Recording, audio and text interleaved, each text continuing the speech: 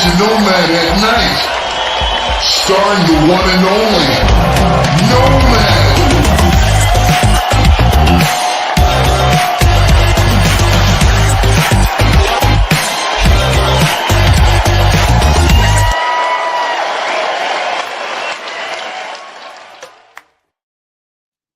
Yo, No Maniacs, welcome into the show. This is some extra sauce with your boy, man, and my boys, man. My guys, Kedz and Canuck, and my guy Triple R down there. Happy New Year to everybody. Hope this podcast finds all of you all in very good spirits and rejuvenated for the new year. Feeling good, man, and because I am, man. I had a good time last night. What you got there, sir? What you got? It's invisible liquor. It's floating invisible liquor. I love it. I like that. The old school floating pen thing. I think that was Ferris Bueller's Day Off. I might be wrong. Anyways, floating liquor. I missed you guys, man. It seemed like it's been a long time since we got on here together. It's been a minute. I don't know, man. We missed last week, so it's just like when I don't see you guys for a while, man. It's like, damn, man. What? I can't wait to get on here and do a show, man. But we got quite a bit to talk about tonight. Got some pretty I would just say conversation-y, if that's a word, topic lines to talk about tonight. But before we get into all of that, man, we'll get to plenty of that and more. Let's talk about, man, how's everybody doing, man? How was the new year for everybody? I know I tied one on, man. I had a good time, man, and I'm still in that mode right now, so I'm doing it again.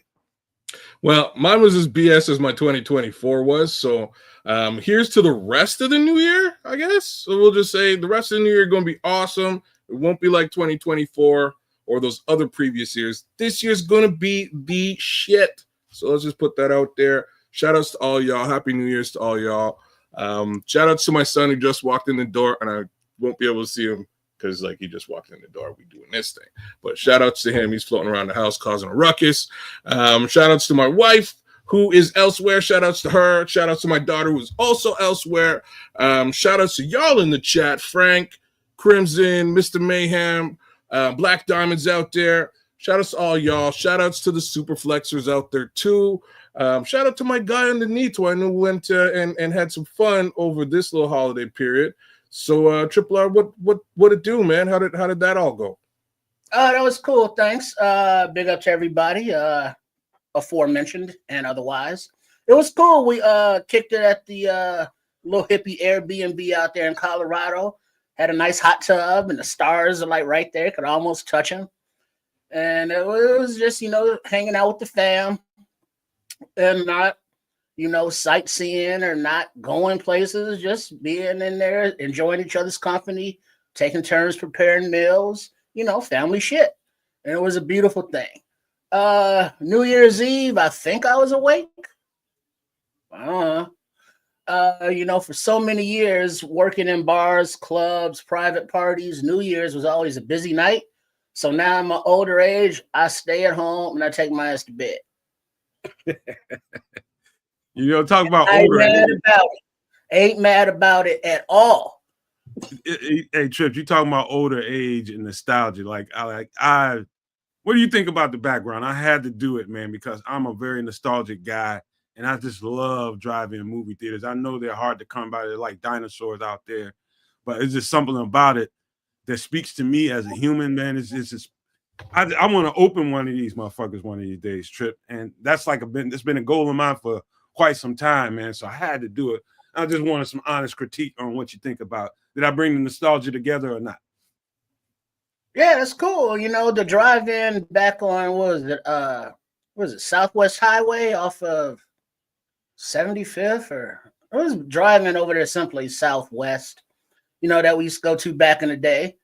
With the big speaker joints that you had put on your window, and then they upgrade a little bit with the Bluetooth, but I haven't been there in years, so who knows what they're like now.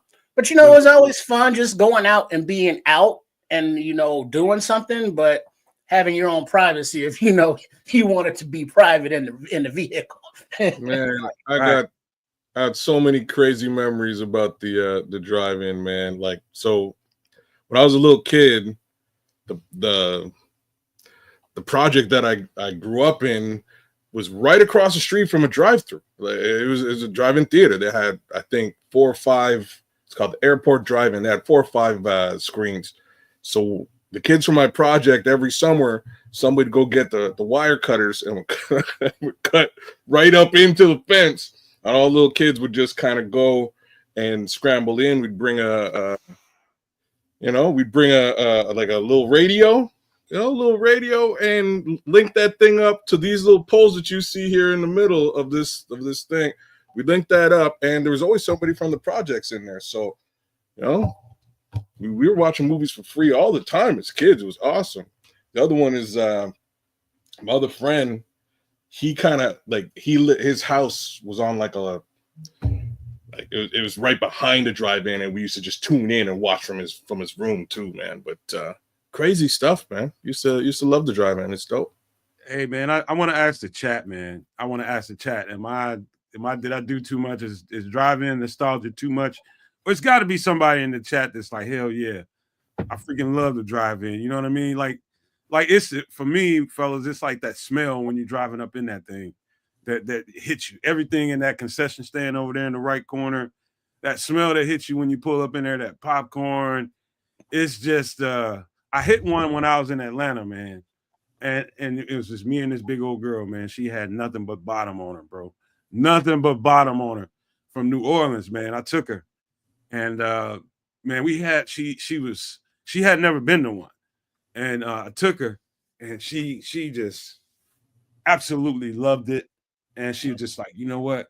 God has taken me on so many different dates, and we've done so many different things, but this is a first. But this is probably the best date I ever went on, because this shit is so cool. Well, did you have her let her ride in the passenger seat, or make her get in the trunk to save a little money on ticket admission? You know what, man? You ain't no hiding that motherfucker. She's too big. That bottom was too big. Too much trunk for the trunk. Too much trunk for the trunk. Hey, Mayhem said he's never been to a drive-in. Dude, you got to do that. As a matter of fact, Trip, I was going to ask you, is that one you was just talking about, is that thing still open? I haven't been there in years. Off of, I think it was off of 79th or 75th and Southwest Highway. Anybody on that side of town, let me know. And then there was one in like Bellwood or Maywood or someplace right off of 290 going west. I think I heard of one in Maywood. Yo, Crimson's so real about it, though. Like, this was where everybody get in the trunk. You know what I mean? Everybody get in the car. Oh, yeah. Everybody get in the car. Sometimes you had to hide, right? You had to hide. You get in the trunk. Yeah, man. Yeah, it's like, we will let you out. It's like you pull over, before you get to the drive and be like, yo, we're going to let you out as soon as we get in. And it's like, shut up. You can't be talking or making no noise. They'd be like, you got people in the trunk. Be like, no, we don't. I'm like, what's that noise? Like, nothing. And so once you quiet and then you get in, you look around, you pop the trunk, everybody get out. And then it's like they had the like benches or picnic tables like down front, go down there, hang out, get your drink on. It was just a nice chill activity that you were outdoors, but you were enclosed. This is how we used to do it in the project, right? We used to just cut that fence open, hang out with somebody from the project who would bring fold up chairs in the trunk. So they just come out and do up the chairs, and we come, as little kids come floating through that fence. Next thing you know, we're chilling, we're watching a movie. Used to love that, but just to throw the monkey wrench into this awesome story, where I'm at, the mosquitoes are crazy. So you know what I mean? Like fond memories and shit. I've been to one relatively recently, and it was like, I really should have invested in some off before coming out to watch this film. But hey, man, deep woods and what have you. You're right. You're right about that, man. You better have something in your console or something, dude, because that mosquito life is real out there. It can get nasty. In Georgia too, man. There's very, very lot of pine trees out there. The mosquitoes are big. But hey, Crimson is talking about one on McHenry. Trip, you familiar with that area? McHenry County, that's northwest. I'm familiar with the area, but not that familiar that I would know the hot spots or the drive-ins up there. All I know is find yourself a drive-in theater. You will thank me later, man. It's just, and if you don't do nothing but take the lady and the kids, whatever you got going on, whatever your lifestyle is like, get somebody that you're comfortable with. All I know is we had that damn those windows were steamy. That's all I know. Windows were very, very steamy. And if the cars are rocking, don't come a knocking. Leave that thing alone. Don't mess with that. Hey, she's that Creole woman with light skin with a big old rump on her, bro. I like me some red bones. Hey, bro, she was nice. When I tell you she was nice, I mean she was nice, dude. I'm so glad my girlfriend ain't here right now because I was just gonna say your woman clearly at the office right now. Right, not in earshot. Nope, you're And going she off. obviously don't listen to the show, bro. It was like that. I'll just say that it was like that night. It was just like that. Hey, so Adrian Matute, what happened to the running back guy? What are we talking about here? I'm not sure what we're talking about here. Are we talking about Thomas Wheeler? Brown? Oh, are we talking about Swift? I'm gonna narrow that down a little bit. I don't know. You might have to be more specific, Adrian. Let me know what you're talking about. Running backs in Chicago. Right now, none of them are particularly good, in my opinion. Or is he talking about Genty or Scatterbo? I don't know. The Scatterbo was good too. We could talk about that in a little bit. But so, all right.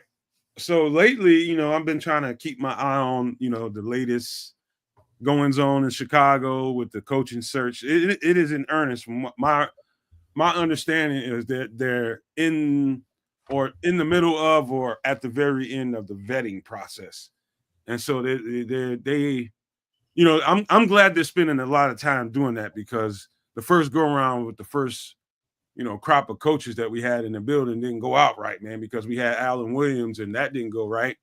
You know what I mean? Somebody should have known some things about him that they didn't. But, I'm all 100% in for, vetting, the vetting process and however long it needs to take, because we need to know what we got coming inside the building. You know what I mean? Whatever coach it is, you need to know everything you need to know about him. You need to damn near bring the CIA in about him and give me every bit of dirt you got on this guy, and so that you know exactly what you're dealing with. So if something comes up, we don't need to be sidetracked by a lack of vetting in the process. You know what I mean? We got too much to look forward to, too many things to take care of for Chicago, man, to be worrying about whether or not a coach checks all the boxes, man. So I'm glad that's going on. Any thoughts about that? None whatsoever, huh? Nah, it's like it's very hard to get excited or to put up my own parameters. It's like, well, I want a head coach who's been a head coach before and not failed and not 70 years old. It's like, yeah, that's not going to find that. I want a head coach who's learned from his mistakes. Well, it's like, how do you know that unless he's failed? And now you're hiring that guy. Or I want a head coach who's never been a head coach before, but is a good coordinator. And we just hope that translates.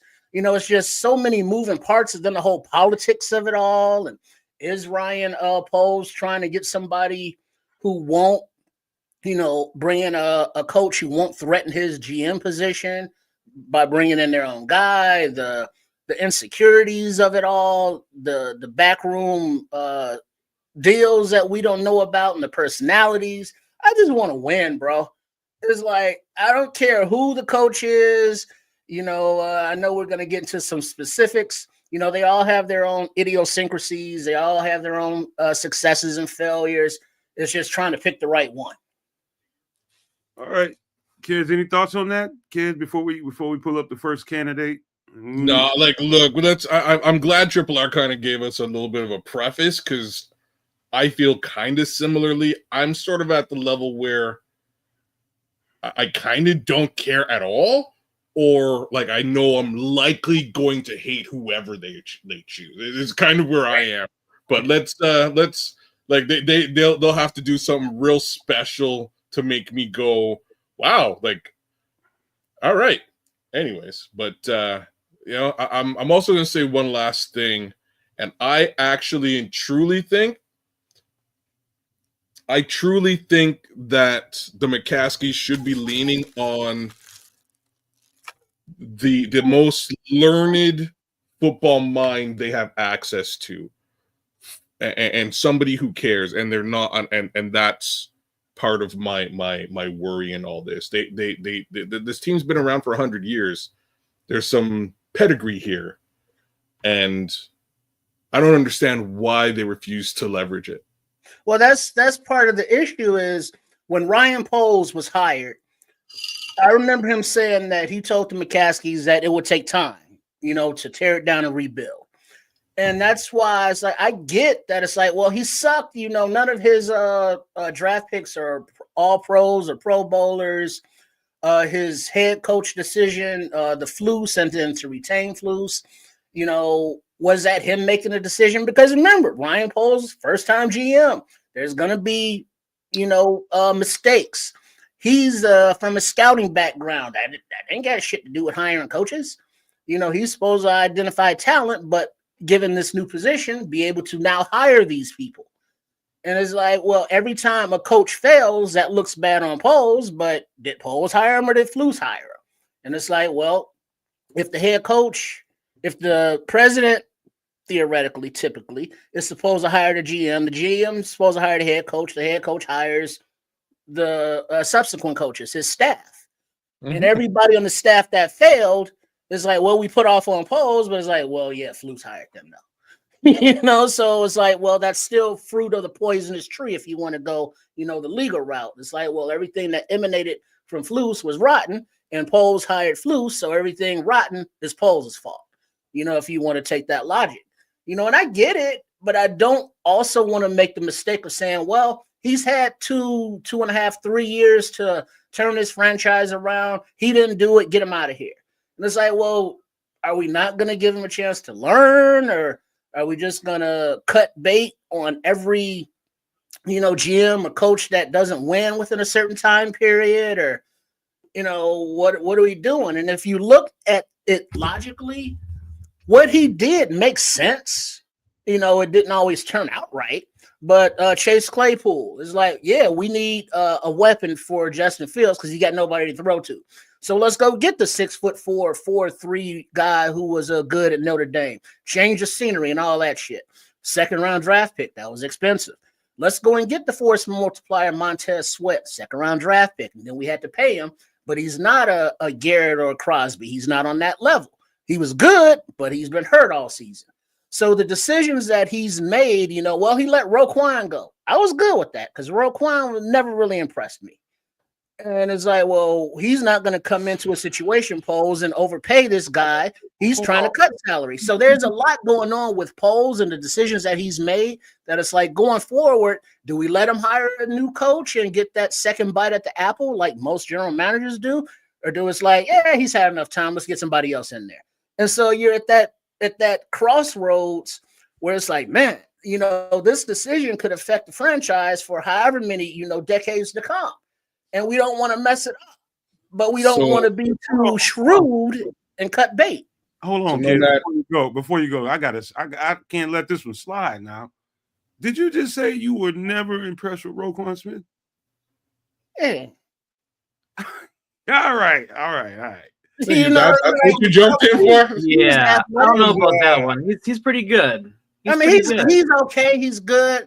He was probably the heart and soul and leader of the defense. But it's like, dude, can you fill a hole and make a stop, or you always got to run around the back and try to tackle from behind? And he was never a linebacker that fit the mold of the linebacker that I would like. Whereas like you get in there and you stuff that stuff. He was more of like a finesse kind of guy, and it's like, yeah, whatever. Okay, so I'm with Nomad on this one. I completely disagree with you on that one, but it's cool. You're you know what I mean. You, sir, are free to have your opinion about these players. Don't let me stop you. I'm just saying, I personally, given what we've seen over the last few years, I would much rather have kept Roquan Smith as opposed to paying Tremaine Edmonds. That's where I am, because I don't think under any, I just don't think Tremaine has done. I don't think Tremaine has lived up to his quite frankly. right along the lines of what you were saying, I don't think any of these big contract guys have lived up to their contract. Not a single one. Well, I'm but trying to think. the price Jalen of Johnson. to get Edmonds and that draft pick, it's like that turned out to be what, Tyler Scott, that started getting reps at the end of the season as a returner. But I mean, it's a debate that we can have that nobody will ever win because he's gone. And he asked for the trade, he wanted out. All right, deuces. So whatever. How is he doing out there in Baltimore? He's doing all right. He'd be doing better if he wasn't hurt. He seemed to give up an awful lot of points. Well, he's hurt. Right, that's why you haven't been hearing about Roquan Smith for the better part of this season. He's been hurt, but that's all right.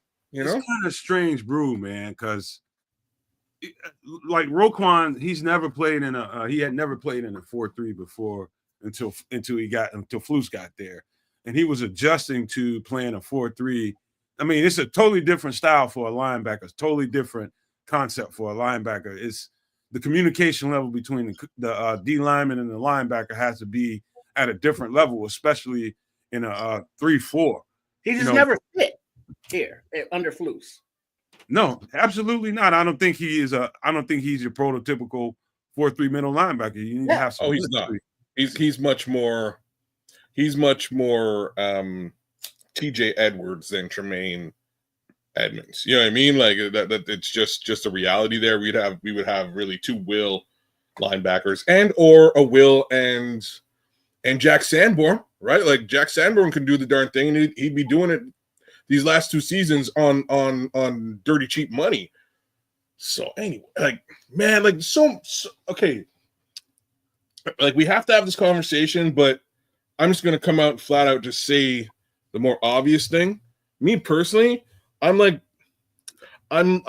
fully well against the idea of Ryan Poles being part of this situation moving forward. Like that's where I kind of want him gone yesterday.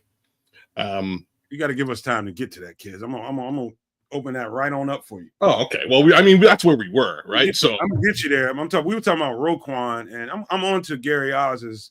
Shout out to Gary Oz for the comment.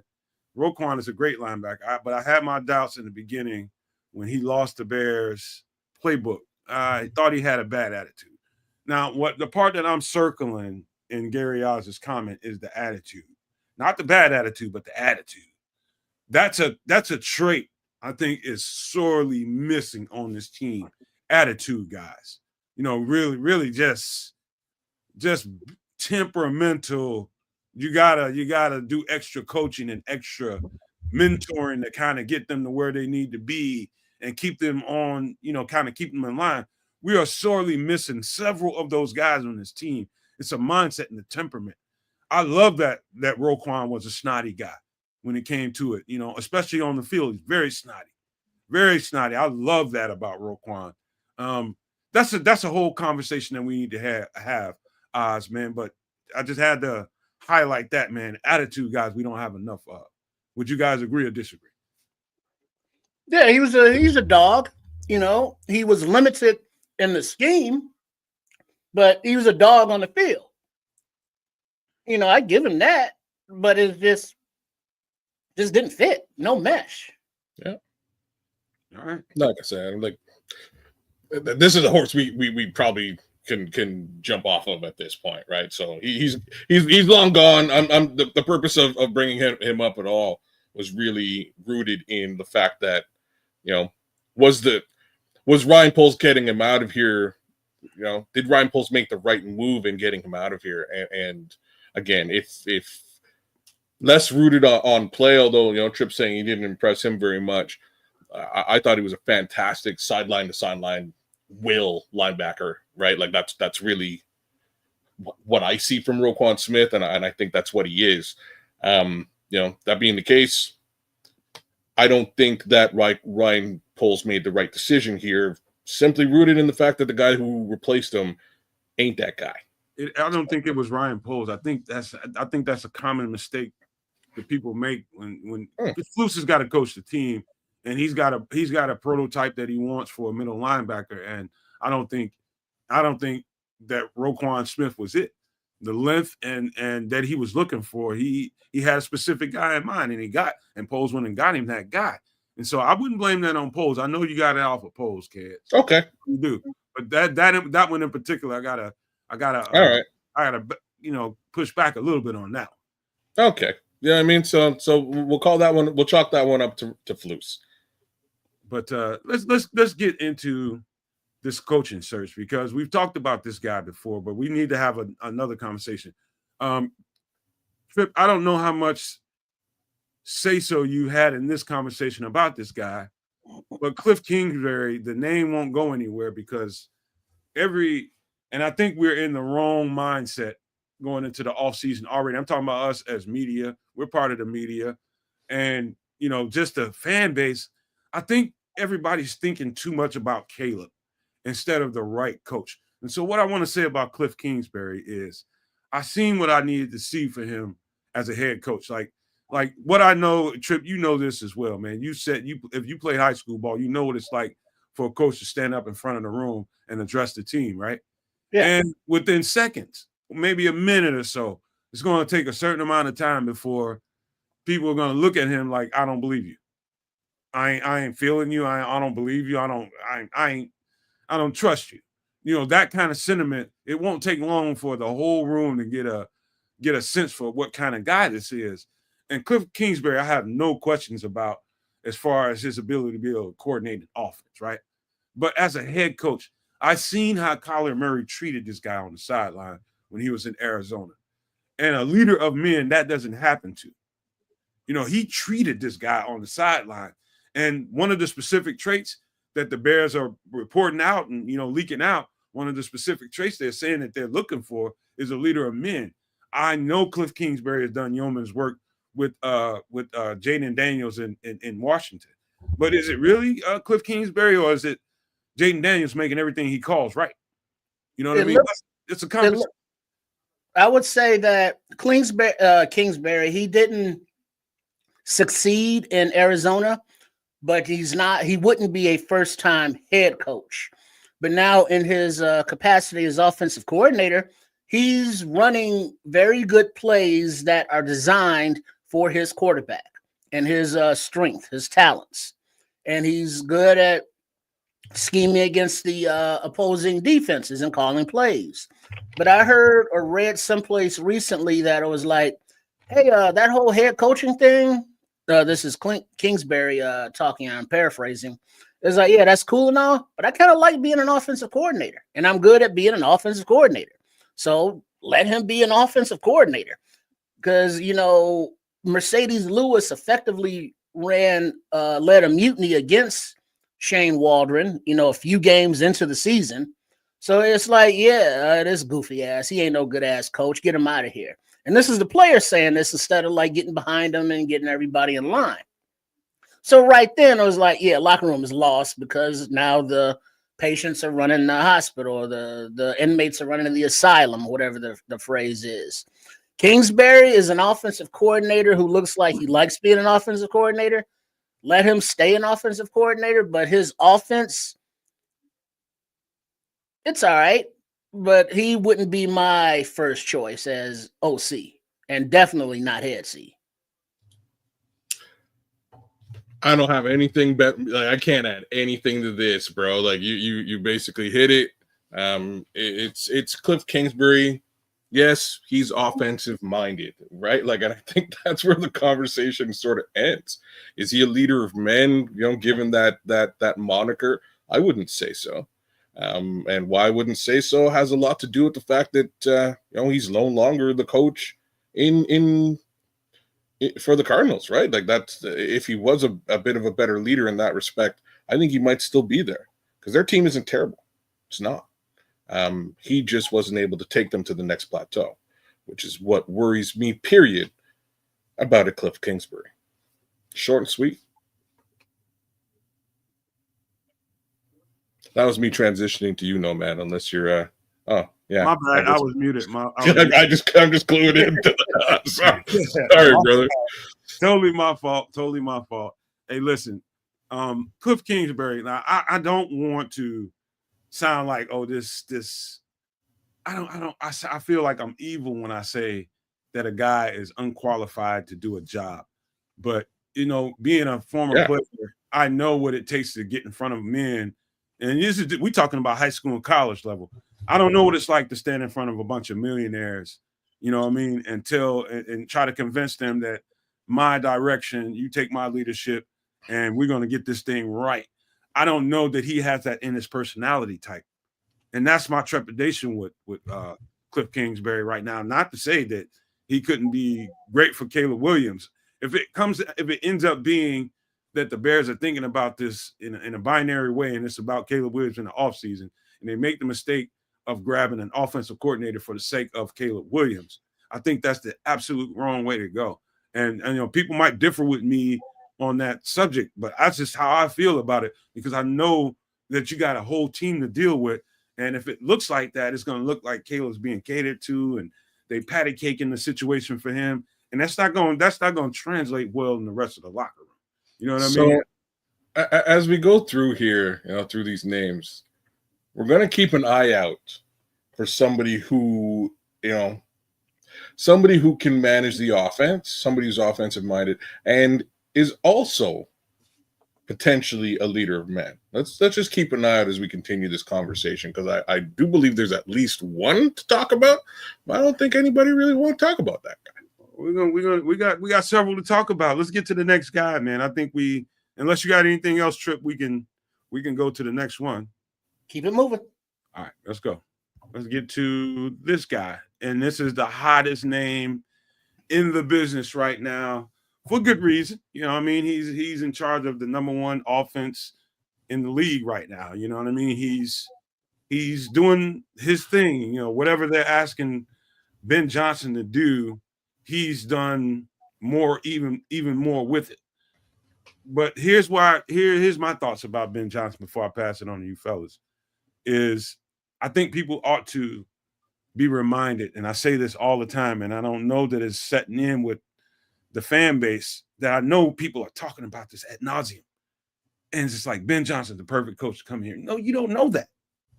I don't know how many people know about what Ben Johnson's personality type is like.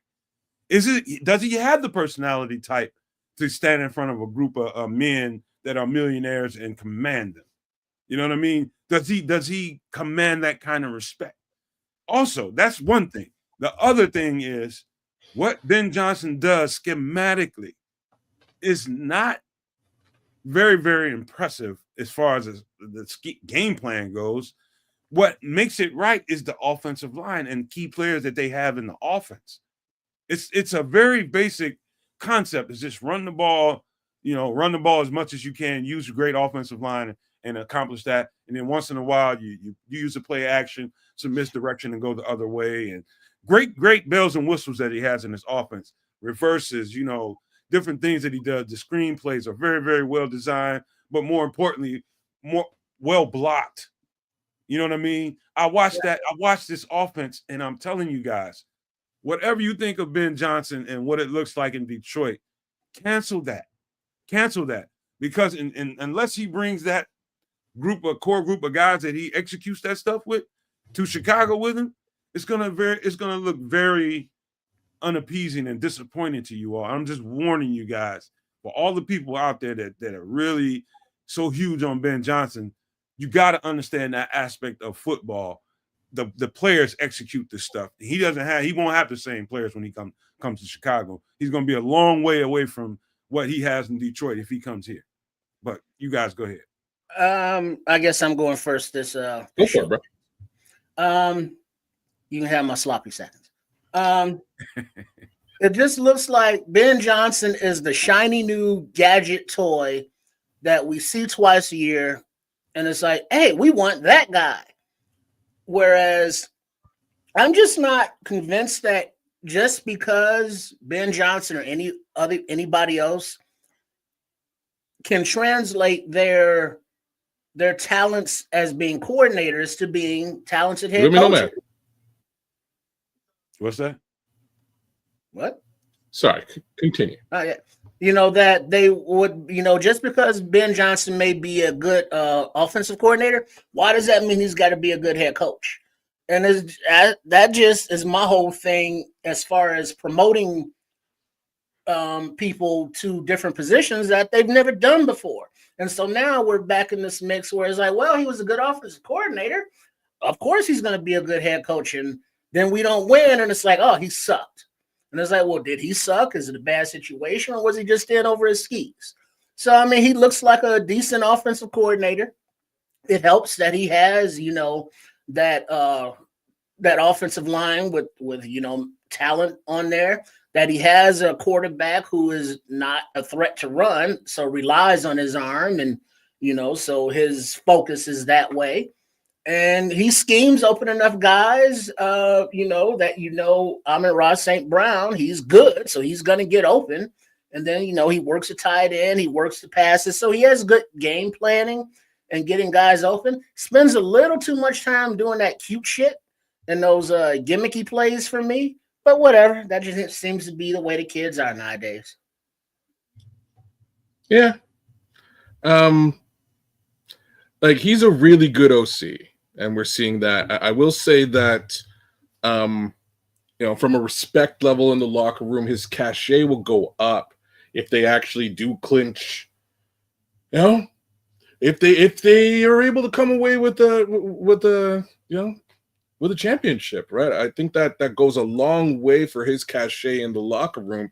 And, from a leader of men perspective, even if, he isn't the loudest, most vocal guy, right? If you have pedigree and you've done it before, that's going to instill belief. So I'm going to throw all of that behind Ben Johnson as well. If these guys are able to really get down and do the darn thing and be the Detroit Lions that they think they are, kudos to them, and all the more reasons for the brass to keep their eyes squarely on Ben Johnson. But fact of the matter is, he's never been a head coach, has no experience doing it, and we're pairing him with a GM who has little to no experience outside of the last 3 years, and these 3 years have been disastrous. Right, so it's again a situation more or less where we're hoping that this caterpillar turns into a butterfly, and maybe the caterpillar will turn into just maybe it'll just stay a damn caterpillar. So I've been snooping around this whole conversation and Ben Johnson. And, one of the things you have to do as a podcaster, I'm trying to quarterback this show. I have to go to lunch. I probably prefer not to, but I have to go to watch other, teams' podcasts to see what they're saying, reporters out of their little bubble, and, what they're saying, as opposed to just listening to the people up in and around Chicago, right? And it's a strong indicator out there that this guy might like Jacksonville, the Jacksonville situation, a little bit more. It's not a whole lot of reporting out on it, but there's a thought out there and a conversation being had that he might like the Jacksonville situation. The Jacksonville situation might be more appealing to him. And I don't know what you guys think about that, but given the situation in Chicago now, and before I finish and pass to one of you guys, I would say that Kevin Warren, and we're going to talk about him shortly. Kevin Warren might have, if Ben Johnson was the epitome of what they wanted to do, I think Kevin Warren might have thrown unwillingly threw a curveball into the situation, kind of messed that up. You know what I mean? Because nobody wants to. Because as you've seen, the Bears come out recently and leak out that that Brian Poles is going to run the point on the situation. Only reason they're saying that is because of what Kevin Warren did, and they don't want any what do you call it? And then it's not advantageous for a coach to come in here and not know the power structure and how it's set up based on what Kevin Warren said. I was looking for some kind of word, but I couldn't find it. But I think that conversation we were talking about a couple of weeks ago about what Kevin Warren did led to this conversation here about Ben Johnson. He possibly could prefer the Jacksonville situation more than Chicago. Well, that's where it becomes hubris on the part of fans. That's like, well, we have an open job. Of course, we're gonna get whoever the fuck we want. And it's like, nah, it don't work like that because guess what? The coaches, they all have free choice and free will. Everybody's mad that Jim Harbaugh isn't here. It's like he never wanted to come here, as far as everything I can tell. His wife is from the West Coast and wanted to go back out there. The general manager for the Chargers is his, homeboy from 30 years. And it's like, yeah, I don't want to go to Chicago. It's cold there. I want to go to California. And so it's like, well, why didn't we get Harbaugh? Because he didn't want to come here. Why didn't we get Ben Johnson? Maybe he likes, Whataburger, so he wants to go to Jacksonville, Florida. He likes Sunshine's hair, and it's like he wants to work with him. I don't know. But if Ben Johnson is like, or whoever is like, I don't want to go to Chicago because I want to go here for other reasons, then the Chicago fans will be like, well, God damn it, he should have came here in the front office this, and the McCaskies had and sell the team. It's like, hey, he chose somebody else. It's all right. Keep it moving. Keep it moving. And that's where we are. Like I say, great OC. You know what? Let me read what Eduardo. What is it? It was Eduardo. Let me read what Eduardo put down. Shout out to you, Eduardo Miguel. You know what? Shout out to all y'all in the chat. Y'all keeping it real out there. The Scrolls, Black Diamond, Jay Sandys, Louis Joyce. Y'all just keeping it popping. Nice. Terry Anderson. Hey, yeah, man. Get them all out there, right? So just a little bit of love for you guys. Paul Rodriguez. Anyways, Eduardo Miguel saying, good evening, y'all. Difference between a first-year coach, OC guru like Nagy compared to Johnson is we've actually seen the credentials of Johnson. With Nagy, nobody ever saw it, and he was a snake oil seller. And I kind of have to agree with that full-blown. We saw Nagy manage one football game, and they lost horribly and were booted out of the playoffs in that game. And we immediately went and hired that guy, which is kind of crazy, but we got what we paid for. At least we have a pretty good resume for this guy by way of offensive coordination. We truly have. And I think he's fantastic at it, and I think we desperately need it. Again, I don't know if he is the best head coaching candidate. I'm sure there's a few, but he's definitely up there on the list, and he should be for everybody. I can appreciate that comment by Eduardo because product knowledge is important in this business, and you gotta know, like, even before Nagy became the coach, nobody knew if he was calling plays or not. That shit was kind of ambiguous, before he even came here. You know what I mean? But he came here and he called the plays. And, that is a given. You know what I mean? Ben Johnson does have that to his pedigree. You can't take from him. But that's not the end of the conversation. Eduardo, it's about whether or not when I'm in that room sitting next to my teammates and that guy's standing in front of me, I'm gonna know real fast if this guy's a fraud. Or if this guy's if he's a real deal, we'll see it right away. And if he's a fraud, we'll be able to detect that. Is this guy better off as an offensive coordinator, or have the Bears made a big, huge mistake by thinking and letting this guy talk himself into taking this head coaching job, knowing that we need leadership skills, and you gotta command everybody, not just the offense. That's a big thing, and I don't know that I'm getting through to everybody I need to get through to. But when you're sitting in front of there and you're sitting up in front of a guy in an audit, it's a guy in the auditorium down at the bottom talking to the whole team. And he's trying to convince this whole team that this is the direction we're going to go. And I'm going to lead you guys to where we need to be. We're going to drive. We're going to do this. We're going to do that. We're going to design. We're going to beat the snot out of teams. Either those players, Trip, you know what it is. You know it. Either they're going to believe him or not, right? Well, there's this is what the situation that Thomas Brown came into. He wasn't with this organization, last year or before. So by the time he got here, the guys in the auditorium, I don't think they were doing this like literally, but got a straw and shooting spitballs at Flus as he's down in the room trying to address the team. He got no respect. It's like, yeah, fuck this dude. We tuned him out. We're not listening. So when he got ran out, and then the interim Thomas Brown came in, it just seemed like the team was like, yep, this season's done. Oh, man, what are we going to do next year? Where are we going to be at? Who knows? But it just seemed like Thomas Brown is coming in saying all the right stuff, but they don't respect him like that. They don't know him like that. He don't know them like that. And to have a coach come in, well, he's an interim coach, so it's like substitute teacher. You don't respect them. But have a coach come in and be like, like a vrabel, the leader man kind of guy, or any kind of hard ass like that. It's like you can also lose the respect or not gain the respect of players if you're too hard and don't know what the fuck you're talking about. Because then it's like, yeah, all right, yeah, I'm late for a meeting. All right, find me, whatever, dude. Get off my ass. And then you tune them out that way. So whoever, Ben Johnson or whoever it is, a Super Bowl ring or a championship always helps. Because like, yo, this dude, been someplace that we trying to go. But anything short of that, it's just like, all right, what's this asshole talking about? Yeah.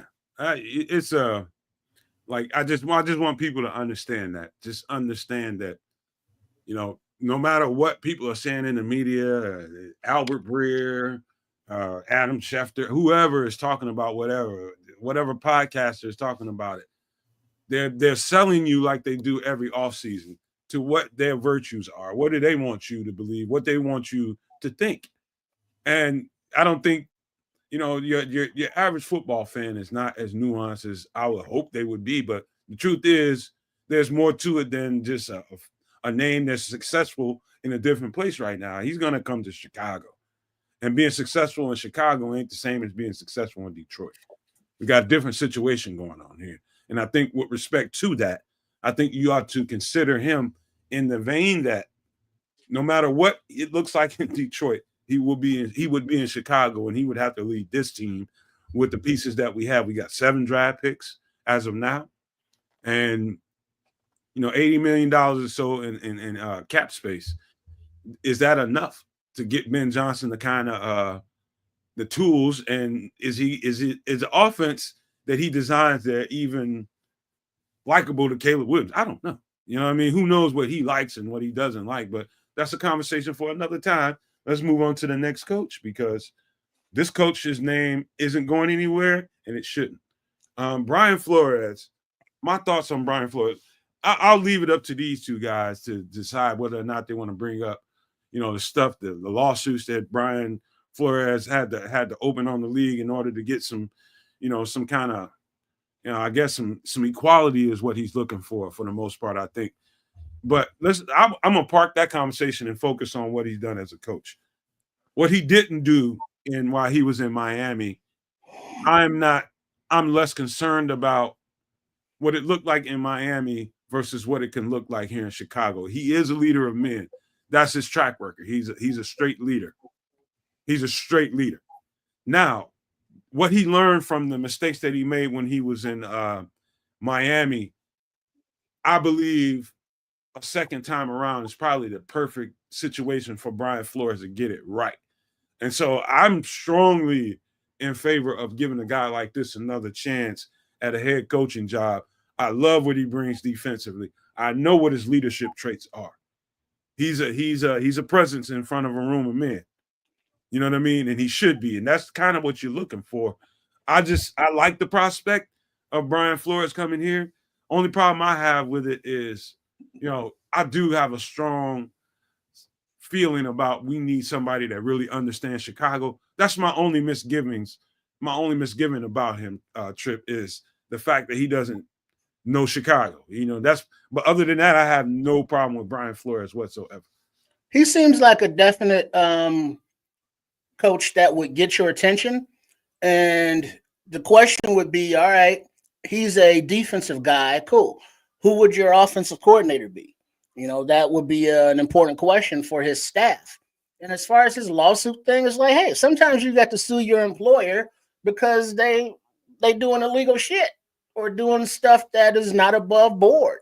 And, you know, if he went to the process of getting a lawyer and there's an actual lawsuit going on, he has some kind of evidence. You know, I don't hear, you know, Miami talking about, oh, he's lying. You know, it's kind of like, well, we did this and he took it this way, that kind of thing. So I don't think he is a bad seed, but I do think his personality is one that would clash with the facade that the McCaskies want to have for their coach. They want, you know, the timid, soft-spoken, you know, non-brash kind of guy. And that hasn't worked really. So maybe, you know, they turn that page and go, all right, well, let's go with a more boisterous, you know, stand-up kind of fella that, you know, guys, the players will follow. And if Flores is that guy, cool. You know, because I'll reiterate, I don't give a shit who they hire as long as they win. You know, you hire the new guy who's like was McDaniels in Miami when it was like, oh, look at this guy, he's a genius, he's a young guy. Now it's kind of like, yeah, he's kind of mid. You know, so whoever it is, just win. That's all I want. That's all I care about. Just win. It could be the first time guy, and somebody in the comments like Pete Carroll won a Super Bowl. It's like he's also like 80 years old. It's like, nah. It's like, no, we need somebody. You discriminating, Trip. Stop discriminating on. Yeah, I discriminate. He's too old. Fuck that. It's like, no. It's like I appreciate your history. I appreciate your passion. I appreciate your fire. Now take your ass on to the senior citizen home and go feed some pigeons or some shit. You're an ageist. Listen, I'll be that. I'll be that. Hey, look, it's funny that we put an "ist" behind words and it's all of a sudden a bad thing. Like, people are of races. Some people are old, right? Like, I'm just saying. Anyhow, in these ageist situations. Did we lose him? Oh, yeah, he popped out for a second. His internet must have went down. One of his kids is probably playing PlayStation or something. Right. No, apparently I leave the studio. I literally just touched my mouse and it just booted me right out. Anyhow, I'll leave my mouse alone. Do you remember what you were saying? I do. At the end of the day, I was just saying that you know, we have to take all of these things into actual consideration, because some of them are like, age is a valid concern. It actually is.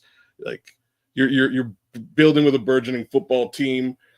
Everybody's young. The head coach has got to relate and you know, relate to those players in some capacity. And you know, the further in age he is, the less likely it is that he'll be around to really make his impression felt. So, you know, it is something to be concerned. More succinctly or specifically with Brian Flores, I think Brian Flores would be a great look. I know he's got some connection with Poles and Kevin Warren, which is also great. For the purposes of today's stuff, we're just going to ignore. You know, I'm just going to flat out ignore lawsuit stuff, because I'm not privy to where those are and what those standings are. Don't care. If they feel that this is the right man for the job, bring him. I think he is a leader of men. I also think that he is also very stubborn and is not necessarily a great. Hold on, kids. What? The scroll is a piece of shit. Why? Okay, that's why. Hey, look, Scrolls, it's accurate though. Like, that's probably a good thing. It's like, you know what I mean? Oh my God, Scroll! You got to put a filter on that shit, man. You can't say everything that comes to your head, man. Hey, look, man. That's why I love the Scrolls. Shout out to the Scrolls. I got a couple of. I got a couple of Scrolls comments starred for later on. I'm gonna bring them back. Just you guys wait. Oh. I got a question for you too, Kedz, Nomad, and Dude. And chat, the Nomaniacs, big up to all y'all. Hope you are liking and subscribing if you're enjoying the content that we're putting out for you, the conversations that we're having. But now, Flores has been a head coach before, and now he's back down to defensive coordinator. Would you prefer to have him, Flores, or any other coach who's failed, went back to being a coordinator, give them a shot at being a head coach, or like a first-time guy, like a Ben Johnson or whoever? It's so go ahead, man. No. Go ahead. You took off. Okay, so like it's so situational, that question, because in this guy's case, like I don't like, my problem with him is really like the whole Tua part of it. That side of it, I don't mind that he sort of didn't work out where he was before. He didn't work out for what wound up becoming more or less political reasons. They kind of wanted him to tank, and he was like, I don't want to tank. My team plays hard football. I just don't like the fact that y'all made, like, his problems were, and this is part of the reason why I don't want him. I'll say this too. His problems were with upper management, and unfortunately, they still are. That's what the lawsuit's about. And he really wasn't able to, to tell them to go pound sand, which is sort of what we need in a head coach. Like, I'm being real. We need a head coach that can come into House Hall and be like, you know what? You guys don't know what the hell you're doing. I'm here to do the darn job. So, get behind me. We're going to do this thing, and here's how we're going to do it. That's sort of what I need coming in the door. And I know he walked into, I'm not trying to say that the Miami organization is a terrible organization, but, call it what you will. I'm just saying when he was over there, his major issues was the brass in Miami, and he's just going to walk into this situation and have major issues with the brass here. I want people to think, there's a couple of boxes that he checks coming in the door as Brian Flores. Number one, we know the defense is going to be standout. Yep. We know the defense is going to be nasty, dirty. We know that. Number one, check that box. Number two, is he a leader of men? I'm here to tell you he is. Yeah, he is. And I'm glad that Ked brought up the point of why the internal squabble came about in the first place, and it was about the fact that they wanted him to tank. I'm glad you brought that up, Ked, because that's important. And that was the catalyst of all the stuff that happened there, and he ended up not being the coach, and the whole thing with Tua. I believe they also made him pick the wrong, like they made the Tua pick around him. He wanted Herbert, right? And that's the other side of this thing. Really? So, I haven't heard that. Yeah. He didn't, that's why Tua didn't work out there. He didn't like Tua, didn't want Tua. They forced Tua on him, and that was the issue. He wanted Herbert. I never heard that, man. That's interesting. I would take Herbert over Tua. They're both, like, let's just be real. They're both pretty good quarterbacks. I'll throw that out there. He did get saddled with Tua. He felt slighted by it. In my opinion, again, I feel like they're both pretty decent. Tua's somebody that you could work with, and he didn't really want to work with the kid. Not to mention, he didn't want to tank, so didn't work out well for him in Miami. I just feel, like I said, definitely leader of men, definitely staunch on the defense. That Vikings defense is ridiculous. I just feel like he's just going to walk into House Hall and have the exact same type of issues with upper management, and he won't be able to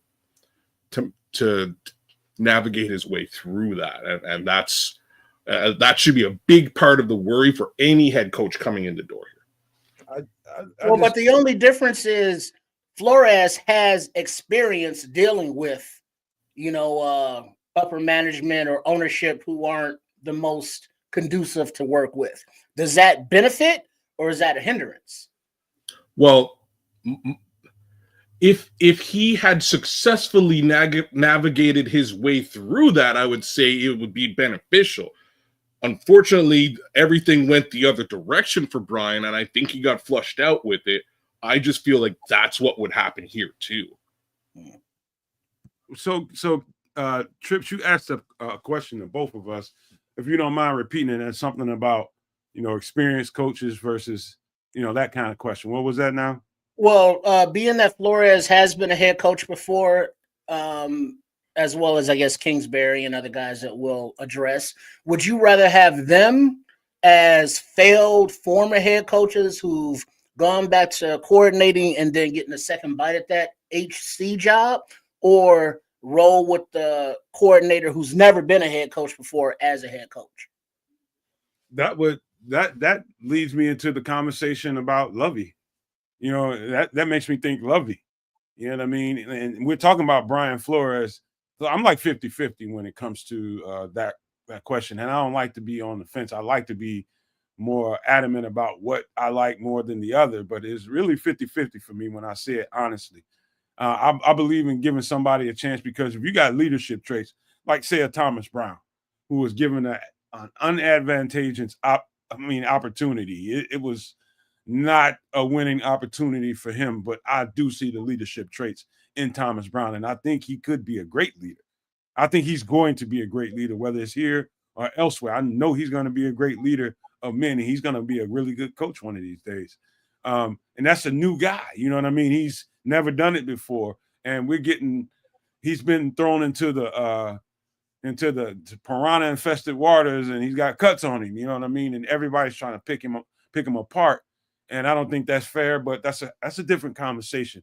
But I'm 50-50, man. I'll take a coach that's done it before and wants another bite at the apple and feeling like, you know, hindsight is his best teacher. You know, and that could be the case for a bunch of guys. You know what I mean?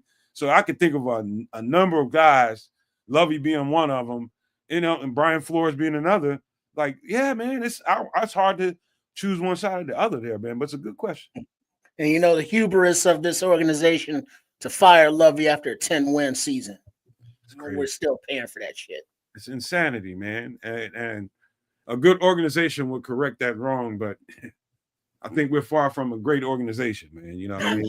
Well, at least we're not the Jets. Just don't do it, because we ain't far off. Like, let's be real. Okay, we're not the Panthers. We are definitely in the same category of suck, right? You know what I mean? Like, don't put us down that low. Don't do it, kids. I'm sorry, we can't do this anymore. We can't say the Jets suck worse than the Bears. They don't. After this season, we can't. Giants. We can't We're say better that than the Giants. We're better than the Giants. We are right next door to the Giants, and we're kind of rubbing elbows with them Cleveland Browns too. So not the Browns.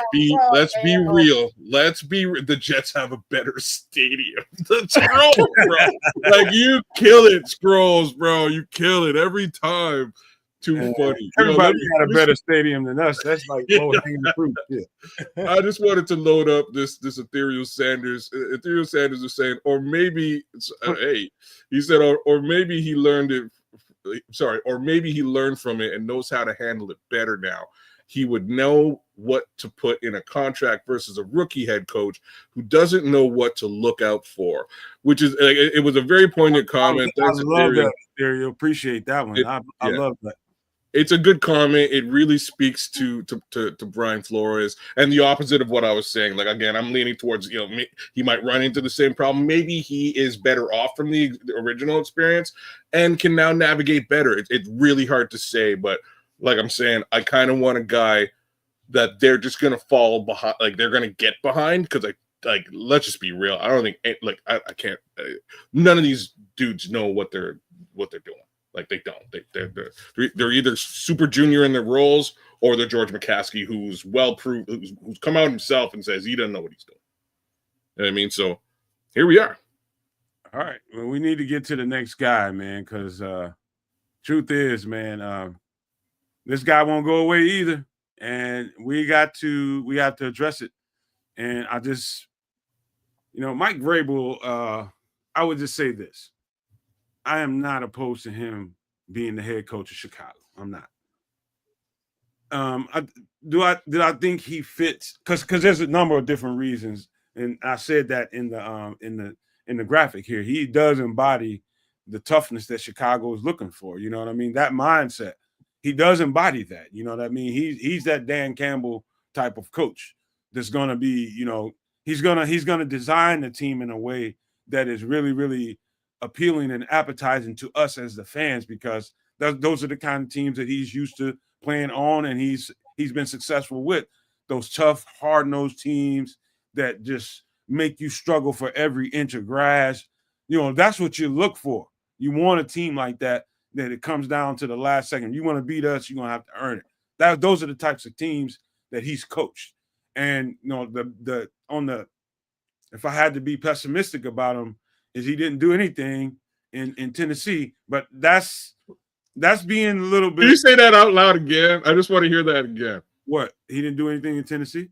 Yeah, because ain't nobody everybody trying to sell Mike Vrabel as leader of men. At the end of the day, Kedz, is a Ryan Tannehill, baby. Ryan it's a quarterback's league, and you got to have the right quarterback, and all your shit will be for nil. And much like Tennessee was with Ryan Tannehill. Yep. Yeah. So yeah, I'm like, yeah, like what's Vrabel's record without Derrick Henry? Like the Skrulls killed it again. This like, I get it. Here's really where I am with the Vrabel thing. I can take it or leave it.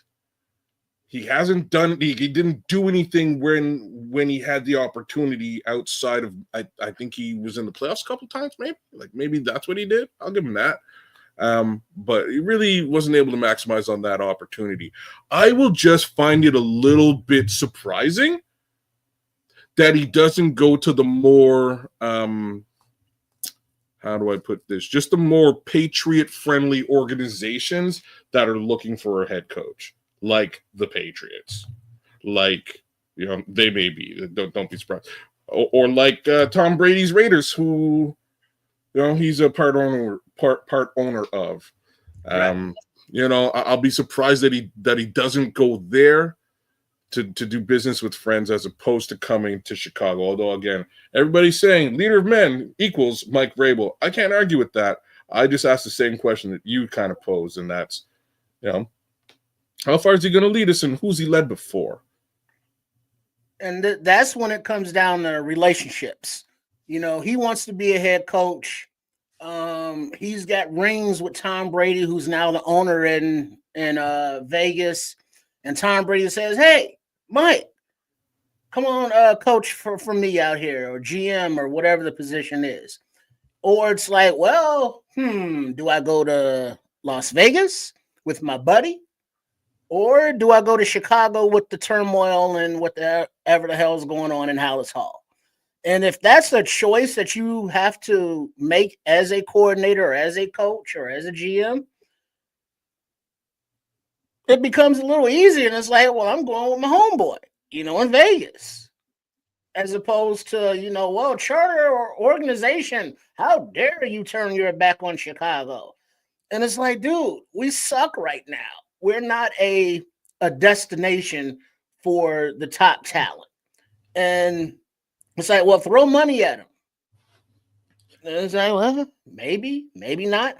But there are benefits to this job. Obviously, there are only 30 jobs in the league because there are only so many teams. But if you have your option, where would Chicago rank on that list? If Ben Johnson likes Jacksonville, if Vrabel likes the Raiders, if Flores likes the Jets or whoever the fuck, but they don't choose the Bears, now we're mad at Warren and Poles. And it's like, well, it's not really their fault because this is a McCaskey thing. And, that's the common denominator since the organization started is the McCaskies. Warren been here a couple years. Poles been here a few years, but we're putting it all on them because they're the decision makers right now. But it just seems like there's the hierarchy in the league. If you had your druthers of who to choose, I'm going to San Diego. I'm going to the Chargers. Yeah, I'm going to the Raiders or whoever, but not Chicago. And it just seems like that's the kind of trick bag we're in right now. Yeah, like I know y'all keep throwing Kevin Warren's name into all this. Like Kevin Warren really ain't done nothing, so we'll just kind of leave him. We'll get to him. I just said he just got here. I'm sure we will, but I'm just saying, like, we'll get to that right now. We'll get to that liver lip motherfucker. I promise. You know what? And I'm glad you said that again, because we're gonna double back on exactly what you just said too. I got a little something started up for that comment. But anyways, I do have to give Mike Vrabel a little bit of kudos, even though I pretty much poo-pooed on this as an idea. Is he the type of guy who will go upstairs and give a Kevin Warren, Ryan Poles, and or George McCaskey what for? I kind of think he is. So in that respect, I do give Mike Vrabel a little bit of a thumbs up, because I do believe that is required here. So I'll say that. So my final comments about Mike Vrabel. Mike Vrabel also checks a lot of boxes for me. You know, as a football, as a, you know, Trips, you know, at the end of the day, Trips, you know it. At the end of the day, it comes down to, does he have this team prepared? Does he have this team checking all the boxes and the X's and O's are correct? Does he have this team prepared to really go out there and challenge any team? You know, it doesn't matter what team it is that he's facing. It could be the champions of the league that last year. Does he go out there and give them everything that he has? He checks those boxes. That guy never had a quarterback. Now, here's my trepidation with Mike Vrabel. It's the whole New England the Patriot way mentality. Is that going to be an overwhelming trait that he brings into Chicago and tries to do that? Would he bring a Josh McDaniels with him? I don't think he has. I don't think any coaching outside of when he was at New England with Bill Belichick has any connection to Josh McDaniels. But that would literally scare the shit out of me. I don't want Josh McDaniels nowhere near Chicago. Matter of fact, don't even fly over this motherfucker.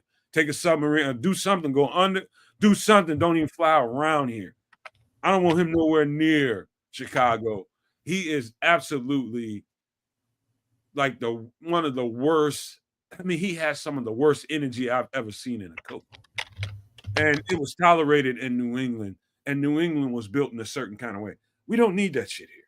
You know what I mean? It's just, I don't like it, man. And, you know, I can't hang that on Mike Vrabel, because he, outside of being a coach in Bill Belichick's system, he has no connection to Josh McDaniels. There's no history of him working with Josh McDaniels as a Tennessee Titans coach. If you know of something, let me know. But that's my only trepidation about Mike Vrabel, is trying to revive this Patriot way in Chicago, and I ain't feeling it.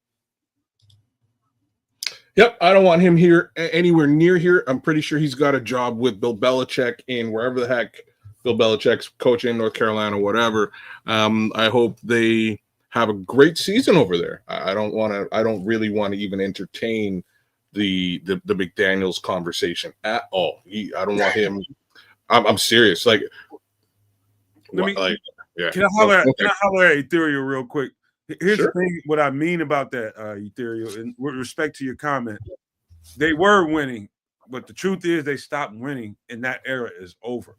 So you wouldn't want to see the revival of Jimmy Johnson's offense that he ran with the Cowboys in their winning era, would you? Because it wouldn't work in this league right now. It was a great concept for that time, just like the Patriots concepts were great for their time. But that era is over. That era is over. Football goes in cycles like that. You know what I mean? That era, the Patriot way era, is over. You know, I mean, we got to learn to live with it. And I don't want it was a winning era, but that was then. We got to live in now. But go ahead, kids. I apologize for that, but I had to get that in there before I forgot it. No, I'm good with the Vrabel conversation at this point, man. So let's jump off that and see who else you got on the docket. Well, I just, with respect to you, Ethereal, I don't want you to take that the wrong way, like I'm trying to come at you, because it wasn't. It's just my basically my pushback against the Patriot way. It was a winning. I mean, it was the most winning era in football history. You would say, other than the what, Steelers? Can you think of an era that was more successful than the Patriot era? Anybody? No, there isn't. Like, the closest, there isn't one. What do you like? All right. There isn't one. He did say, I need to get my government off of here. You Funny. good, man. You can say whatever you want in here, man. You don't worry about it, man. You off. That's your government ethereal? That's a dope first name for real, though. That's an awesome. Big ups to your family, bro. I'm just saying, it's a cool first name.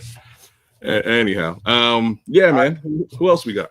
All right, let's move to the next guy. Let's move to the next coach because this is getting ready to get fun, man. I'm just gonna tell y'all right now. I'm just gonna tell y'all right now. It's getting ready to get fun and more fun. Let's talk about Ked's favorite conversation right about now, and I so appreciate this guy for bringing this guy into the lexicon, man, of the conversation, because I'm gonna talk about what you see on the screen here, and I'm gonna explain why I made this graphic the way I made this graphic. And why I say, getting the right coach is the most important thing than getting the right coach for Caleb. You know what I mean? That is two different train tracks here. You know what I mean? And as fans, we gotta be smart and get on the right train track. That train track that's pointing right towards Caleb, and we got to get this perfect guy for Caleb Williams. That is the absolute wrong way to think about this thing. Ron Rivera, tradition, standard, and Chicago Bears way. There's a way that there's a certain brand of football that we play here in Chicago, Trips, and he understands it better than most people. Does he not, Trips? Oh yeah, Chico, as he's affectionately referred to. No man, just Chico. I remember that TV show. It was kind of cool. It was like the Hispanic Sanford son in a way. But anyway, I digress. He is a good coach, but I don't know if he should really get another shot right now at an HC position because he's been the head coach how long and didn't really have success. And it was kind of like, hey, what are you doing out there, Chico? Defensive coordinator, cool. That's a step backwards. Does he want to take that step? I would take that. Former Bear, defensive player, now defensive coordinator, cool. Head coach, no. I'm not gonna say anything, kids. I'm gonna just let you go. Okay. My guy has taken a team to the Super Bowl. He's a former Chicago Bear. You know what I mean? He did the Super Bowl shuffle, and I think that's a big part of why I make this suggestion.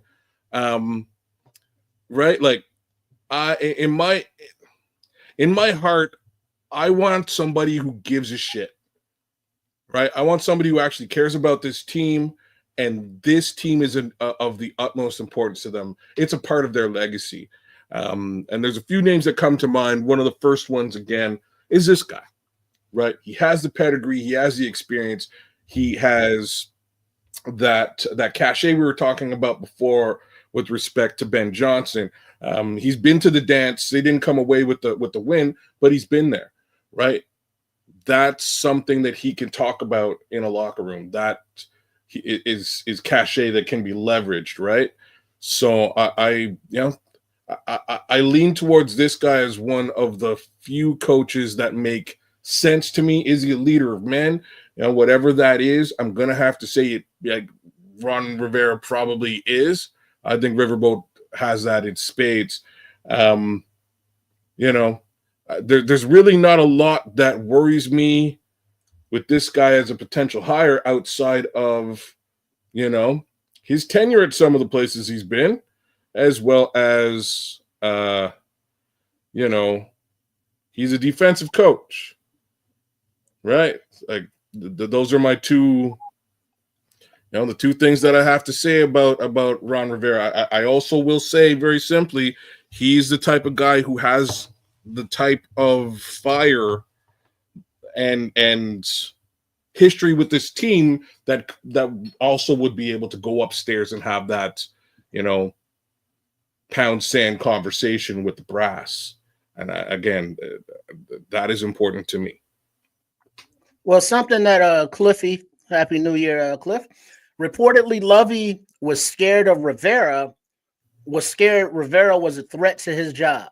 Even back then, politics, coaches, general managers covering their ass, afraid somebody's taking their job, trying to bring somebody in who they can control.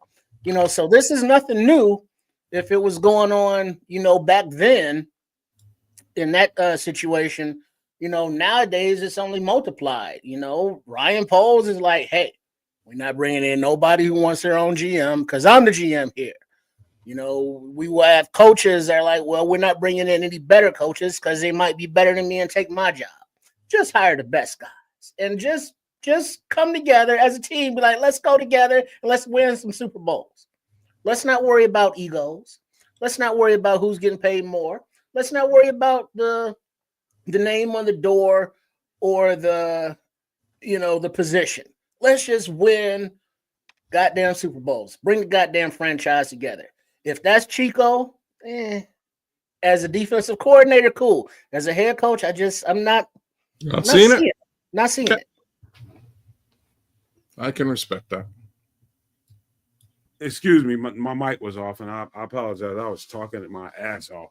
But I think I have to reel this back, man. I have to reel the line in a little bit to explain what my true thoughts about Ron Rivera, given the situation. People all they see is his record, whether or not he won. The guy went to a Super Bowl. Number one, put some respect on his name. Number two, and I seen him on the Danny Mac podcast, I think a couple days ago, maybe it might have been a day ago, but I watched him on there and his how thoughtful he was in retrospect of, the things that he's gone through and the opportunities that were given to him. First Latino coach in football, second Latino coach in football behind Tom Flores. This guy's a really good coach, man. And he said something that I haven't stopped thinking about since he said it. And it's been every time Ron Rivera's name comes up, it just keeps coming up in my head. This is a quarterback-driven league. If you don't have, like, every team is out there trying to make sure they have the right quarterback. Every single team in the league. Chicago, we think we have the right quarterback, right? And we're going to have conversations about that later on. We feel like we have the right quarterback, but every team wants to believe that. But if you don't have the right quarterback, everything that you're judging Ron Rivera about his wins and losses and whether or not he got the job done, all that kind of stuff, you have to remember that if he didn't have the quarterback, if the quarterback wasn't right, the quarterback position wasn't up to par, he is going to be in effigy because of it, because he's going to get judged by it, eventually.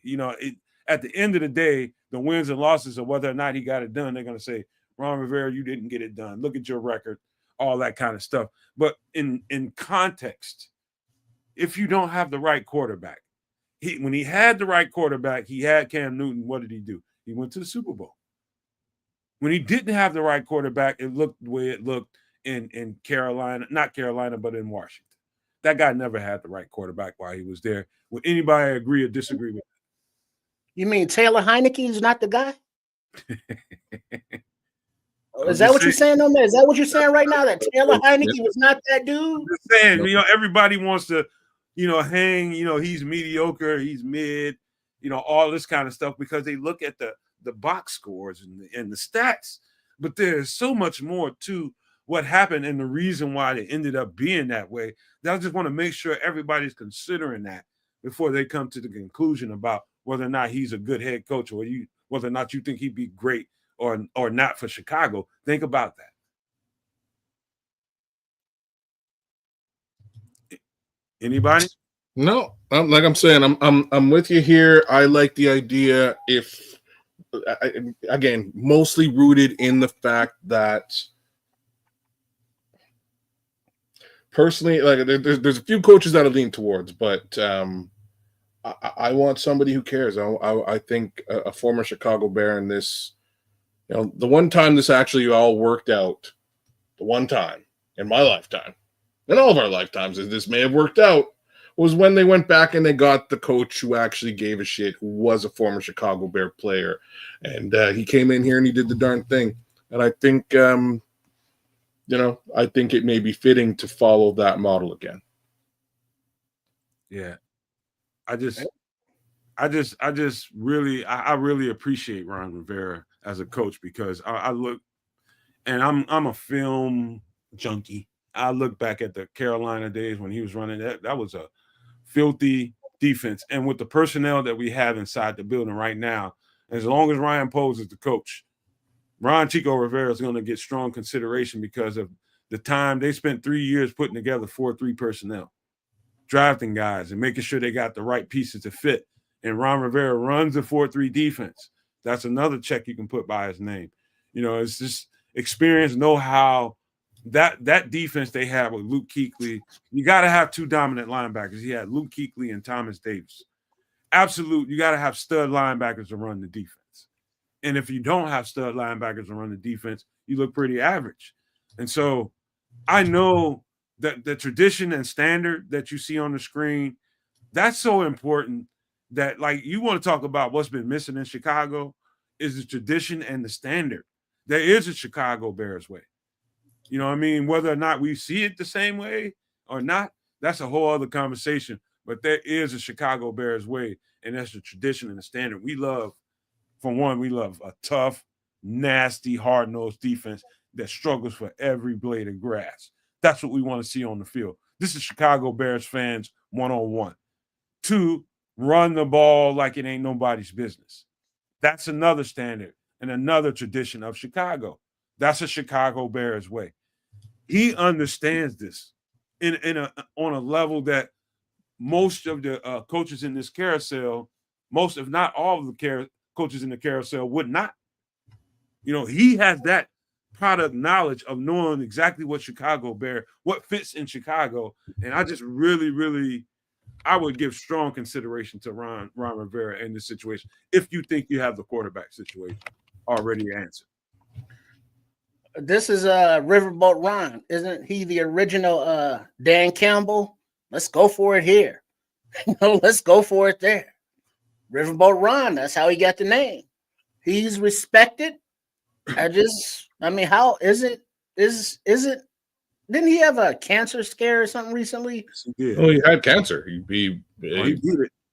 Yeah. Okay, cool. Yeah, if he's hired and he wins, cool. I was behind it, from day one. But if he's not hired and doesn't win, yeah, whatever the fuck. Whoever they hire, just make it right. Just make it right, Ryan Poles. Or if you're fired next Monday, Kevin Warren, whoever. Damn it. Well, let's talk about this, man, before we get to the last coach we need to talk about. Let's talk about this because my man Liver Lips almost screwed this up. He almost screwed this up for us. And that whole Ben Johnson conversation about, that Jacksonville, out of all places, was a more appetizing job to him. I can't help but to think that situation that happened with Kevin Warren supplanting Ryan Poles probably led to that leak coming out. And all you have to do is look at stuff in succession. Look at the timing of stuff. What happened was you heard that leak about, Ben Johnson might be liking Jacksonville more than he likes Chicago right after that presser with Ryan Poles and Kevin Warren. I told you guys from the beginning. I think Tripp said the same thing. Kids seem to think he's some kind of black Superman and did the right thing at the right time. I think not. I think he really fucked this up, and they needed to go out there PR-wise and make it clear that Ryan Poles would be in charge of this situation and that you coaches out there have nothing to worry about. That's what I think happened because this ball, liver lip motherfucker fucked it up. Hey, watching, shows like Ballers, movies like, Any Given Sunday, Cameron Diaz and Al Pacino, and the back channels and the politics and the wheeling and dealing and the power struggles, all of that shit's going on. We just don't see it all. There's certain reporters who is like, hey, word has it, Hallis Hall saying this. And it's like, who's he getting his information from? Is he a Warren plant? Is he a Poles plant? So the rumors that are coming out are manufactured for one side against another. And there's just so much behind the scenes bullshit going on that we are not privy to. But we know what's going on. We know that it's happening. We know that they're not all in Hallis Hall. sitting around in little Indian circles and crisscross applesauce singing Kumbaya. We know that shit ain't happening. There are, all the old knives coming out, and it's like, close your door, whisper, whisper, whisper. But that's all because of them and their hubris, their egos, their, ambitions, their paychecks. Whereas the fan base just wants to win football games. And it just doesn't seem like this front office, that's their focus right now. There's a lot of ancillary things going on that have nothing to do with winning games. And it's bullshit. I got to ask you a question, man. Now, objectively, if you were a coach in this carousel and you're looking at all these different teams, it's about like anywhere between 7 to 10 teams that's going to be looking for head coaches out here. That's pretty big. I don't know if I've never ever seen that many possible head coaching jobs that might come open. But if you're looking around at all these different teams and you want to go to a stable franchise, right? You want to go to a franchise that knows what they're doing, has their ducks lined up, and everybody knows their role. When you see a press conference like you saw the other day, displeased GM and not sure about what the hell's going on. Why is the president out here doing the talking and I should be talking about a coach being fired? If you're Ben Johnson and you're in that carousel, you're going to sign a contract for about 3, 4, 5 years, and you need to know that the situation is stable. And if you don't even know who's there in the pecking order, how appetizing is this job to you? Literally, I just want to know. If I'm a head coach and it's like, all right, I'm in this hiring cycle, what are the teams looking for coaches? And then you look at their situations. And this situation here in Hallis Hall, it's like, what is this president, general manager, ownership dynamic going on over there? And but this situation over here looks a little more amenable. So now you got to throw money at him if you're the Bears, and let's just say Ben Johnson, just for example. Let's say he likes the Jacksonville opportunity and he wants to go there. And it's like, well, they're going to give him $15 million. It's like, well, here's $20 million to come to Chicago. And then it's like, well, it's okay that we overpaid because we got our guy. And then he doesn't win. And it's like, well, what the hell did you overpay him for? And he's going to lose. So there's just so many moving parts going on that we don't have access to all the information. So it's hard to make, informed commentary. So there becomes a lot of speculation and all of this bullshit. And it's just so frustrating because guess what? The football season ain't even over yet. Tell me something, Trip. What Ethereal Sanders just said? Man, shout out Ethereal. He in here destroying it tonight. He said we're trying to win the Super Bowl and they're trying to be on the Real Housewives of Hallis Hall. That's exactly what it looked like. Yeah. That's exactly they trying to, put on their shades and, when Flus got his little makeover, it's like, yeah, dye that, trim that, get your little drippy on, your little swaggy or whatever the fuck they say. And it's like at the Hard Knocks thing, I saw parts of it. I never watched the whole series, but it's like, this is Flus's house on the lake like this? Really? That's how you living, dog? And it's like, you suck as a coach, dog. And so when you see these inner workings, it's like, man, this dude get paid how much? Man, where's my clipboard? Where's my little my Daisy Duke shorts that the coaches used to wear? I'll go out there, I'll put on a Tom Landry hat or whatever the fuck. Just make sure that direct deposit clears. And I can win as many games as they won. All right. Yeah. I might have set us down the wrong path. And I'm gonna have to look. No, you for some reason you were confused by my little take on Kevin Warren. And I'm gonna tell you, my take is still the same. I don't think he screwed anything up. I think Ryan Pohl screwed everything up. And this is the last vestige of common sense left in that building. Now, I think this particular guy's out there trying to wheel and deal and make things happen. And this team and its general management and above are making him look like a moron. I think that he created a bidding war and lowered all the taxes going into that Arlington Heights deal when Ted Phillips just jumped in with 2 feet, not even thinking about it. I think this guy's actually, like, it took me a while to get here. At first, I thought he was just milking some money, but I think he's actually doing a job and trying to do some business. And these guys are so bad at their jobs that it makes them look silly. So you have to sort of turn around and go, look, this Flus thing ain't working. We got to do something about it. Do something about it. And my questions really remain, focused around who were the voices in that room. At this point, we don't know. I don't think we really ever will know, but where I'm confused is you let the guy do the presser, and it still took you 2 hours to figure out that he wasn't going to be your coach. What are we doing here? Right? So these 3 guys got into a room and had a conversation, a 2-hour-long conversation, and said, look, what are we going to do with the head coach? Is he going? Is he staying? Shit, he's actually talking to the media as we're speaking right now. What are we going to do? There was definitely a voice in that room saying, keep him, or this conversation isn't a 2-hour-long conversation.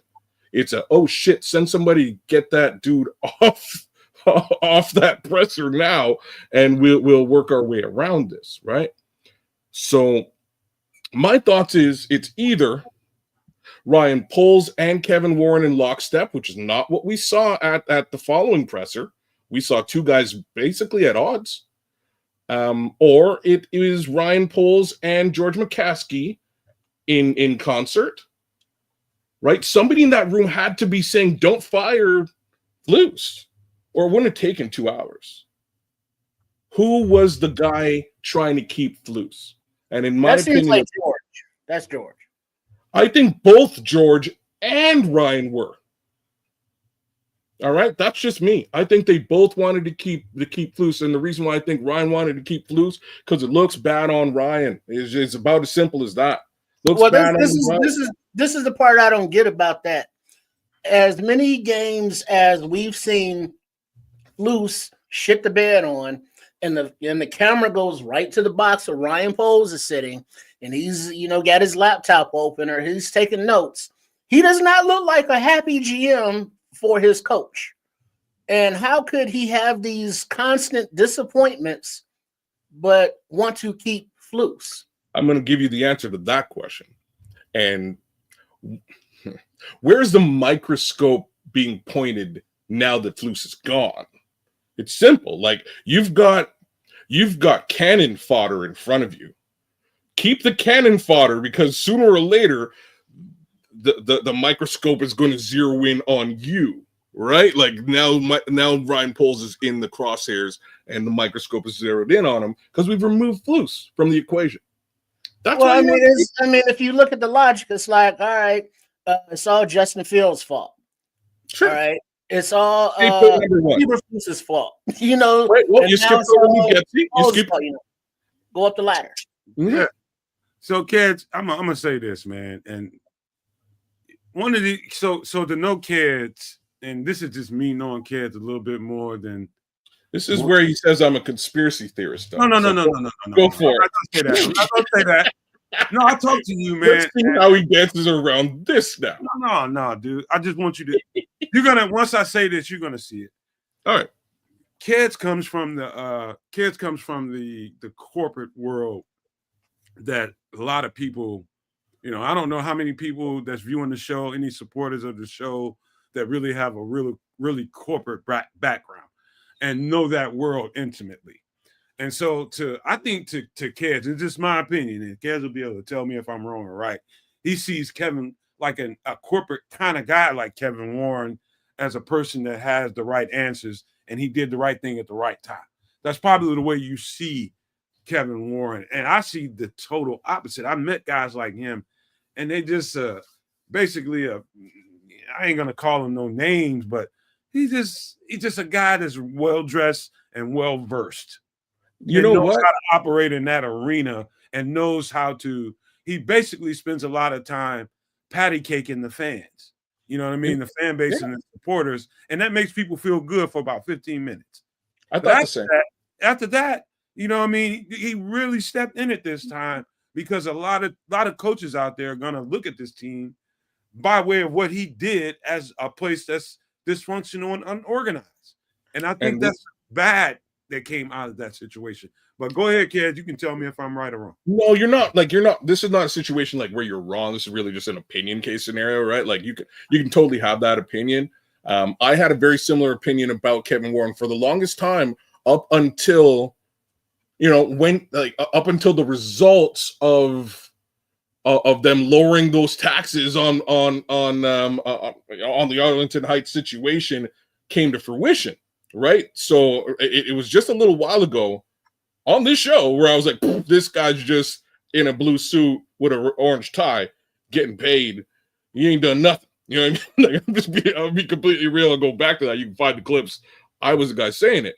At this point, we see that what he was doing was really creating creating a little bit of a bidding war.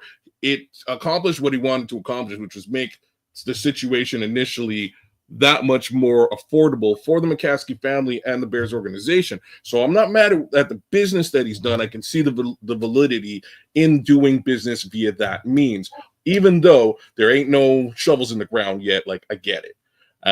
Moving outside of that, then we got to look at the Ryan Poles, Kevin Warren relationship. From what we saw the other day, you're saying he stepped in it.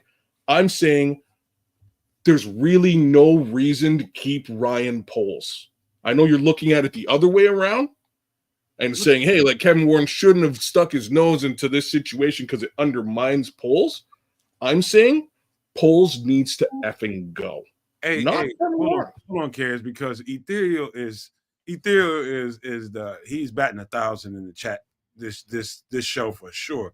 He's an all-star. Him and Scrolls. Everybody's an all-star, but holy crap, he's just hitting home runs. Read what he's saying, kids, and understand what he's saying from a corporate perspective. Like, he's got a plan. He came in here with a plan that he executed in Minnesota, and it's finding the grounds in Chicago to be a little less fertile. And that's something coming from Canada that is some stuff that Trips and I can say to you that hopefully it hits home to you. It's like, it's not easy going as he expected it to be. With anybody with that. Regardless of where you are, right? Like, let's just look at the situation. This is not a winning football organization, and it hasn't been in quite some time. He's the top business representative of this failing organization, right? So it's a bad look. Like, it's a black eye. You know what I mean? It's a black eye when you're going into business deals. And this guy's new. He's trying to strike up new relationships with big business folks, right? Like, folks who are throwing around millions of dollars, right? And the answer to this is, oh, snap. Like, I live in Chicago. I've been watching these Bears. They ain't no good, and it's been a long time. You know what I mean? Like, these guys see this. So, bit of a black eye situation. I think he had to grab this thing by the reins and be like, yo, if my face has got to be in front of this, was that his place? Can't be done like this. My question was, that his real place? Was that his place at all? I think so. Like, if football and its entirety rolls up to Kevin Warren, yes. If it doesn't, then he shouldn't have had anything to do with this.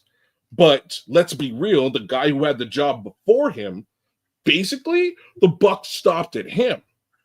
And I'll be real about this now. Did I like Ted Phillips? No. I was definitely a proponent of getting him the heck out of the door. I also, even more so, don't want George McCaskey to have anything to do with any of this. So anybody in between George McCaskey and football, I'm willing to entertain the conversation. You know what I mean? Like, I'm willing to see, like, where this is going to go, because we know George don't know what he's doing. And I think we all have some pretty clear evidence now, 3 years later, that at the very least, it's questionable as to whether Ryan Poles knows what he's doing. I'm not saying that he knows what he's doing. I'm opening up. Here's what you're hold on, Nomad. Here's what you're missing, though. Kevin Warren is the most successful person in Hallis Hall. Oh hell, that's a great way of putting it. Actually, that is actually a really interesting That is way a of good putting it. point. I mean, if you depending on how you measure success. Well, measure success. Well, Right? no. His job, he built the stadium in Minnesota. That was his job, right? He got it done under budget, under time, and it's now profitable like 2 decades before forecasted. So he made that organization money. He did his job. That was his job. He did it. The Big Ten, the TV deals, the coordination of the different conferences and doing all that bullshit. Made some enemies too. Well, everybody does. Oh, yeah. Well, that's just business. That's just how you do business, right? Everybody ain't gonna like the kind of enemies that put you under the stadium and nobody knows you're there. Well, yeah, but he knows how to deal with those people because he's been doing it. The Big Ten, he dealt with that. He was successful there. Then he came here, and somebody in the chat said, "Since Warren's been here, what the hell has he done?" It's like, well, he saved.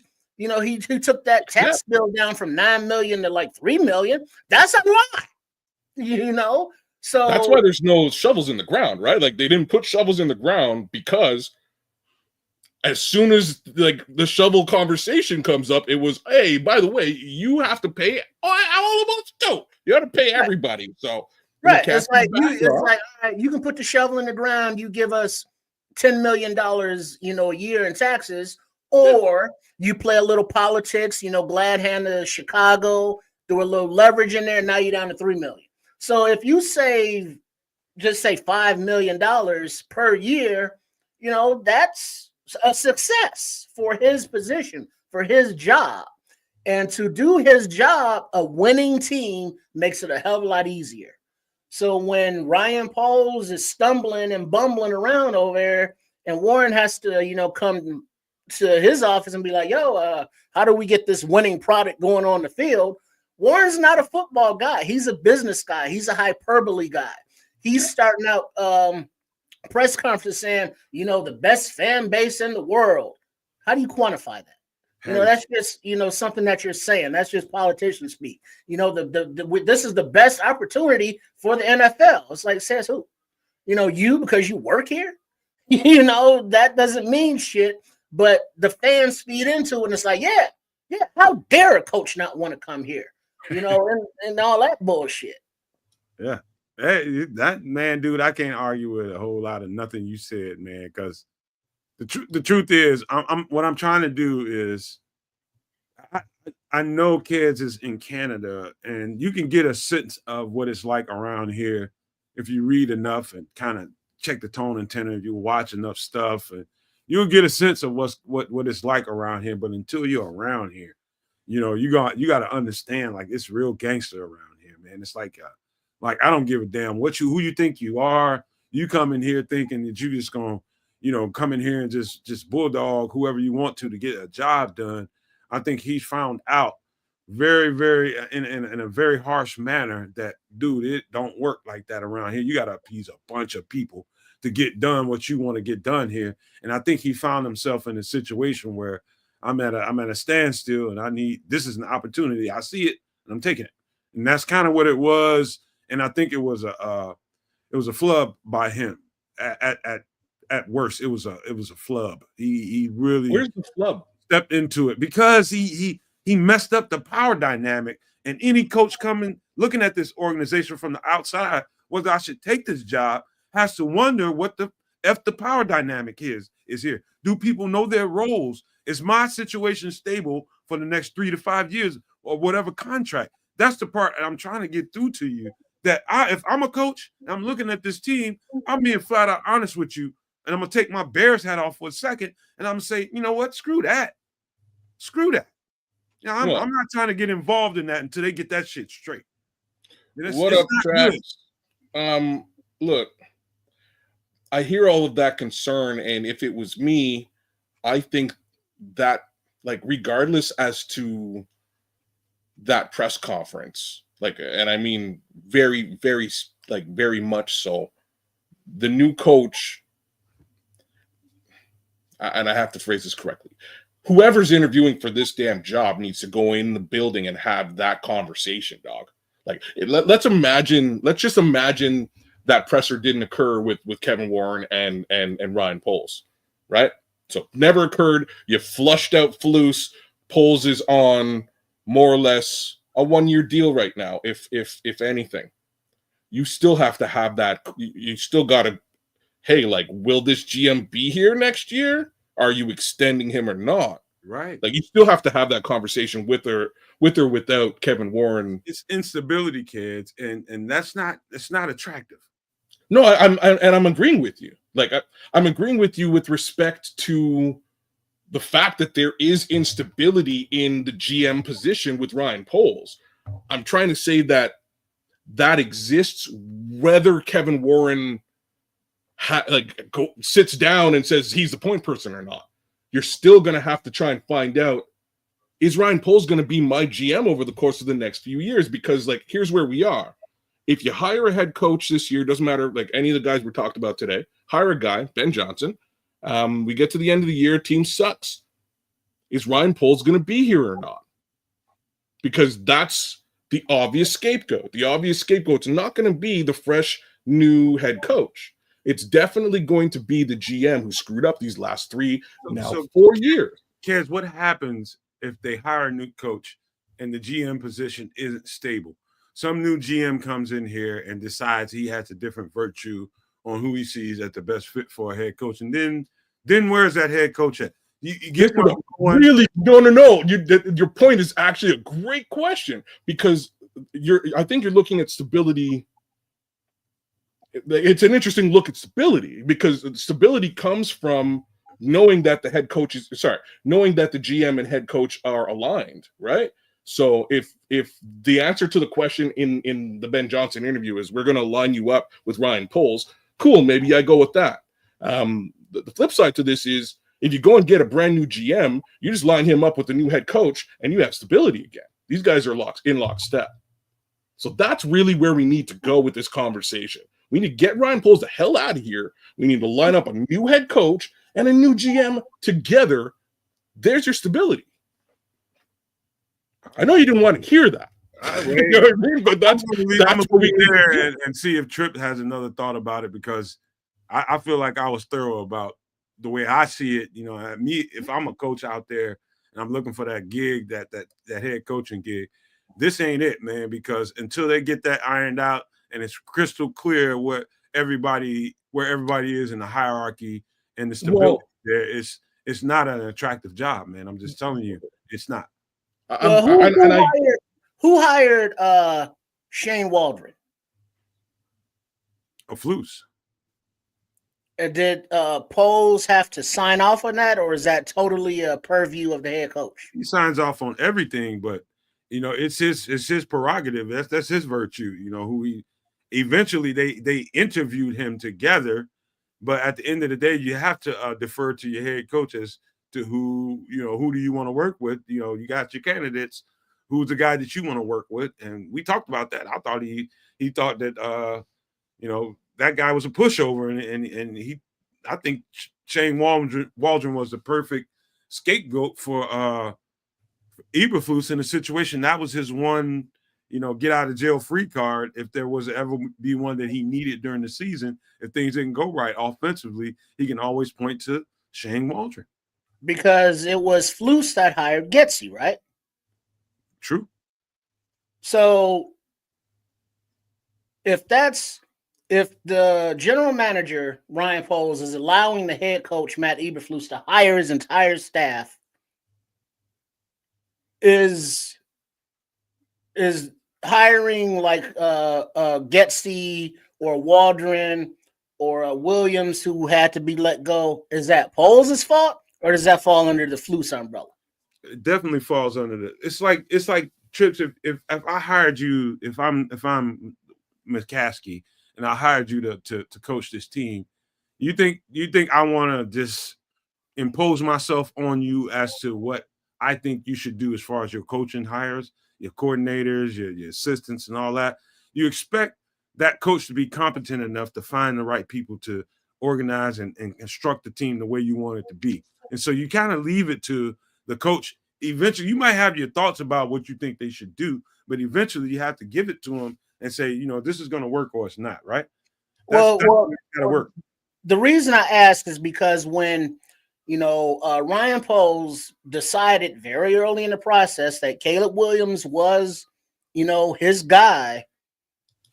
I don't understand how him saying, "All right, I got the franchise quarterback. Here you go, Flus. Who you gonna hire to mold him?" And he goes, "Shane Waldron." And then was Poles like, "Who?" Or is he like, "Yeah, it sounds like a good idea." Or I was thinking, this guy, but it's your choice. What do you do in that situation if you are the general manager, Ryan Poles? Do you tell Flus like, "Nah, I don't want to hire Waldron. I want to hire that guy"? So now you're usurping the process again, the hierarchy. So, I see where you're going with this trip.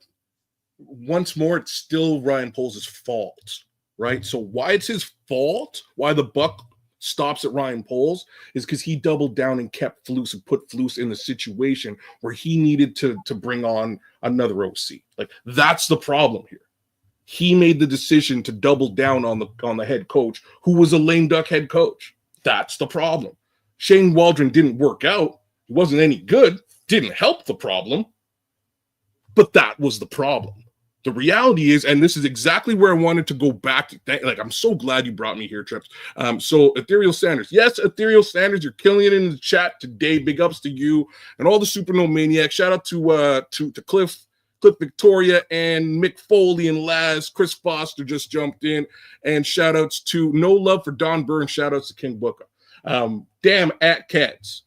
That would mean the decision to draft Caleb Williams and not trade the pick and bulk up the roster lost him his job.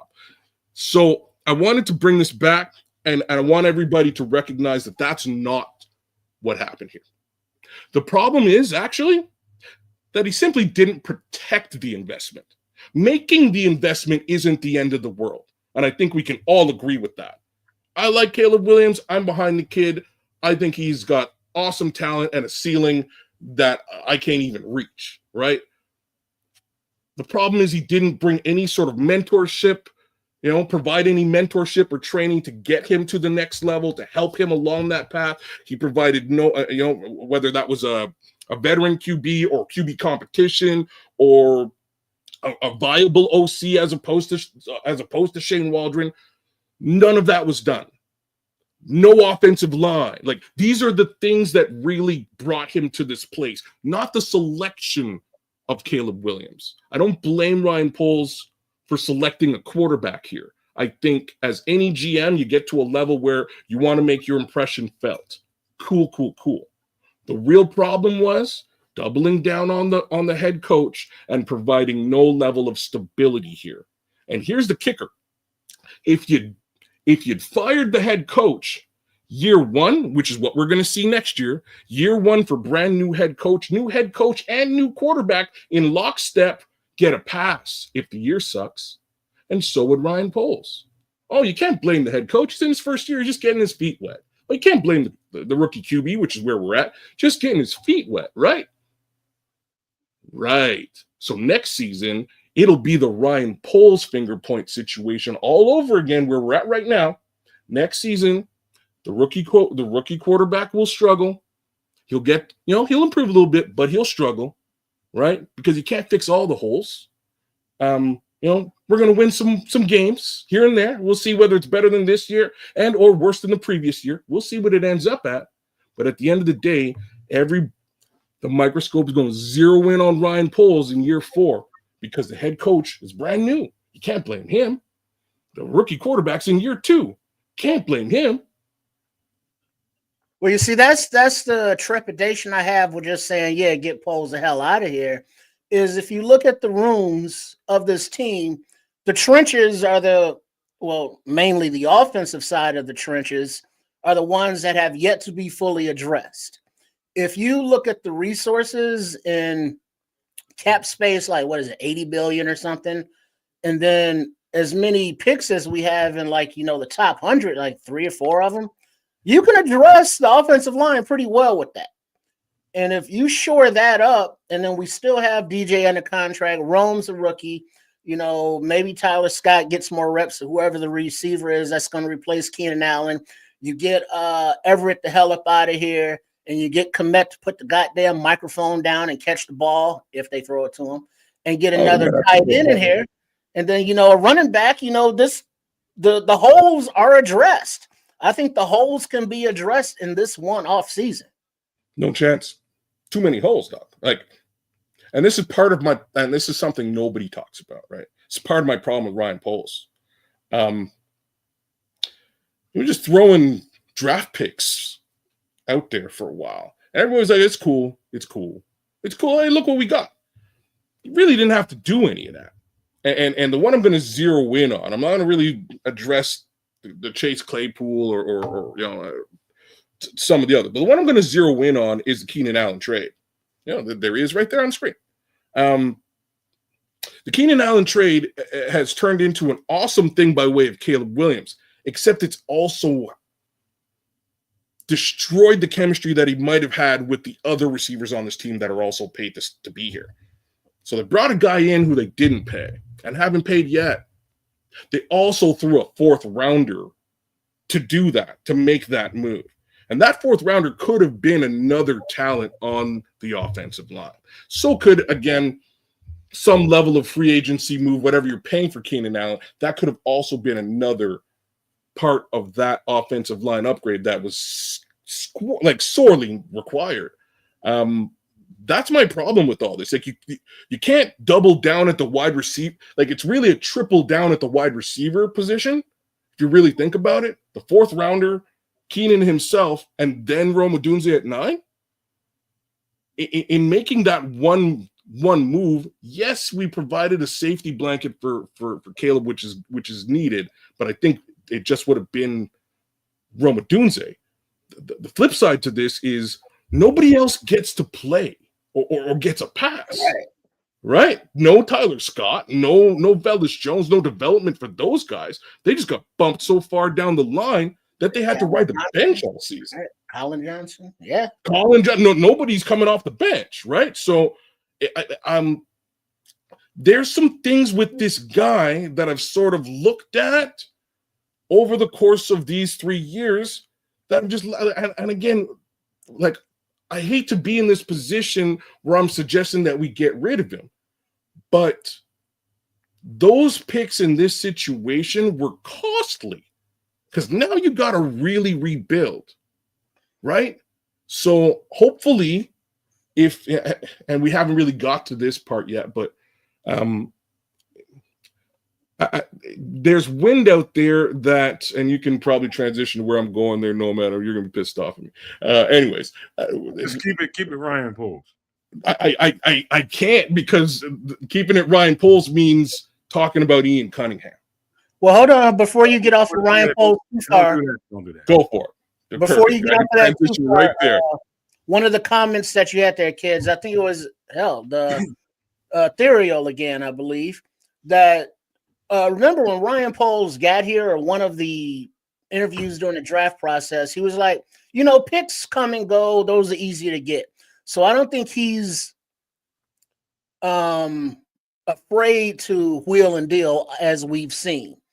But Ethereal said that the fourth that we traded for Keenan Allen is one thing, but if Keenan Allen signs with another team in the offseason, you get a third-round compensatory pick back. Oh, no. So there's another pick we lost out to bring Keenan Allen in here. I didn't realize that. No, you get it back. Like, you traded a fourth for him, but if he signs with another team, the Bears get a third for the compensatory compensation. So you're saying we definitely should not re-sign Keenan Allen, is what you're saying? Well, yeah, I'm saying that too, but I'm saying that when he does leave, that pick that was a fourth is now going to be a third that we get back. But I also see what you're saying, that that's helpful. I didn't realize that. Yeah. That the chemistry factor is a real thing. I would rather see Caleb Williams build that chemistry with DJ and Rome, or Tyler Scott and Komet. Yeah. Whereas, Allen being the savvy vet when not hurt, that he could get open and sometimes catch the ball when he's not dropping it. and he could be that, soft landing spot, little short intermediate receiver for Williams to go to. But it didn't always work out like that. We saw flashes, but being that Allen's, 31, 32 years old, he's not going to be part of the future. So the reps that he did get stunted any other chemistry with any other player. And, next season, whoever those players are, now they got to build that. Hopefully they're starting in the offseason.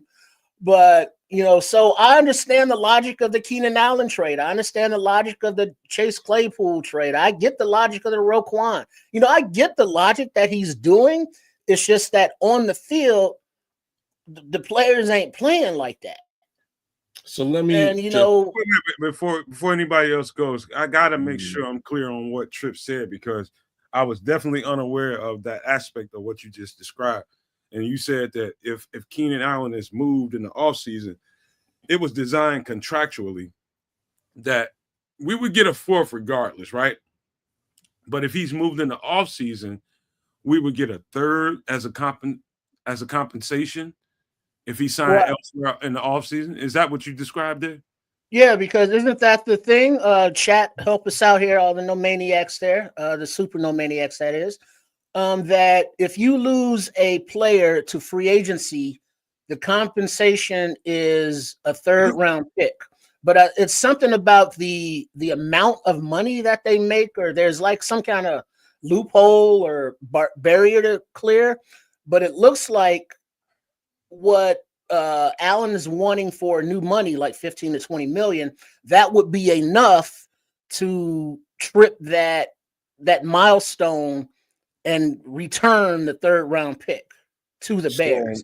From a regardless perspective, they wouldn't have just got back a fourth for no good reason. It's only if he leaves the team, we would sign elsewhere, and we would secure a third. So only if he leaves. All right, I think I understand it a little bit better. I think there's an argument to be made to keep him and to let him go.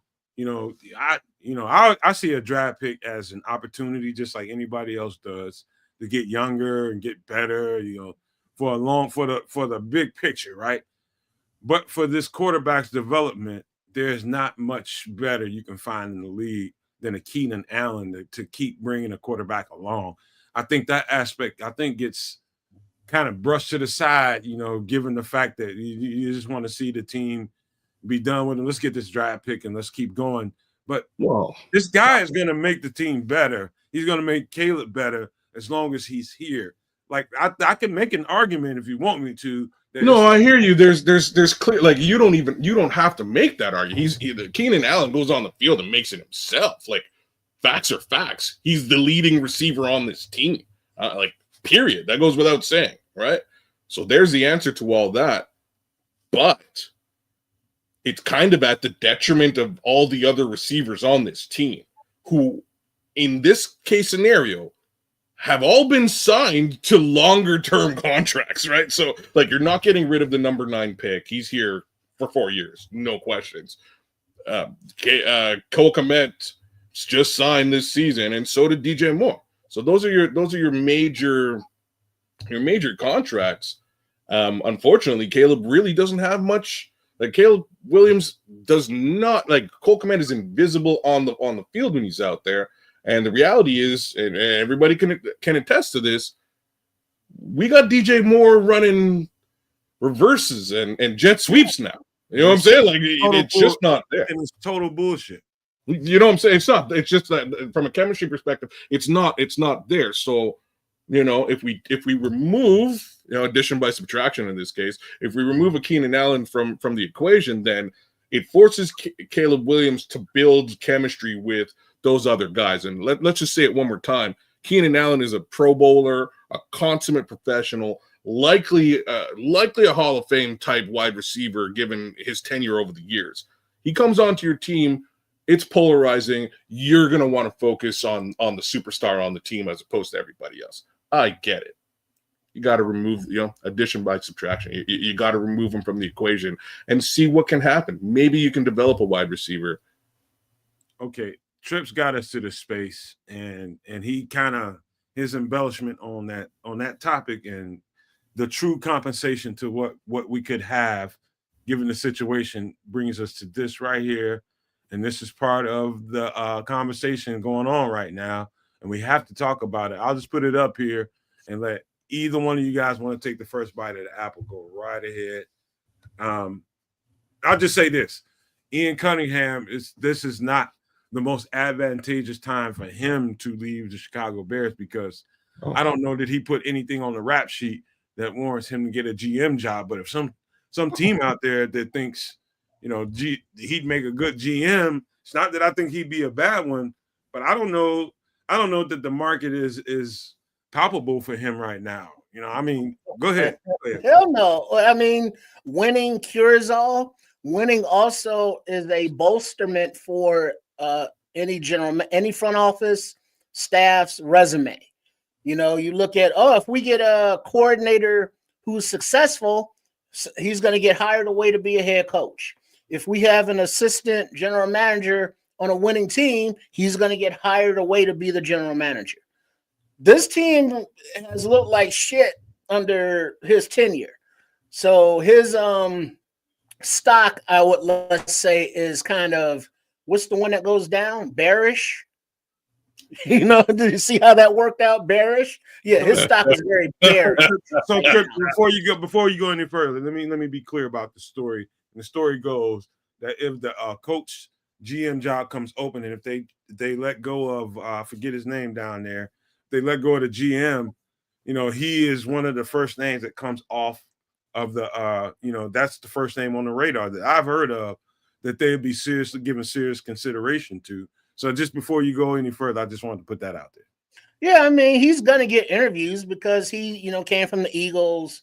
He's been in front offices for a couple of franchises. So he will get interviews. And what people are talking about for the 2 third-round picks as Rooney Rule compensation, that wouldn't happen in 2025. That wouldn't be until like 2026. No, so we get one in 2025 and the other in 2026. All right, so it wouldn't be together. They'll be split up. Okay, cool. So it wouldn't be like 2/3 this year. It'll be 1/3 and then another third the next following year. Yeah. But his stock is definitely bearish. I'll get that bearish in there again. I actually disagree with you in that respect, which is funny, and the reason being is here's what. So the first reason is last offseason, he was offered a couple of jobs and turned them down. I believe 2. I can't remember which organizations, but he was offered a couple of jobs. In turning those jobs down and then having a season like this, what happens next season? And I've already spoken to that. So next season, rookie head coach, second-year quarterback, might be a shaky season. End of the season, one more time, microscope on Ryan Poles squarely. In that scenario, this guy's screwed. All right. In that scenario, year 4, let's say 4 wins again, another 4-win season next season. This guy ain't getting a GM job. All right. This guy ain't getting GM interviews. This guy's an assistant for a failed organization.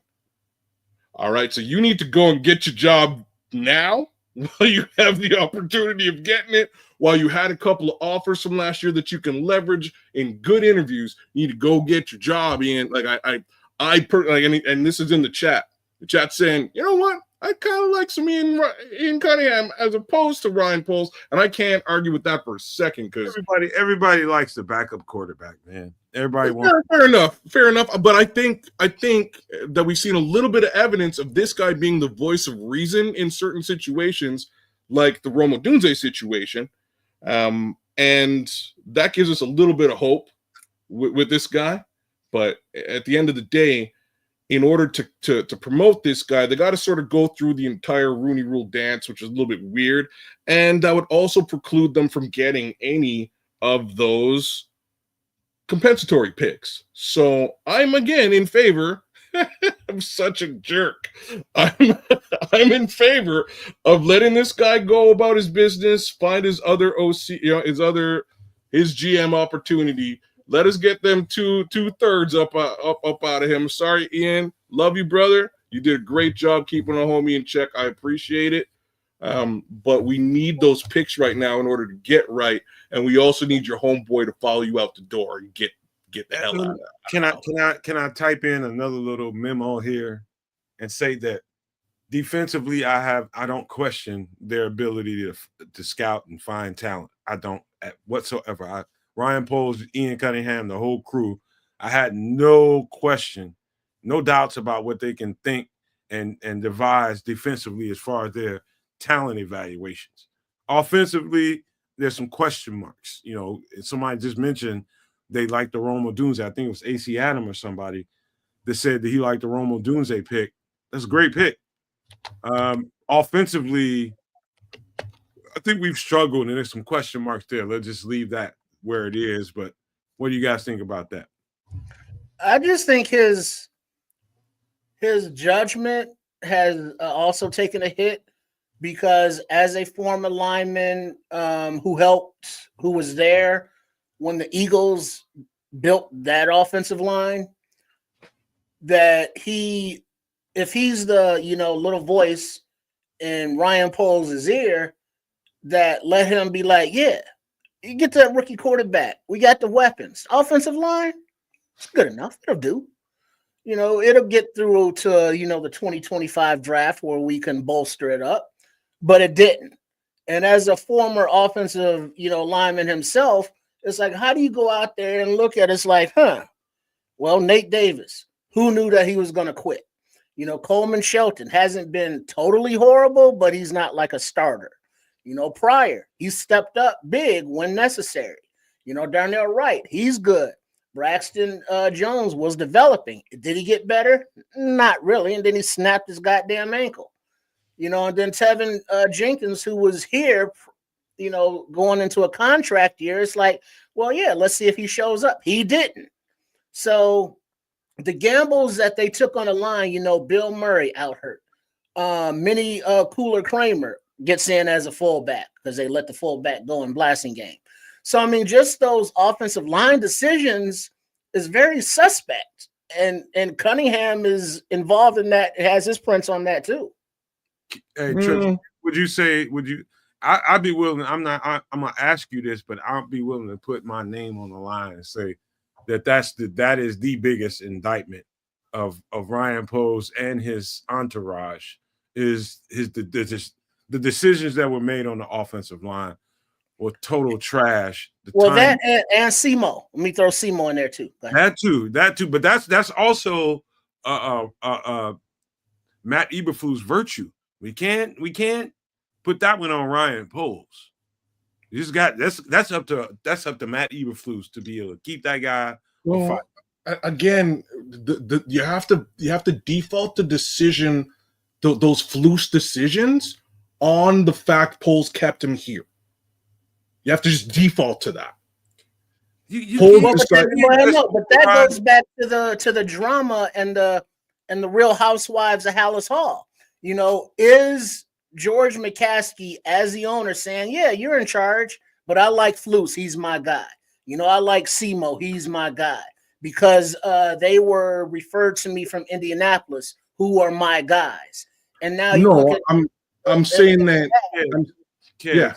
If you impose your will on a head coach, if you've given him the opportunity to do what he says he can do, and that is right the ship and get this team the way you want it to go, you can't just impose your will because you don't like the offensive coordinator. You see a flaw in the offense, not the offensive coordinator, but the O-line coach, because you see an absolute flaw in that O-line coach and you want to replace him. You can give Matt Eberflus that suggestion, but to impose your will on that head coach and say you need to fire this guy, that's not right, man. You have to. No. You're in giving your example. You're 1,000,000,000% right. I'm sidestepping your example, and I'm saying, regardless as to what decision Matt Eberflus made there, no, Ryan Poles shouldn't be coming downstairs saying, "Bro, like, I'm going to tell you who to pick or you pick the wrong guy." Like, that's not his place. His place is to decide whether Matt Eberflus is in a position to make those decisions.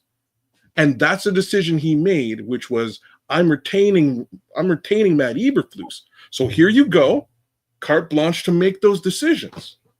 And those decisions all turned out to be the wrong decisions. Right? So like we're getting into the minutia of the Matt Eberflus, coaching hiring. I'm saying that all of that was incorrect simply because Ryan Poles doubled down on Matt Eberflus. He's the reason he was here. He's the reason why he made the Shane Waldron hiring. Like, you know what I mean? Like that's how that came about. No, it's a hindsight argument that nobody in their right minds is going to disagree with you on. It's a hindsight argument. But when you're in the steady flow of the situation, and this is what your coach is asking for, hey man, listen, this is my. You're right, bro. Like no, man. And this is why I'm not arguing. I can't. Your point is inarguable, right? Like he shouldn't be down there telling Flus or any head coach who they should be hiring in that scenario. You should just be, here's your budget, and when you select your guy, I'll sign off on it. You know what I mean? Like that's basically what he should be doing. But he chose, you know what I mean? Like I'm in full agreement with you there. But facts is he chose the wrong guy to make those decisions. And that's why that's why Ryan Poles is squarely in my microscope. Well, here's the thing though. And somebody was saying in the chat, let Ian Cunningham go to get the 2/3, but we only get the 2/3 if he's hired at another franchise. You just can't let him go and get 2/3. And being that the coach job is the one that he's interviewing for, as incestuous as these franchises are, I could see him getting hired there just like their people get hired here. But the point about Poles is like the only logical thing to do if he's retained is to tie his contract. What is it? Caleb Williams got 3 years, another 4 years, to match that time. It's like, all right, he may have gotten lucky or whatever, but he got into that position. He got his quarterback at number 1. Now let him hire the coaches to develop that quarterback. And, you look at the rookie contract, another 3 years, another 4 years or whatever it is, do you give Poles that amount of time to protect and develop Caleb Williams? Or do you be like, hey, we got our franchise quarterback. Oh, the GM that picked him, get him the fuck out of here. And let's find somebody new to work with. Clark Kahn. Yeah, some people like feet, bro. You know what I mean? Yeah. Trips is funky feet trips. Well, you see, Clark. So here's the thing: if Rex Ryan should become head coach or coordinator here during the press conferences, all the female reporters will need to wear open-toed sandals, and then he could tell. It's like the bottoms: are they very wrinkly by the arch, or are they very smooth by the arch? Is there no arch? Hold on. Are your toes? Do they go straight and not touch each other? Very long and lanky. Tony Cronin gonna get the first question out every week. You sons of guns, and we done stumbled into it. It's like Corey. Yeah, she's got those long toes that don't touch each other. I don't know nothing about her toes. Courtney, I'm sorry. Like Courtney. The other girl that's got the little rounded half moon nails that kind of go over the toe a little bit. And it's like, oh, look at your little toes looking all yummy and shit. Ladies, if you see Triple R outside the manicurist, you know what I mean? Chip just made himself a graphic. He just don't even know. I'm about to get you, man. Because Rex Ryan was like, he's not on his phone, y'all. He's taking pictures with the reverse camera. You know what I'm saying? He's taking pictures, y'all. Your ladies even get out of the petty salon, man. I have to smell that picture. Oh, good Lord. All right. So Rex Ryan, right? That's where we are. That's where we are. Let me set the table. Let me set the table. Because I want to be clear with the No Maniacs and understand so that you all understand that this guy is somebody that I was really, really, this is before I became a podcaster, before you guys knew anything about me. I was in the background like, this is the perfect guy for Chicago that understands Chicago. And as you see how the graphic lays out, there's a reason why certain guys fit certain places in a certain way perfectly. than as opposed to somewhere else. I understand what people think about Rex Ryan's record, all the foot and toe stuff that we're going to talk about, I'm sure, because as soon as Tripp gets his opportunity, we're going to talk about that. I'm sure. We covered the feet. But let me tell you something. Rex Ryan, this is what I know about Rex Ryan. He understands the situation. He understands the city.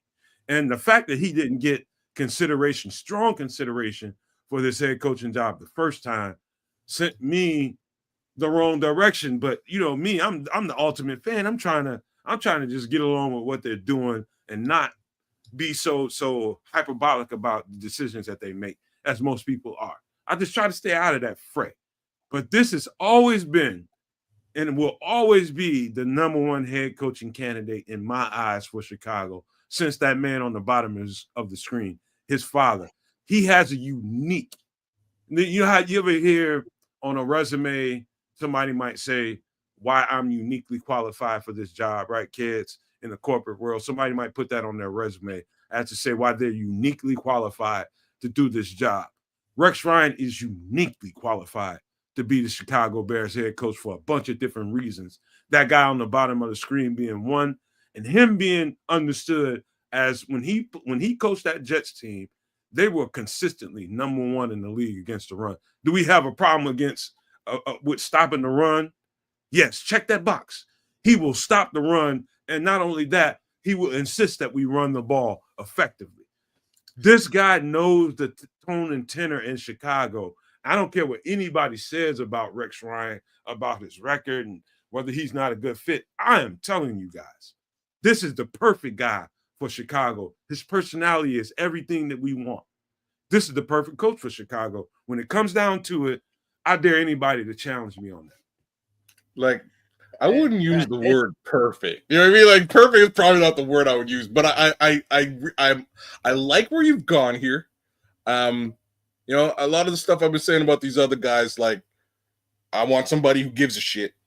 I know Rex Ryan gives a shit. You know what I mean? Because of that, the man in the glasses on the shoulders right there. You know what I mean? Like, I know he cares. I know he knows what's up with this franchise. Even if you ever listen to him, and I don't do it very frequently, but if you ever listen to him talk about this franchise, he's got a good idea of what's going on here. He would not take any guff from McCaskey's or whoever's above him. He would definitely tell them, you know, to go pound sand. I think he definitely, like, he fits the mold across the board again with the exception of potentially being an offensive mind. I think he fits the mold. He cares. You know, those are the important factors for me with a Rex Ryan. He definitely brings a stout defense to this team. No questions there. I know he can do that. So, you know, this is a very similar situation to me as a Ron Rivera.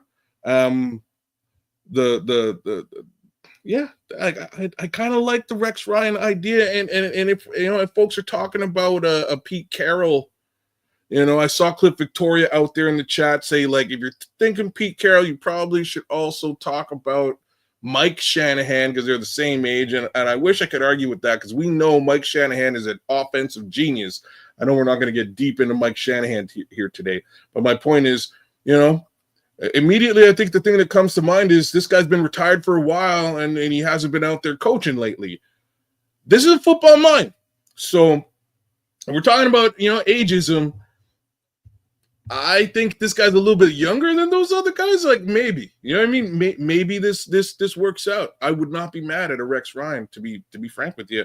Again, except I think we need an offensive mind this time.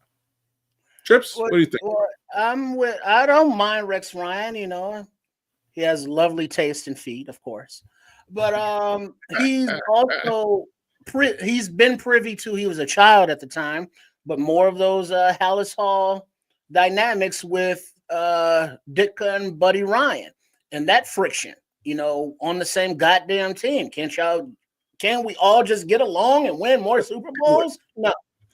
But I wouldn't mind. I would not mind a defensive head coach because I would prefer the offensive coordinator focuses on being an offensive coordinator and developing the quarterback and the offense. You know, look at just the example of this past season with, well, this current season that we're still in, for fuck's sake, with Thomas Brown. When he was just elevated to the offensive coordinator, the offense looked a hell of a lot better. Then when he got bumped up to head coach, you know, it just went back to shit again. I think that was just too much on his plate, you know, too soon. Let the offensive coordinator focus on the goddamn offense. That's why maybe Ben Johnson is, you know, good at what he's doing with the offense, because he doesn't have to make those head coaching decisions. Mm-hmm. You know, He can so be a nerd and zero in. he can focus and zero in on his offense. Yeah. And that's what I would prefer. Whereas, you know, the popular talking points are, well, we need an offensive coordinator to develop a quarterback. Well, we need an offensive head coach rather to develop the quarterback. And it's like, well, what does a head coach have to do with developing the offense? You know, isn't that the offensive coordinator's job? So here's why I do kind of agree with that idea. And the problem is, and like Detroit is living it as we speak, right? So you bring in the defensive guy, he does a great job. You get an offensive guy who builds their cachet, and they get to a level where they F off. Right, they just leave because there's a head coaching job somewhere for them, and that's the carousel that you kind of wind up, you know, running around, and you might just lose your OC with a defensive head coach. So here's what I want to happen. I want Poles, if he's still here, to hire a head coach. Let's say just since he's on the screen right now, Rex Ryan. Rex Ryan brings in a good offensive coordinator to develop Williams and his offense, and they are successful. Okay. Now, I want that offensive coordinator to be elevated to head coach, you know, after he's been successful in this system. Whereas we're just taking a guy who's an offensive coordinator, like, all right, you're head coach now, make everything work. So I just don't see that as a smooth as a transition. That's actually a brilliant plan, and it would take a cutthroat GM with savvy to pull that stuff off. And unfortunately, I don't think we have that guy. But I like what I like what you're saying here. This guy would be sort of just a placeholder, right, for the OC to move into that HC role. Here's another thought. Let's say they really interview Rex Ryan and give him strong consideration, and he sets up his you know, this is another thing that has to happen when they bring in these guys. They have to lay out their plan. They have to lay out their potential candidates to take over the DC job, the OC job, all the assistants. You have to plan out. You got to plan that stuff out in the interview process and let the teams know, you know, like, you got a thorough plan. You got guys committed to come along with it. And so let's just say he has ex-coordinator for the offense to develop Caleb. And this is going to be his job solely to develop Caleb and structure this offense according to what Caleb is strong at. And he tailors into the contract. And this is going to be the process that the coach has to really, really get into detail and say that, hey, we're gonna do this. We're going to give this a 3 to 4 year plan. We need you to stay for 3 to 4 years, and until we get to at least a championship game, you will remain as the offensive coordinator of this team. And so you can do that contractually. Yes, you can. You're shaking your head, kids. You can do that, and that just gives you some stability in the commitment that you have from your coordinator, that he's not going nowhere for at least this little bit amount of time. So I'm shaking my head because you're limiting another, like, if I walk into an OC interview and they're like, yo, we're gonna give you the job, except you need to sign here that you're not permitted to go become a head coach in the NFL for 4 years. You have to stay with us for 4 years. I would just go sign with somebody else until we get into the championship. At least we get into the championship. I'm just saying that you're limiting that human being. Like, if that human being does a great job, that human being might be cool with that. They might also not have an opportunity that doesn't have that clause in there, and they're also might be likely to take that. Like, I'm just saying, I wouldn't take. like, and I've literally been in a very similar situation in business. Basically, this, a company sort of put an ultimatum very similar to what we're talking about on the table, and I just flat out turned it down. I was like, no, I'm not signing a situation where I have an NDA and I can't find a job in my industry for the next 2 years because it makes you and your company feel happy, right? I'm not going to do that because I don't have any guarantees that you're not going to fire me over the course of the next 2 years. So if I'm out and I can't get a job, it's a problem for me. You have a business, you're going to continue to make money over that period of time. So it might sound selfish, but it's straight up standard self-preservation. Nobody should put themselves into a contractual situation like that. Okay, that's one thing. Let me get back to the meat and bones of this conversation, and that is Rex Ryan and why I think he's a perfect fit to this situation. Like, I can't even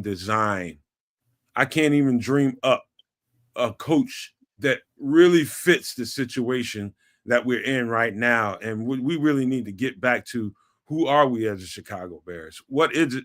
What are Chicago Bears all about? This dude is, this dude is absolutely perfect. Like, I'd be, you know how people were just head over heels about Jim Harbaugh in the offseason. He was the embodiment in that regard of what the Chicago Bears are. And that is the same thing that Rex Ryan is for the exact same reasons. Now, the difference in Rex Ryan and Jim Harbaugh is Rex Ryan is the offensive coordinator mind that hires the offensive coordinator. So you're never going to lose a mindset. So I get the trepidation that everybody has about hiring a defensive coordinator again and him having to hire an offensive coordinator and how long we'll have him. I get all that conversation, but that should not really get in the way of them hiring the right guy in the first place. You cross those bridges when you get there, but this is the absolute perfect head coach for this organization. And I don't care what nobody says. I watched this dude closely for a long time, and he is everything Chicago ain't. And he's going to demand that team is absolutely stout against the run. It's going to be in the top 5-10 in defense all around every single year. And they're going to insist on running the ball, which is what is a staple of the Chicago tradition. That's what we're missing. Everything that we're missing, he is. And we can argue about whether or not Rex Ryan has proved himself as a coach and all that stuff, whatever you want to say about Rex Ryan. But I'll be damned if this ain't the right person for this city in this moment right now. I'll be damned if he's not the right guy. Like I say, I cannot argue with this sentiment. I think it's a really interesting take. And I'm sure there's folks out there who agree with you on it. I don't disagree, though. You know what I mean? Like, I honestly don't. I think Rex Ryan is a really interesting look. And he has a lot of the things that if I was the guy in charge of this search, that I would be looking for in a head coach. I got to agree. Yeah. And I heard that he prefers when that second toe is a little bit longer than the big toe. And that means that they freaky. Uh-oh. That's what I heard. As opposed to the ones that kind of pull back and like hide behind the big toe or like squinch all up like that. Squeezing toes out. Yeah. Okay. See, me and Rex, we dark web, chat rooms. I know. Whoa. Hey, you know what? You don't hear that from me though.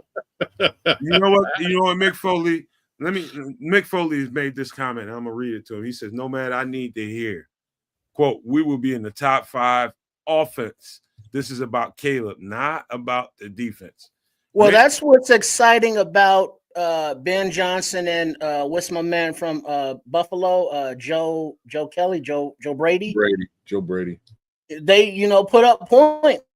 Their offenses are scoring, 30 points a game consistently. Or the but the guy in Tampa, Liam Cohen. Is that his name? Yeah. Him, those offenses have been productive.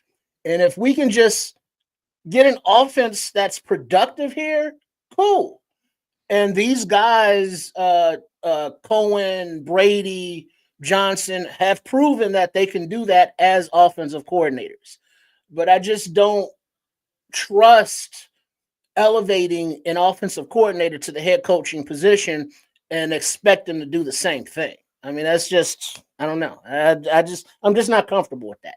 Mick Foley, let me tell you something. I'm cautioning everybody, every supporter of this network, everybody that can hear our voices here tonight.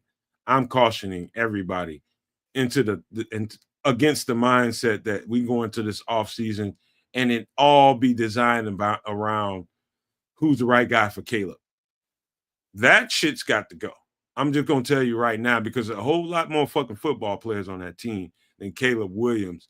The right coach will ultimately resolve all of that kind of stuff anyway. You won't have to worry about, who's the right guy for Caleb Williams. He's going to hire the right guy for Caleb Williams. And if we go into the offseason, and I'm terrified, and I'm absolutely terrified, fellas, that the front office possibly could be in that mindset going into the offseason, trying to find the perfect guy that fits Caleb Williams, and every other teammate on the team be damned. That's really not the right mindset to have, man. And I know that everybody wants to see the Chicago Bears offense rise to the level that it should be with Caleb Williams. I get all that. But let me tell you something, man. If you can't play defense, I don't give a shit how good Caleb Williams is. It don't matter how good he is, how good you think he is. It's going to be a shit show. I'm just going to tell you that right now. If it ends up being in the offseason that it's a coaching decision catered around what Caleb Williams wants, I guarantee you we screwed. I'm not even partially going to give you a response to that. I'm guaranteeing you we're going to be screwed. That is not the right mindset. You got a whole team to deal with. You need somebody that's comprehensive. And the team needs are comprehensive. It's not just the offense and Caleb Williams. This whole team needs a different feel, look, personality.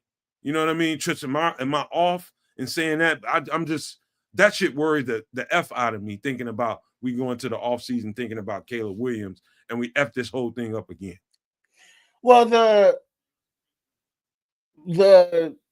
I think that the thing is, it's like, all right, we finally got a, quote unquote franchise quarterback. Let's develop him.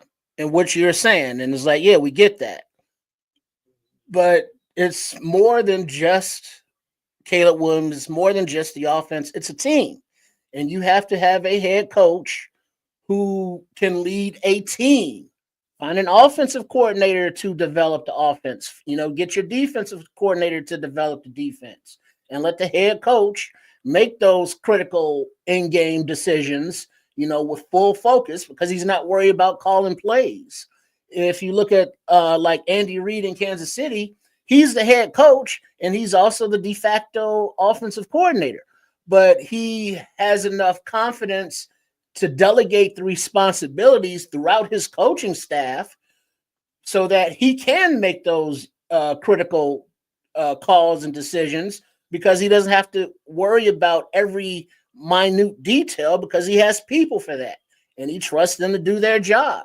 You look at how Bieniemy was there and then not. Nagy was there and then not and then back. So we know that Andy Reid is that offensive coordinator and head coach, but he has the experience and the staff that he can pull that off. Whereas if we are hiring a first-time offensive coordinator to head coach, they won't have that kind of, mentality. If you hire a Rex Ryan or a Chico or Flores defensive head coaches, they'll have their finger in the, in the defensive mix. I'm sure they will hire their defensive coordinators, but they're going to let the offensive coordinators offensively coordinate. And as long as you just let people do their job, stay in their lane, we should be able to win some goddamn games instead of trying to have everybody up in everybody else's Kool-Aid and don't know the goddamn flavor. Yeah, it's unfortunately, man, I just don't want And this is just me loving y'all as supporters of what we do over here. I just don't want to see y'all fall into that trap of listening to what everybody else says is the right thing to do. Instead of listening to qualified people that can see the shit from I see it from every angle. And I know that everybody else on this channel, Trips and Kedz included, you got to see it from all angles and not just this binary way of thinking. You go into this offseason thinking that, okay, if we don't get the right guy for Caleb, we're screwed anyway. You get the right coach. Caleb Williams doesn't have to play superhero football, right? Because if you got the right coach, he's going to set the situation up where his best asset is going to be his run game, right, Trips? If the run game is correct, you won't have to ask a whole lot of Caleb Williams. Well, but that's football. Run the ball, play defense. That's Bears football, but that's unless you're running the air raid and 5 wide and just chucking it around West Coast offense. But football is play defense, run the ball, eat the clock, don't turn it over, make smart decisions, win the game. I'm glad at least one person in the chat agrees. You understand, Flex Diggs, that I'm telling you, it's not a snipe of Caleb Williams. It's just understanding the game as I understand it. And it is not a binary thing. It's the ultimate team game, like physically the sacrifice that you have to give up when you got to get off the field as a defender, and you got to get off the field and depend on the offense to go out there and do what they need to do. And you got a head coach that's just like, I'm this offensive oriented guy. Like it works in certain situations.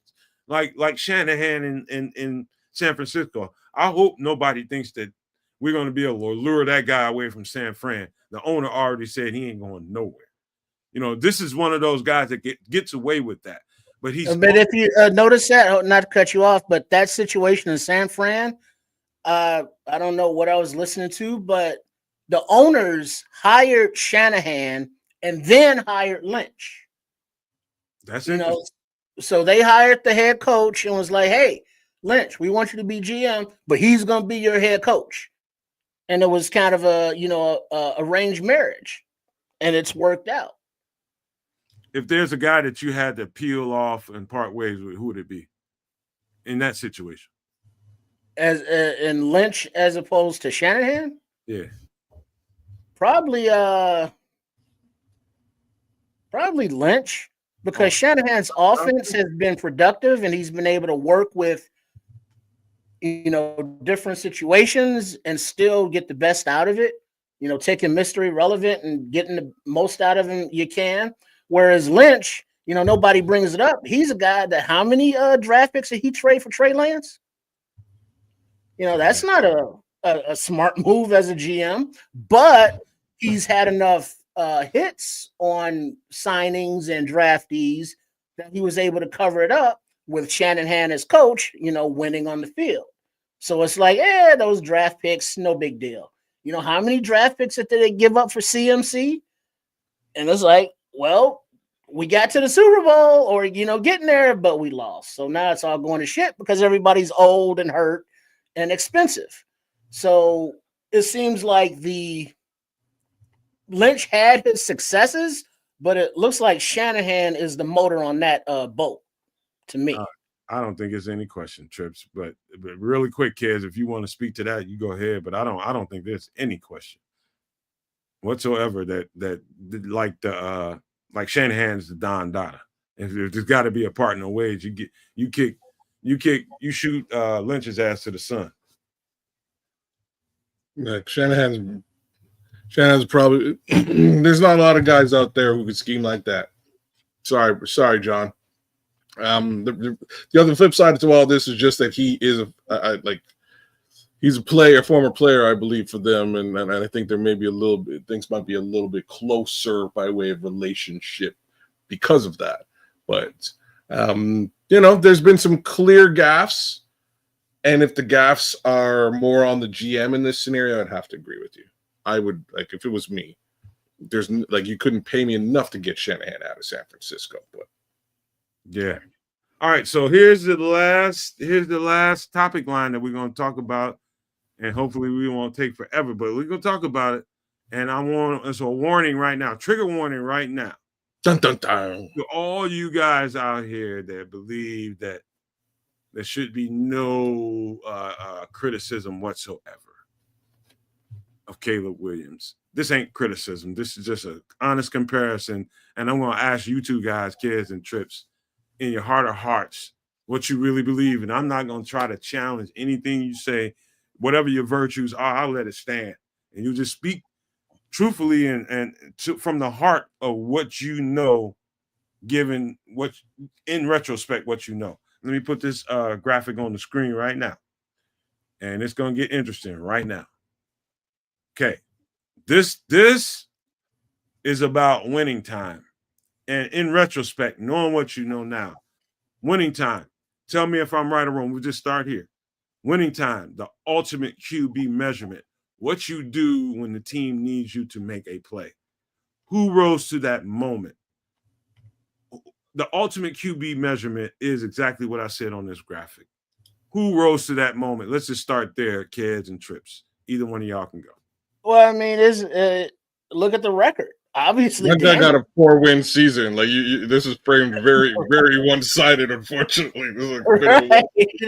That's not a fair, fair fight right there because Daniels, has the victories, whereas one's Williams going to the playoffs. Right. Williams is going home.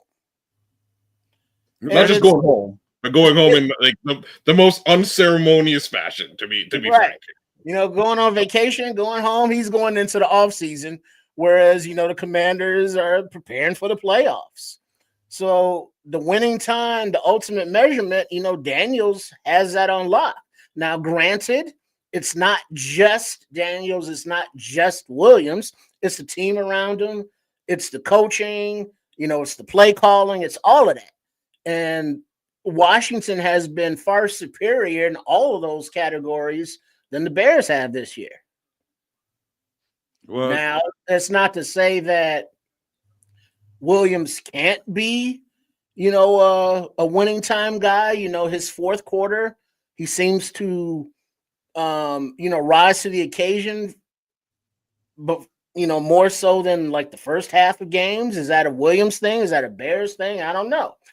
But it looks like Williams can do it. It's just, of course, he has to work on his touches for deep passes. Of course, he has to work on getting the ball out to the outlet receivers in pressure situations. He knows it. He's saying it.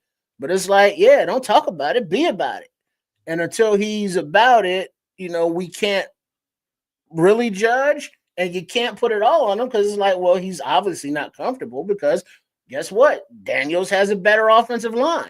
I do appreciate the fact that Williams is a quarterback who looks to throw first, whereas I understand that, you look at your Lamar Jacksons, your other mobile quarterbacks, and Daniels has that skill, that talent that he can, just take off and outrun people and get those yards. He can run, quarterback sweeps, whereas that's not really a skill set of Williams.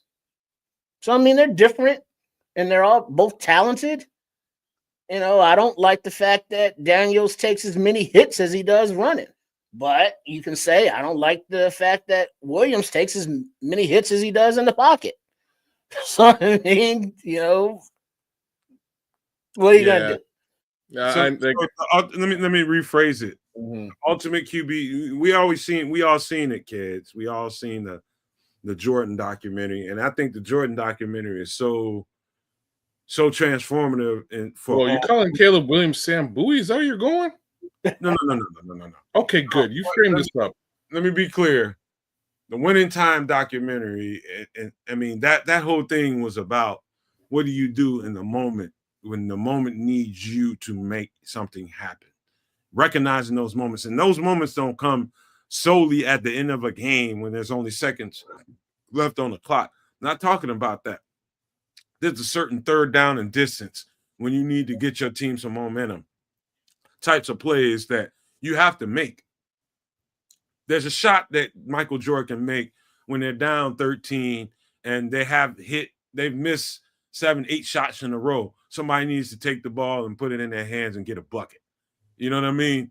So what the design of this is about, which one of these guys showed you right away, given the circumstances that they were given. Nobody expected the Washington Commanders to be competitive at all this year with this rookie quarterback. Nobody. Not a one single person on earth. In fact, it was the other way around. Everybody expected Caleb Williams to be what Jaden Daniels ultimately became.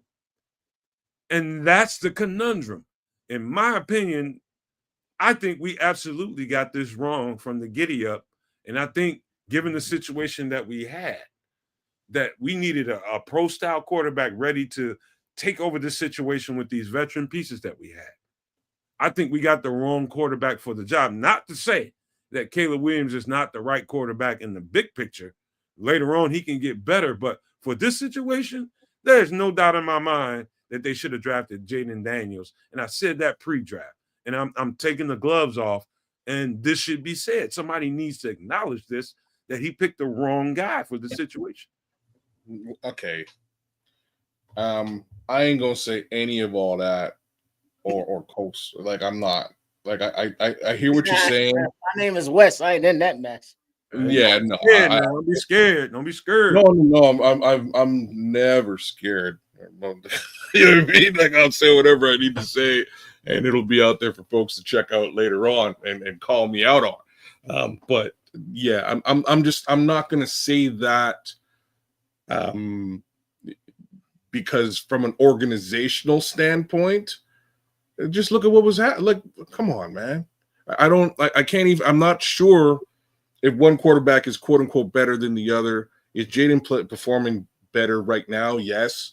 Was Caleb coming in pro ready? I agree with you there. And I'm going to say he wasn't versus a Bo Nix or Jaden Daniels. How about this, Kedz? Let's make this easier.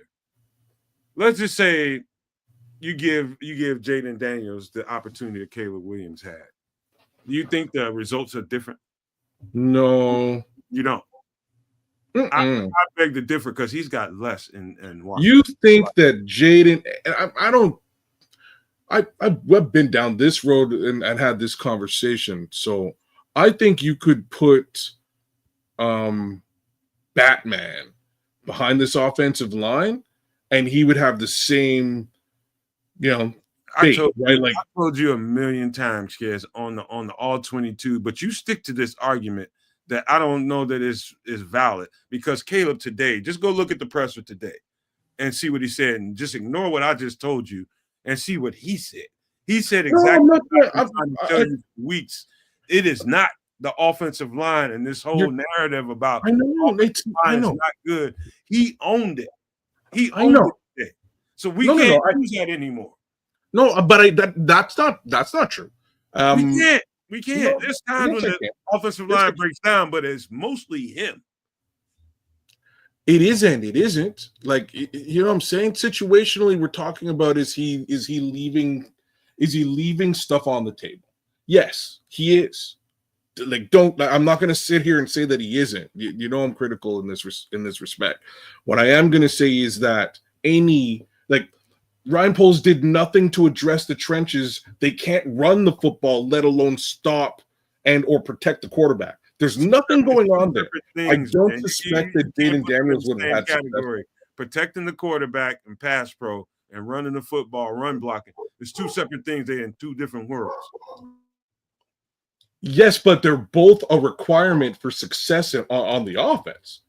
I'm not saying they're the same thing. I'm saying that they're both parts of the formula to make for a valid working offense. And neither was in place. He couldn't lean on the run game because they can't block for him. He can't lean on the pass game because they can't block for Caleb Williams specifically either, right? So with neither one of those things working, the one thing that might work is Jaden Daniels' legs, just like Justin Fields' legs worked out last season, right? So, I'll give him that. But I don't see him having, big passing numbers. I think he would probably suffer. I think anybody would suffer given the situation that was mapped out here. I think anybody coming into the situation would suffer. All I know is I'm speaking with love and respect to everything that we got going on and the situation that we have. We have Caleb Williams. We don't have Jaden Daniels. But the measurement and the test that I'm putting out there in retrospect, given the situation that we had, I'm making the case that, maybe in the first place, we didn't, this guy, for the situation that we had the veteran laden the receivers and the situation that's set up that you're going to it was almost foolproof in the preseason, the way we described this thing. And all these reporters was, this is the best situation a quarterback can ever be. And what happened to that? Like I said, it was that being said was probably like, you know what? I was going to diss the saying, what's really dumb? The dumb part was actually us fans believing it for a minute. That's really where I'm dead serious, right? Like actual Bears fans. Oh, it's like somebody thinks this is the best situation for a quarterback to go in. Look, like the outside NFL guys are saying this.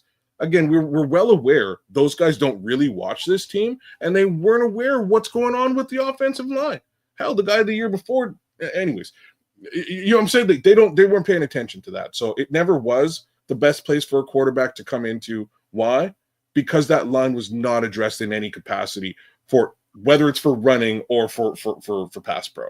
So problems. You know what I mean? So I don't care who you are at that point under center in shotgun, you're going to have some issues. You're dealing with a 5th round pick as your left tackle managing your blind side. And I'm not trying to knock Braxton Jones. I'm just trying to say that, 5th round picks kind of have a bit of a ceiling and a shelf life. Right? They do. So unless he suddenly becomes the greatest left tackle, it's going to be shaky over there. Tevin Jenkins has been hurt the better part. Like I don't have to go through the offensive line struggles. I really don't. Hey. You know what it is, and I'm not trying to make general excuses for Caleb here. I'm trying to say that both of these guys would struggle. Well, before we go any further in that conversation, I just wanted to say, Tim Bears, my boy, our brother Tim Bears, man, it is so good to damn see you. Yeah, bro, been a minute, man. Hey, dude, be in contact soon, man. The last conversation we had in the right way, I'm aiming to redeem myself for that and get that back to where it needs to be. So I'm gonna holler at you, Tim Bears, but that's our brother right there, Tim Bears, man.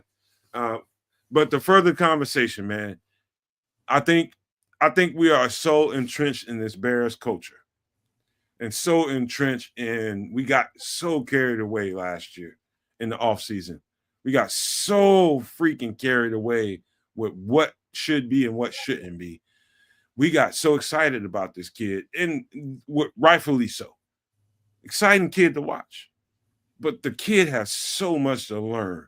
And the difference in the argument that I'm making versus the conversation we're having, remember, I'm saying who was the right quarterback for the situation we had.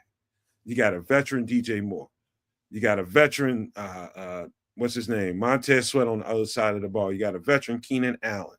You got veteran Tremaine. I mean, you got all these veterans on this team that they set this thing up for it to be successful really quick.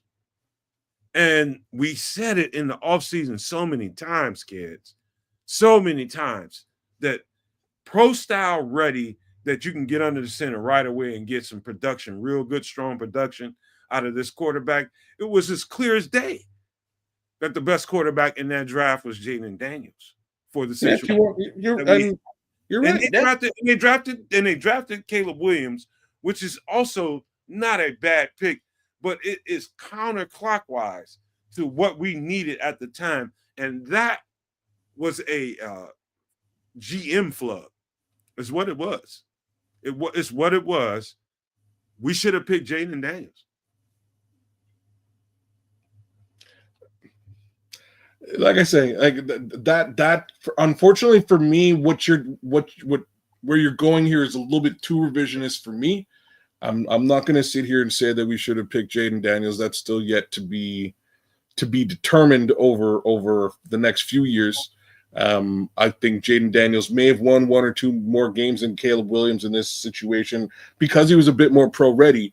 The other factors that I brought up still come into play, and there's many more that I haven't brought up, like no guidance, bad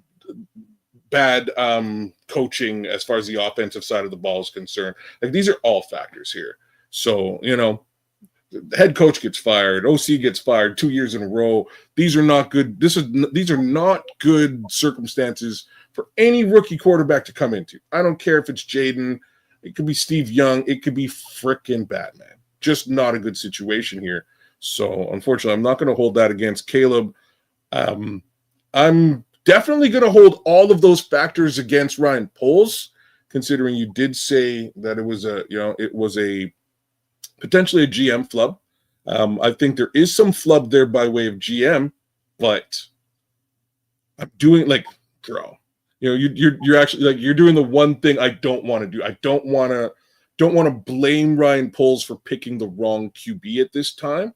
Why? I just want him the hell. Why not? Because I just want him the hell out of here. We're stuck with the QB. We need to fix the QB. You know what I mean? We need to fix that. You want him out of here, and the fact that I said that he picked the wrong quarterback. In hindsight, let me ask you guys a question, Trip. Have you seen a Washington Commanders game in the last 3 weeks?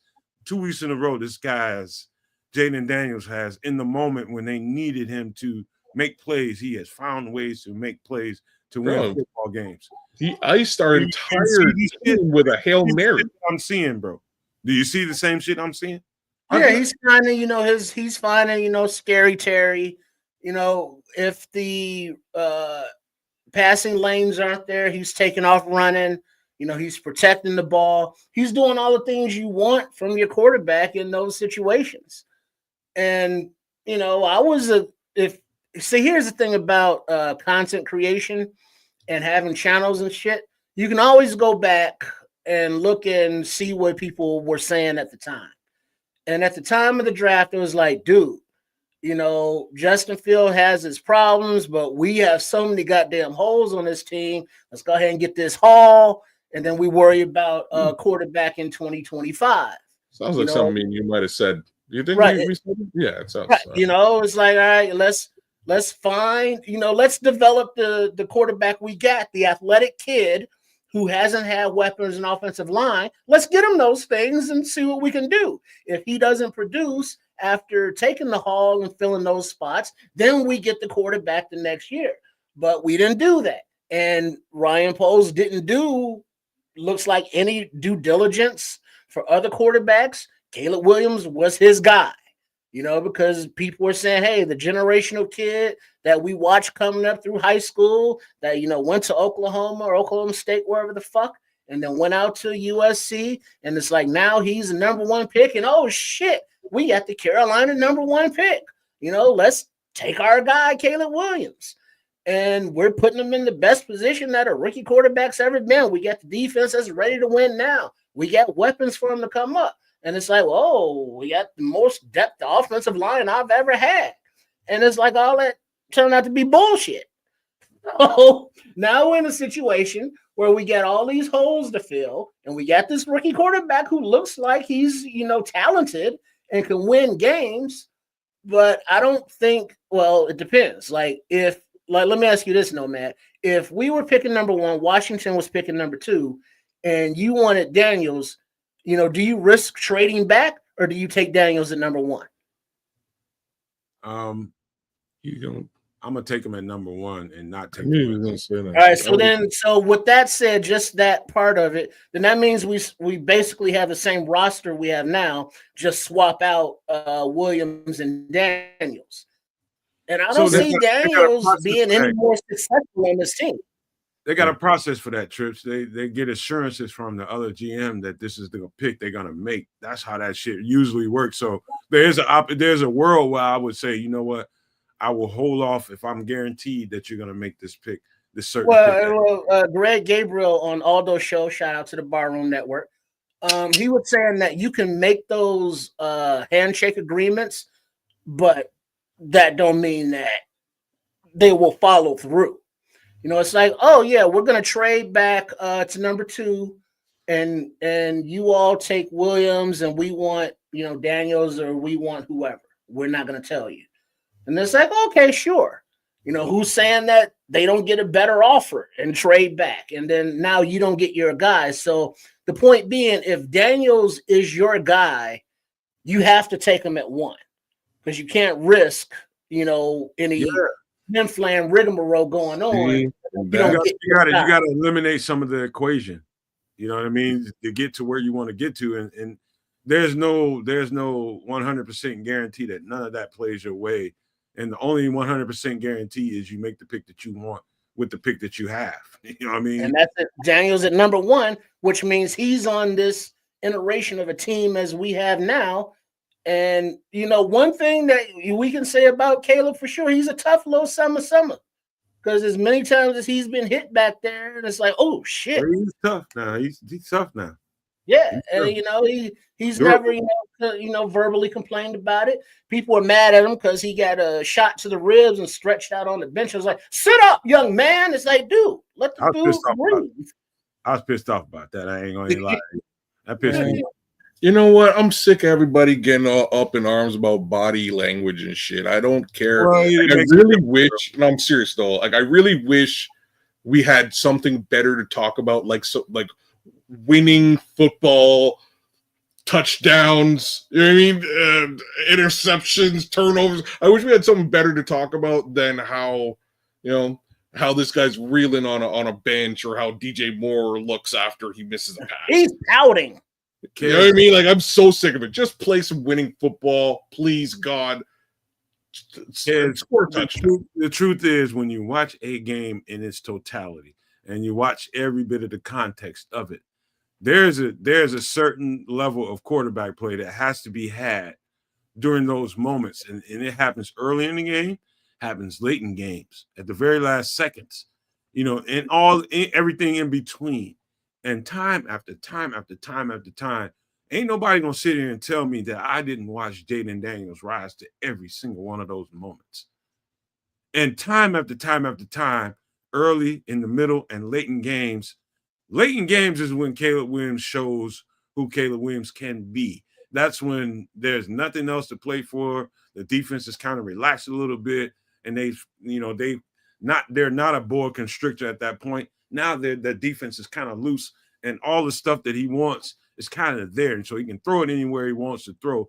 But when it comes down to it, the truth is, and I'm sick and tired as a podcaster of all these other podcasters and reporters and all these media people that sit up here and made this out to be this dude's gonna have a cape on. He's gonna fix everything that's been wrong with Chicago for decades, and he didn't. Yeah. And guess what? Yeah. This cat over in Washington did. So stop fucking bullshitting yourself. Like, time out with that. And this is why I got to go back to Ryan Poles, right? So look at the situation he got into. So we interviewed Dan Quinn before we brought in Matt Eberflus and decided not to hire him. We brought in Cliff Kingsbury, might bring him back in again now that we fired Matt Eberflus, and he's over there helping this kid along the way. They've got starting quarterbacks who've been here. They've got, somebody in the chat was saying, Doug Williams is upstairs. They've got starting quarterbacks that were here the previous years that they can lean on. There's some level of infrastructure in Washington, and there's a head coach there who's been to a Super Bowl that has the cachet that I was talking about before. None of that is here. You know what I mean? None of that infrastructure affects the quarterback play. How? Sorry? And all of that affects the quarterback play. How? Huh? How? Tell me how. I want to know. Because you got a guy who's actually been scheming. He gets it done or he doesn't, kids. No, I'm not. I don't. They got a guy who's been scheming in the NFL for years with Kyler Murray. He's helping this guy scheme, like, move through the paces. He was actually really good during Kyler Murray's early years. Same reason why we would interview Cliff Kingsbury, right? That's helpful. That offense sort of making things a little bit more college for Jaden Daniels coming into the pro world is smart. That's why you hire a guy like Cliff. But just the same, they hired a defensive head coach who's been to a Super Bowl and knows how to get his team there. They're going to follow him. They're going to help him. You know what I mean? That's going to galvanize a team around a rookie leader in a rookie situation for everybody. This is a brand new established Washington Commanders team from the front office down to the QB. They should be struggling. They're not, because they chose the right people. We stood pat and stayed with the lame duck friggin' head coach. I'm telling you, on the football field, it doesn't matter. So why would you say that? Like, you're a football guy. Don't. But you're a football guy. The football games are determined by football players. Either you have the right people there that make plays that make differences in games, or you don't. Like, that is a fair thing to say, but when you make an investment, you protect the investment and you provide the investment with what it needs. Like, if you buy a flower and you want the flower to grow, you get some water, you get some soil, like you put the stuff around the flower in order for it to flourish and grow. Jaden Daniels has the soil. Jaden Daniels has all the fertilizer. It would have been said that we have that in the offseason. No, it was said that we have that, but the fact of the matter is we've never had it. I still think that, outside of I'm not buying that, man. I'm What do you mean? I'm not buying that, dude. So you're saying that this team is actually, like, you've been watching this team this last couple of weeks, though. You're saying this team is in some capacity a good team, like a stable, well scouted out from a personnel. I think we're better than our record represents, and it was a whole bunch of things that tipped the scales the other way. When we were 4-2, nobody would have disagreed with what I just said when we were 4-2. But all of a sudden, everything went haywire, and all of a sudden, this ain't a good place to be, and we didn't have the right pieces, and this ain't fertile ground. My ass, man. I ain't hearing that. I ain't hearing that. No. No, yes, you were, because you lost the first game in an egregious fashion. We didn't get what we needed from the quarterback position, bro. We didn't. I can't argue with that. Everybody seems to be terrified to say that, feeling like they're going to alienate so many people for saying the damn truth.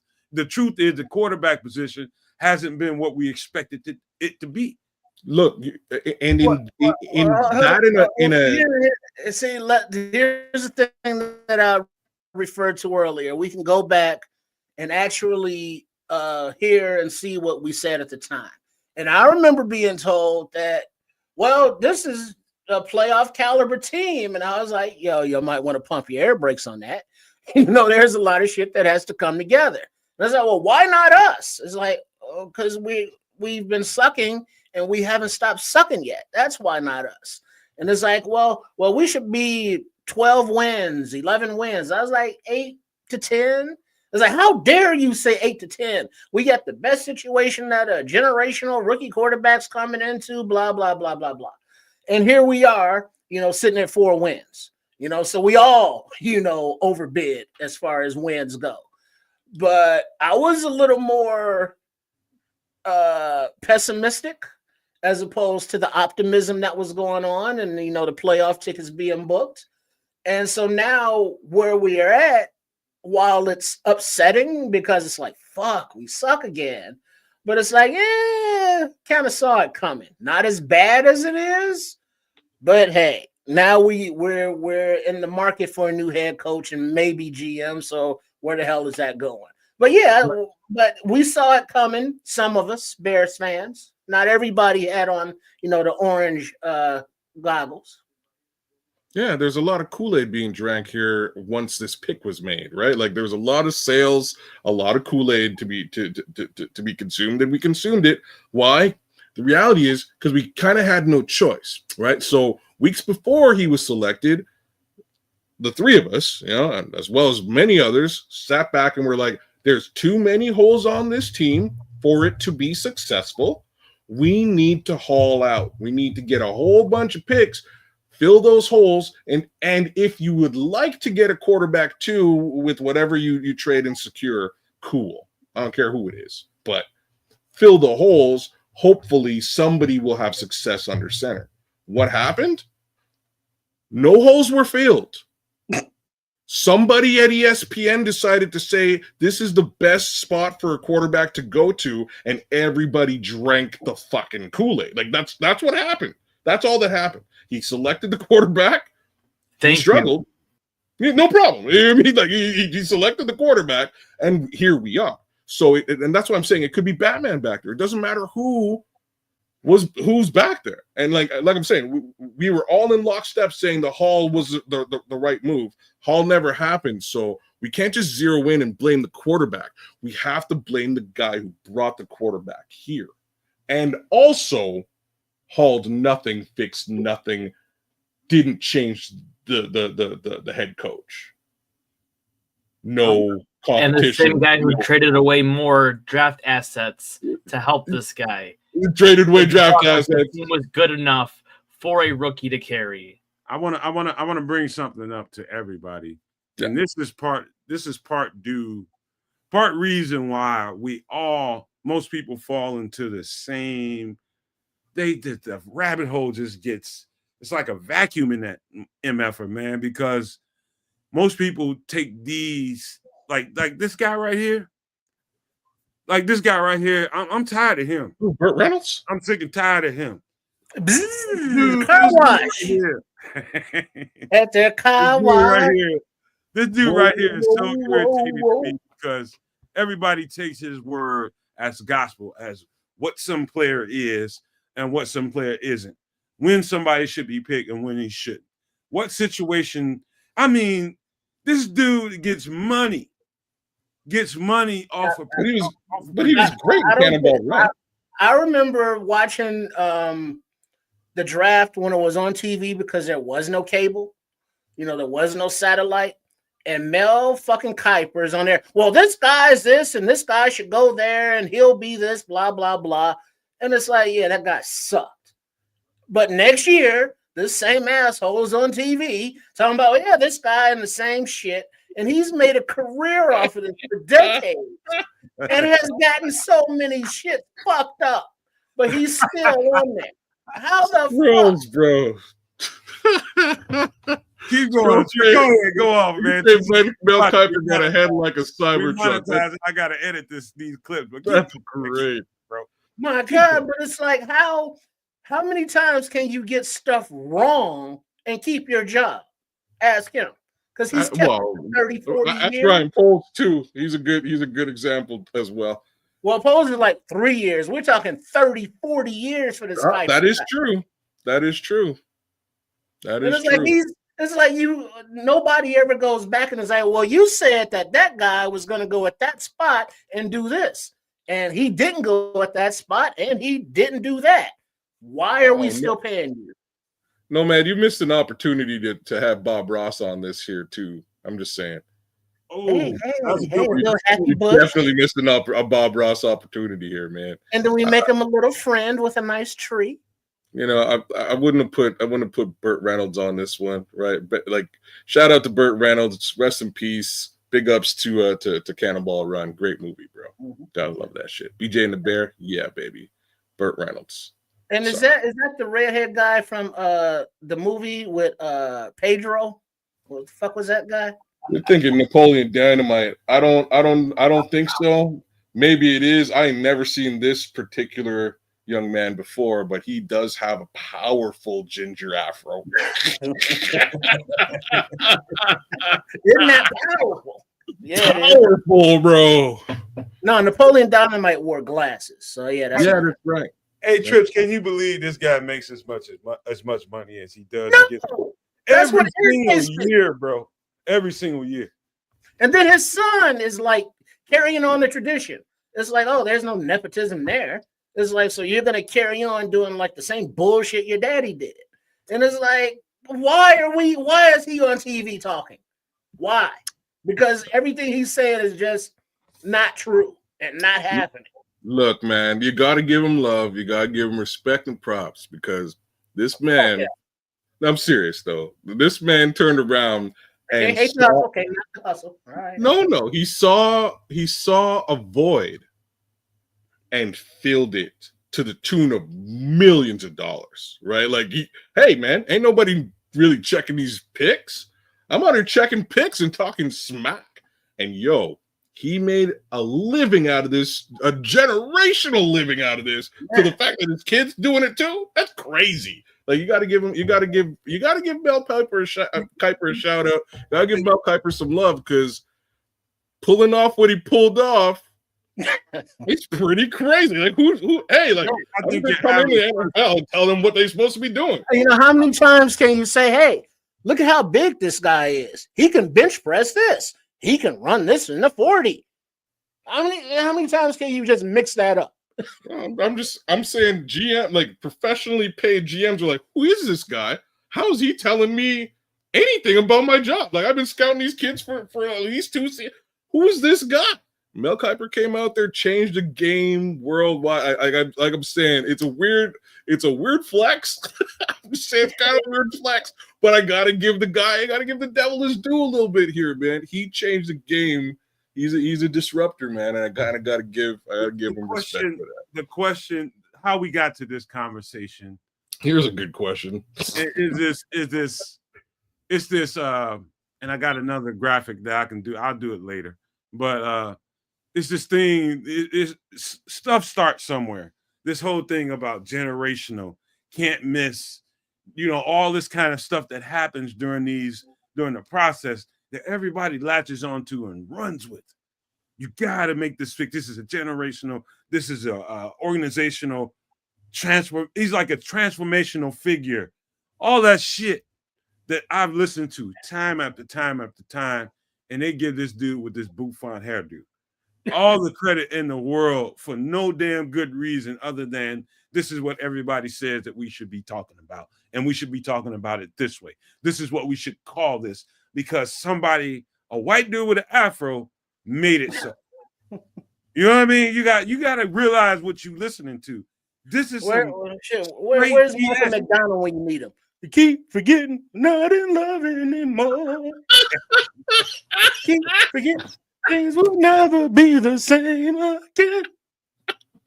Man, oh, we went with the Michael McDonald too. That's great. That's great. It is absolutely ridiculous that people keep falling into this crap every single solitary year. I get to thinking about some of the quarterbacks that I've heard this guy called generational over the years. Some of the guys I can think about. I think Matt Leinart was one. I think Sanchez was another. And this is Johnny Football. Was he? Yep. Was he? Johnny Football was definitely a generational product. You know what I mean? Like, it's. Anyways, like I don't. Only to people like Skip Bayless. But he is a person like Skip. Like Mel Kiper's definitely that kind of guy, right? There's guys who are just going to form their opinions and speak it into existence.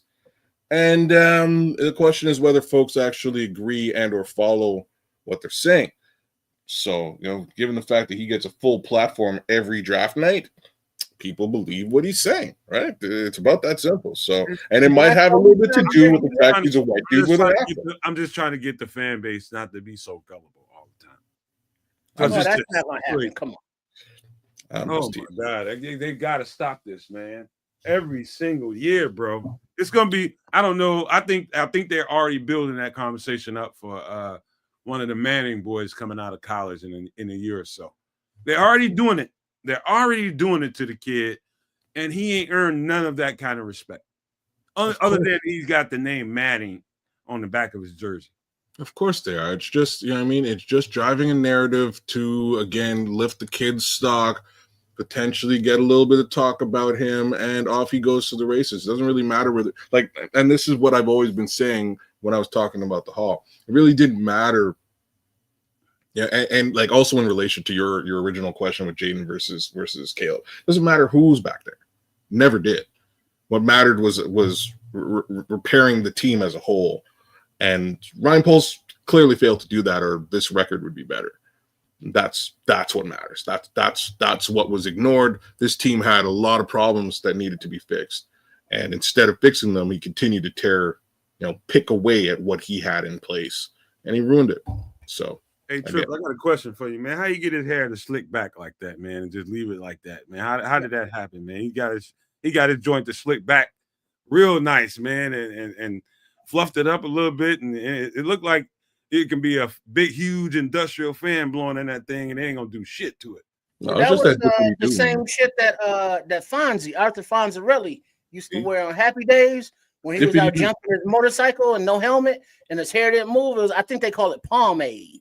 I think that's what they call it. Okay. Pomade. Back in the day, yeah, pomade would work. I just think it's that dippity doo, man. I think he's rocking a dippity doo. That's my guess. Dippity doo, huh? Yeah, that's my guess.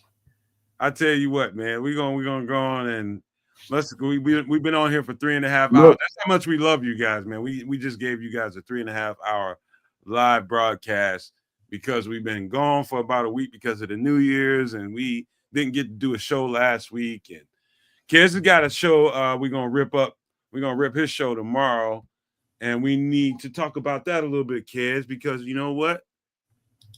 Superflex is real, and we do that stuff, man. So holler at the people about it. So look, I'm going to do this, but I need to do two other things before we get the hell out of here today. So Superflex, we're shutting things down. Season's over. There's been winners. There's been winners in all the fantasy football leagues, more or less. Championship week was this week. Things are a little bit crazy, obviously, with Christmas and New Year's and alcoholism. So, you know, we took a little bit of a reprieve, but we're going to do the darn thing there tomorrow. Regular Superflex time, 6 Central, right? 7 Eastern. We'll do the darn thing. We'll have a little conversation. We'll show you who won in the leagues that are out there and why they may have won. And we'll shut her down for a season and start her back up again, in a year's time.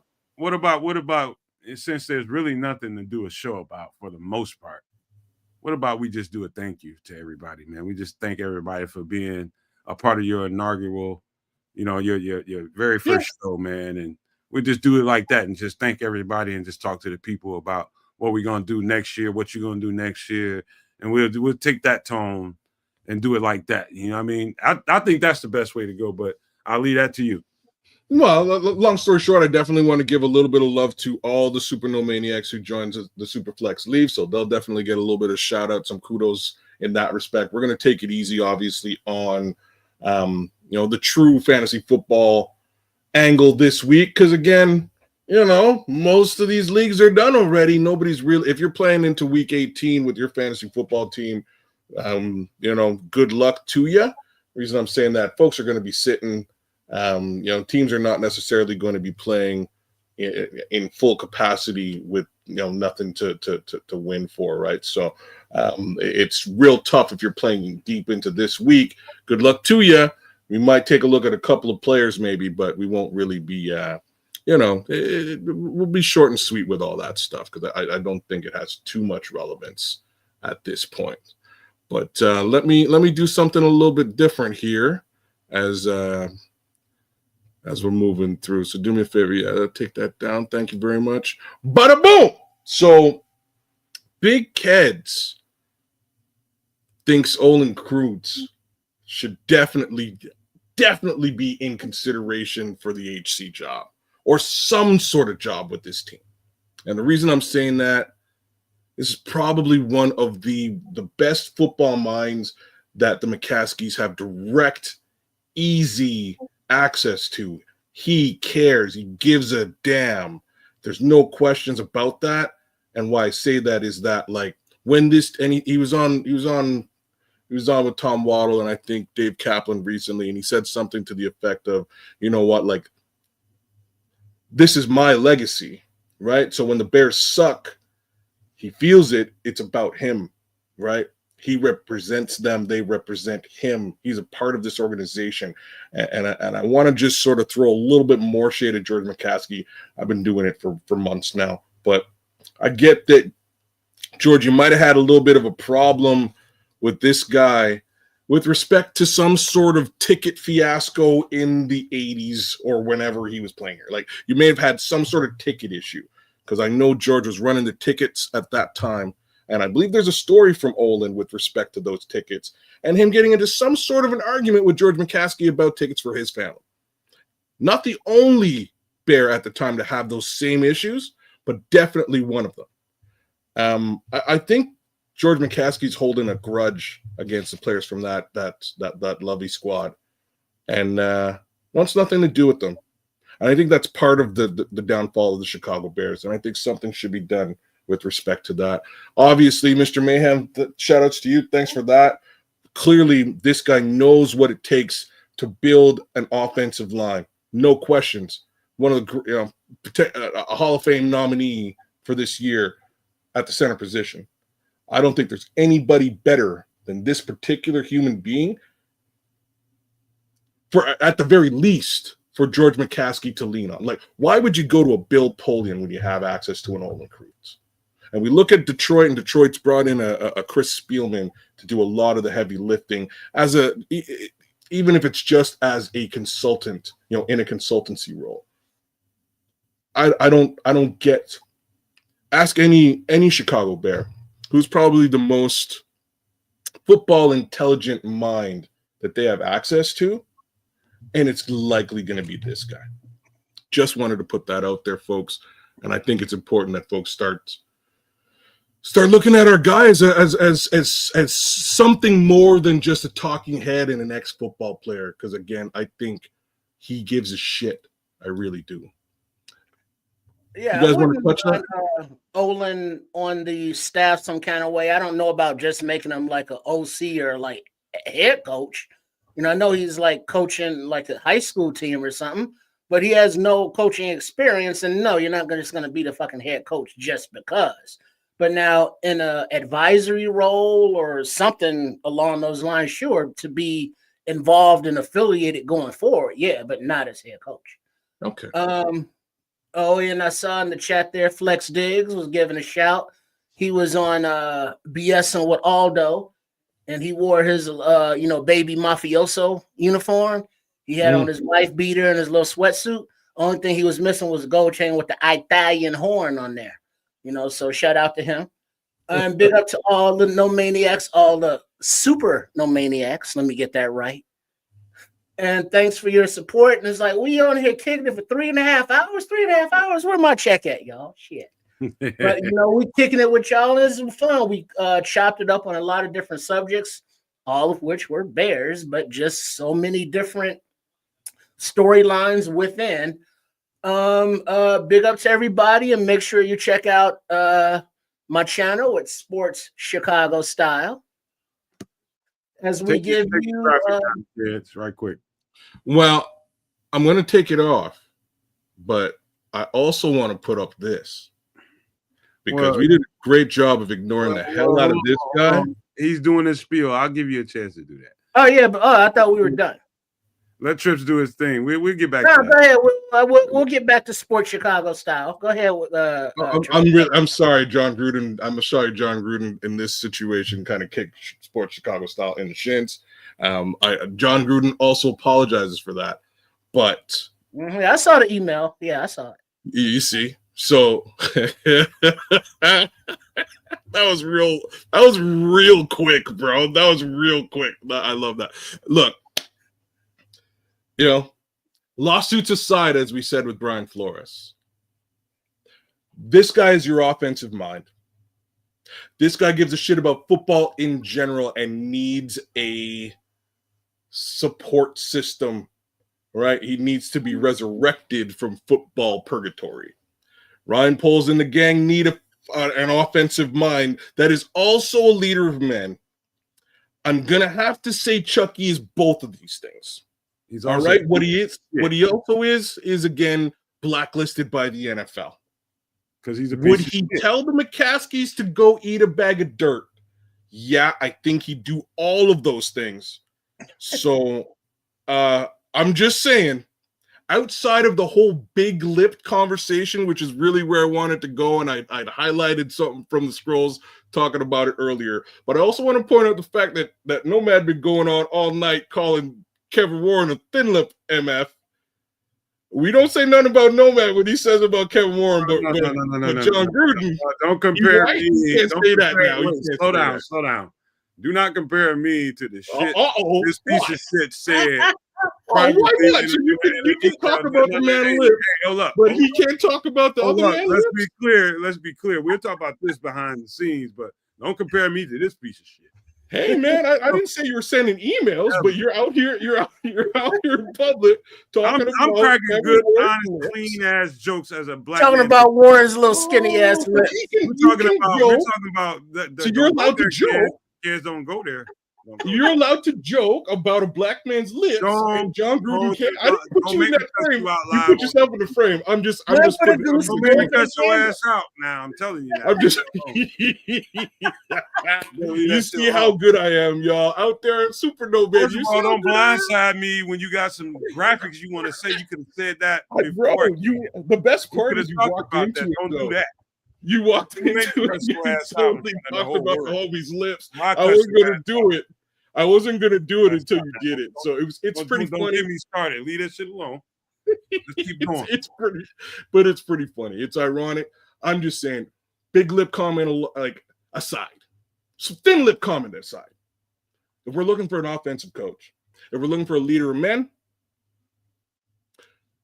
this guy can do both of those things, and he'll also tell the McCaskies to go pound sand.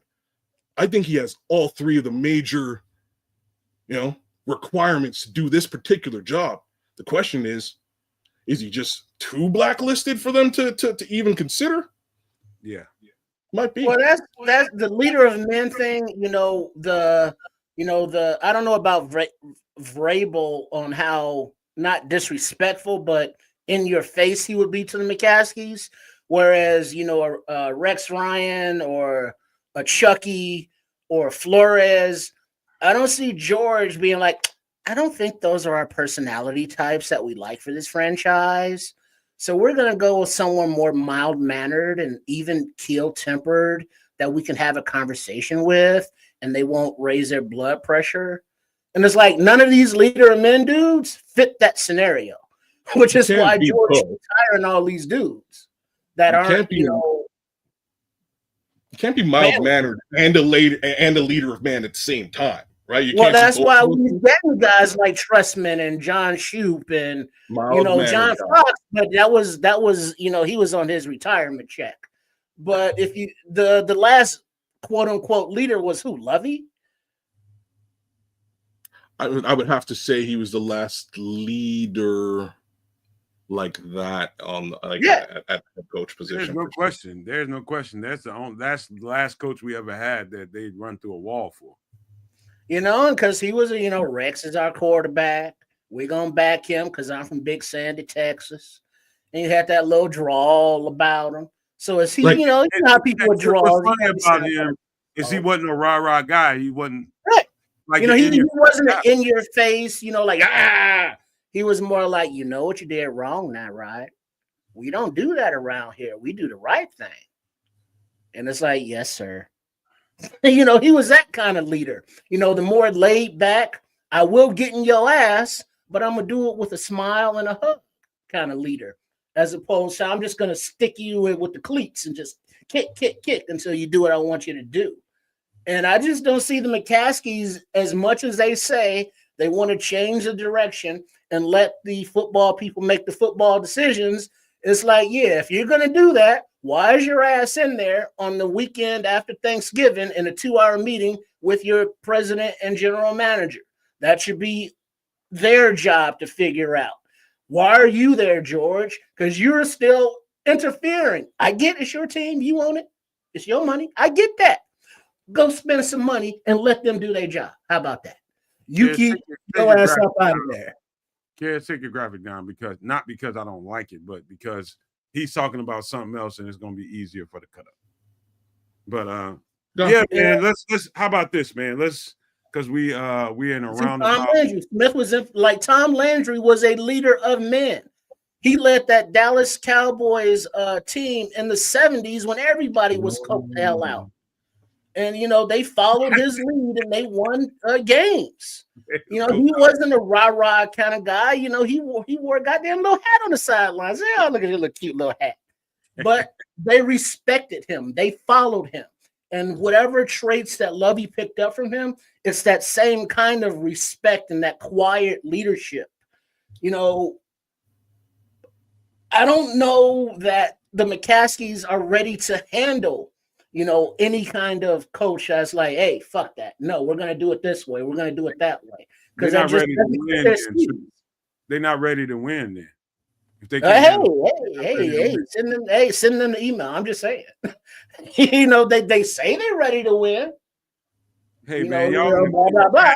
In the chat, please watch your language, man. Y'all chill out with all that craziness, man. Now I don't want to have people banning people and putting folks in timeout. Come on, we grown ass people. Lead the politics and name calling, all that shit. Take that shit to some other show, some other podcast. We don't do that over here. We respect each other now. And I expect you all to come in, whoever comes into the show, to adhere to those rules, man. We respect each other. All that name calling, man. We don't need to do that. Is the Chicago Bears the only franchise without cheerleaders? That's weird, man. You know what? I don't understand that, bro. That's a conversation. Now we've been going on for 3 hours and a half and some change, but that's weird that you even brought that up, Trip, because I don't understand that. Why we don't have cheerleaders. That must have been something that happened really, really bad with the Honey Bears back in the days, that they were just like, we need to just eliminate the cheerleaders altogether. Right, they all gotta go. Like, what else can you come up with as a reason to why would you just eliminate cheerleaders altogether for your team? It can't be a check, because they ain't getting that much. I mean, from like the little peewee leagues at 9-year-olds, I was out there watching my nephew play, you know, helping them, you know, videotaping and stuff. They got cheerleaders.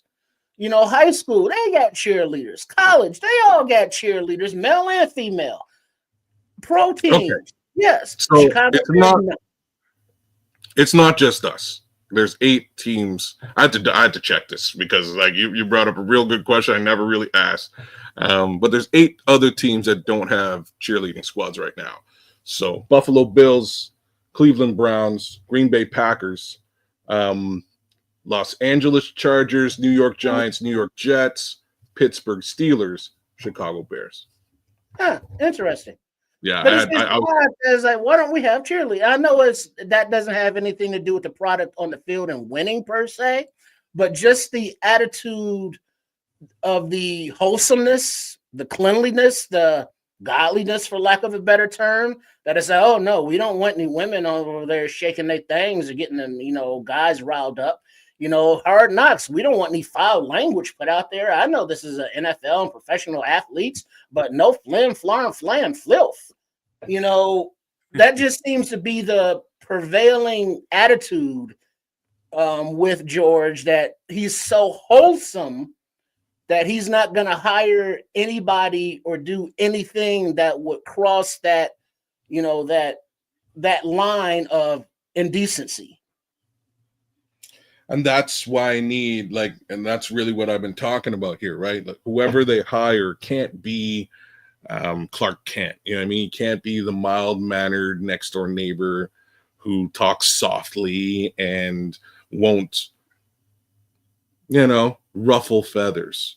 We need Stone Cold Steve Austin. You know what I mean? Like, we need somebody to come in the hell yeah,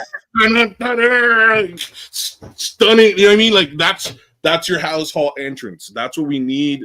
We can't survive without somebody who's going to kick ass and take names, man. But so we need cheerleaders and call them the mama bears. I'm down. I like the honey bears too. It can be about that. Scrolls and get your girl to spank your ass, because you a bad boy. Yeah, a bad boy.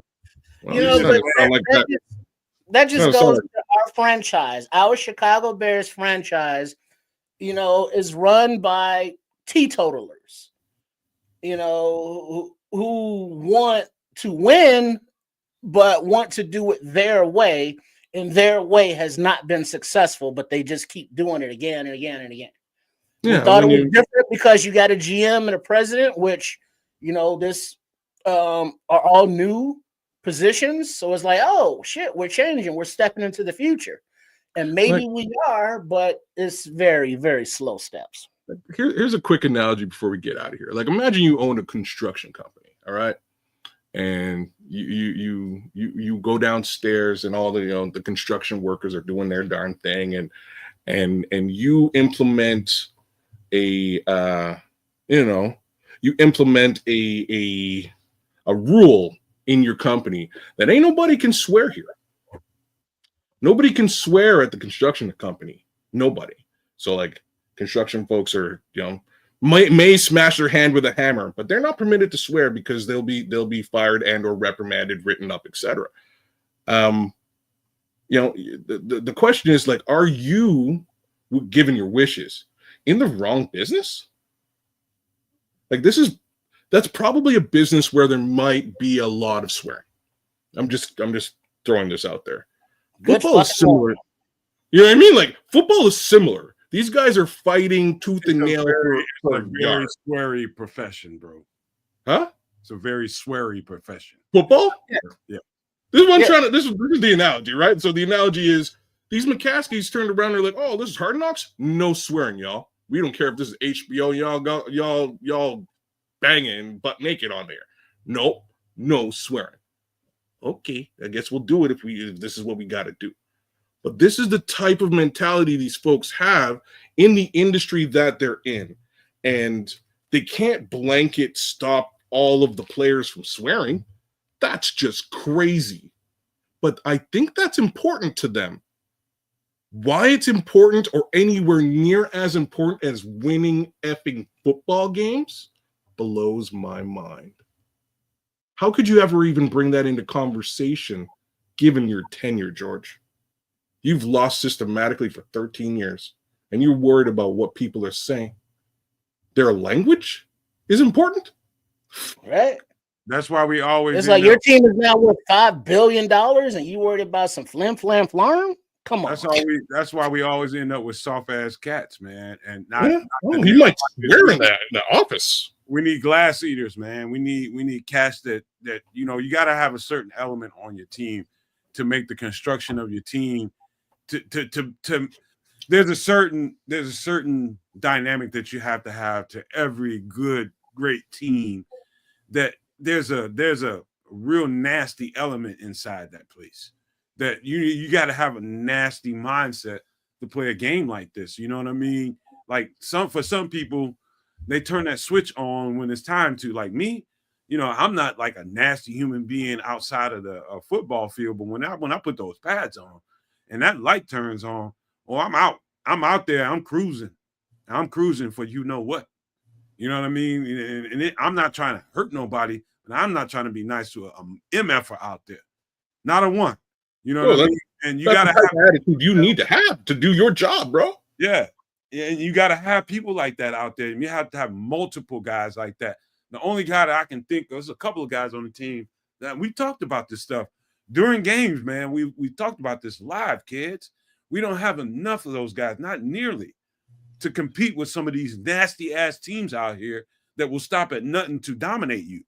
It's so funny, right? Like as messed up as of a season as 2024 was for Tyreek Stevenson, that's kind of what we're talking about. You kind of need a jerk sometimes. And especially in this head coaching situation, we might need a jerk. Maybe this guy's a jerk. We need multiple jerks, kids. We need multiple jerks. Like Tyreek is, he probably feels like he's out there by himself. Nobody besides him, DeMarcus Walker, and Kyler. Kyler can get nasty when he wants to, but everybody else is just like, I'll give some credit to TJ. TJ Edwards is nasty when he wants to be. He's just a nice nasty. That's why I would call him nice nasty TJ, because he's just a nice guy, but he's nasty when he puts the pads on and when he's in play. You know what I mean? We don't have enough of those guys. And to be great and to really, really dominate teams, you have to have a certain amount of that on your squad, or it don't work. It's just you got a bunch of choir boys that's really passive and be like, okay, this is just part of the game. This is not going to work, man. And that's why I put a lot of those graphics up there, because there's people like Ron Rivera. There's people like Rex Ryan that really understands what I'm trying to say here, is that you need a certain nasty piece of shit on your team, just to get the job done. And at least a few of them on the offensive line. Huh? And a few of them on the offensive line. Oh, yeah, definitely there. Definitely in the trenches in particular. Definitely in the trenches. That's what we missing. Because I know that players get beat. Okay, fine. And you give up a sack offensive line wise. But I didn't see any offensive linemen like, hey, get off of my quarterback. When sackers were taking liberties and laying on Williams or, piling up or celebrating over. Yo, I know you gave up the sack, but don't let them celebrate on your quarterback. Get those motherfuckers off. Let's go. You know what, Trish? I'm glad you brought that up because that's something else I meant to mention while we had that graphic up. That's another thing that's alarming to me about Caleb Williams. Nobody is there to pick him up off the ground, and you know what that means, Trips. You know exactly what that means, and we can't be scared to say it. When you don't see the offensive lineman rushing to pick up the quarterback, what does that mean to you? I mean, they don't like him. They're not going to his birthday party. Mm-hmm. And this, man. So just little interesting things, right? I didn't want to go. I thought we were ending the show. I didn't. I didn't think we were going. Here we are. Here we are, man. Here we are. So very recently, I'm trying to think what it was. Oh, it was Thanksgiving, and Keenan Allen was on a show. I think he was on the Mercedes Lewis show with Dave Kaplan. I think it was. But Keenan Allen was on one of these shows, and he was just happened to say, "Hey," they were like, "What did you do for Thanksgiving?" And Keenan was like, "Yeah, well, me and Rome went to Caleb's house and we kicked it. We had some dinner and it was cool. We hung out." I was like, "That's cool, but just you? Where DJ at? Where's Where offensive line at? How come you don't have your offensive line out there kicking it with y'all breaking bread? These are the people who should be important. You know what I mean? They should be very important to you, and you should be breaking bread with them." I just found it a little bit weird to hear that again. He didn't, and maybe they had other plans. I don't know, but I think there is a little bit of love loss on this offense. I think some is on the offensive line, and I think the tight ends don't like him either.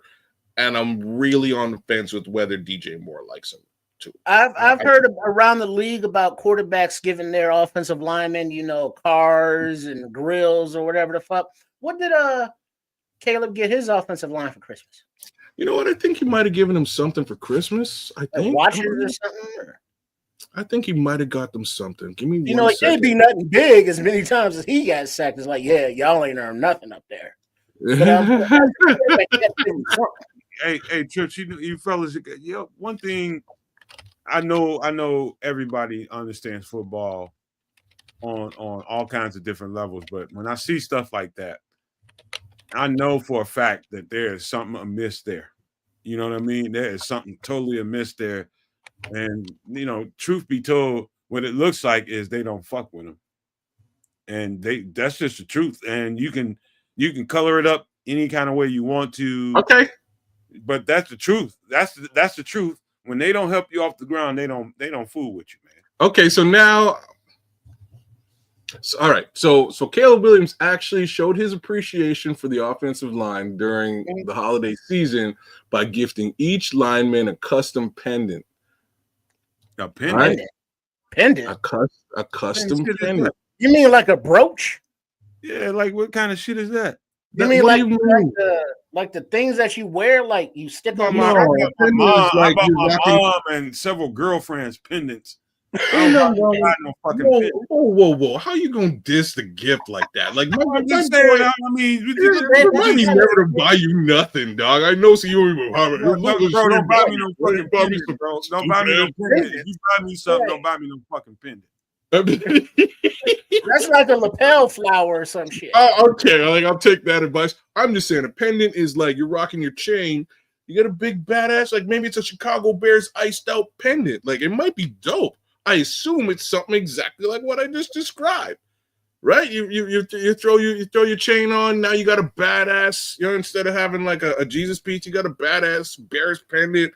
from the QB, like it's probably badass. Oh, so you got Now, some bling, bro. Okay. I buy my They girlfriend. still left his ass on the ground after. I buy my girlfriend's pendants on their ankle. I bought several girls that I had ankle chains, and they had pendants. Like a tip. And they had pendants. What are we doing here, bro? What were we talking Yeah, about? that's little decorative jewelry things. Don't buy him jewelry. Don't buy me no pendant, man. You buy me I don't think men should buy other men jewelry. That's not hell no. So now there's that. Now again, very important. They left his ass on the ground right after that. So just keep that in mind. I'm not sure if the gift landed, but I'm just saying he did do something. Real talk. I would be a little bit weirded out. Like I never had a man bought like my daddy bought me a chain when I was a kid. Like I never. What is this jewelry shit? What are we doing here? What is it? Chains and shit, man. The pendants, man. You got me off with that, man. I ain't gonna even lie to you, man. I think of that kind of shit, man. Like I bought many females that I, really cared for over the years, man. A lot of pendants, man.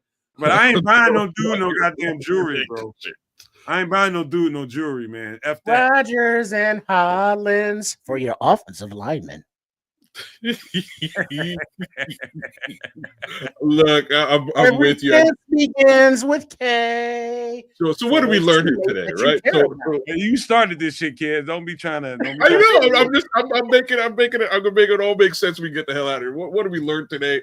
Don't buy your offensive lineman pendants. Definitely don't buy a Nomad a pendant for sure. No, don't do that. Men buying men jewelry might be a little bit weird. I don't think Caleb Williams' offensive line particularly likes him, or they didn't like them gifts. Maybe Rex Ryan, maybe Ron Rivera. Kedz likes John Gruden, and fire fucking Ryan Poles. So that's where we're at. Let's call it a day. There you go. Yeah, Rex Ryan, he's buying all toe rings for the ladies. But yeah, Sports Chicago style. Make sure you all subscribe, like, and watch videos, all that good stuff, and all the social medias. Shout out to Coach Tripping, Chef Trips, and Trip. That's the crew. That's how we get down. What's up, ladies? How y'all doing?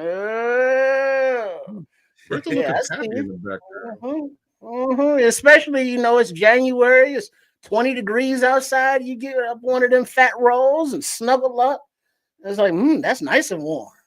Yeah. Too big ass. Then look at the old vet over there, little tiger outfit on. She was all blue eyed soul back in the day. She got some roast beef jumping off. Definitely roast beef jumping off. Hey man, I'm bringing some Hall & Oates, man. This time of year, this time of year, kid. This time of year, you might think twice about that big motherfucker you ran into at a Walmart that's trying to get cute with you at the cash out line and shit. Man, everybody's got to stay warm in the winter. You gotta smell good. I'm gonna smack it right that wave in. See. You gotta smell good with your big ass. What you cooking tonight? Yeah, because I know you cook, because I know you hungry, and I know you got some good ass snacks at the crib too. Hey, I promise I'm gonna make you another graphic that displays all your creativity. But I get you in privately, man. Get you some other pictures out there so I can make some better graphics. Oh yeah, that's what. Right. All on it's display. All good. It's all good because people know how I be getting down, and they know I ain't right half the time. But it's all love because the Nomaniacs, Bears fans, non-Bears fans, Don motherfucking Bird, yeah, we see you. Whoever the case may be, it's all love.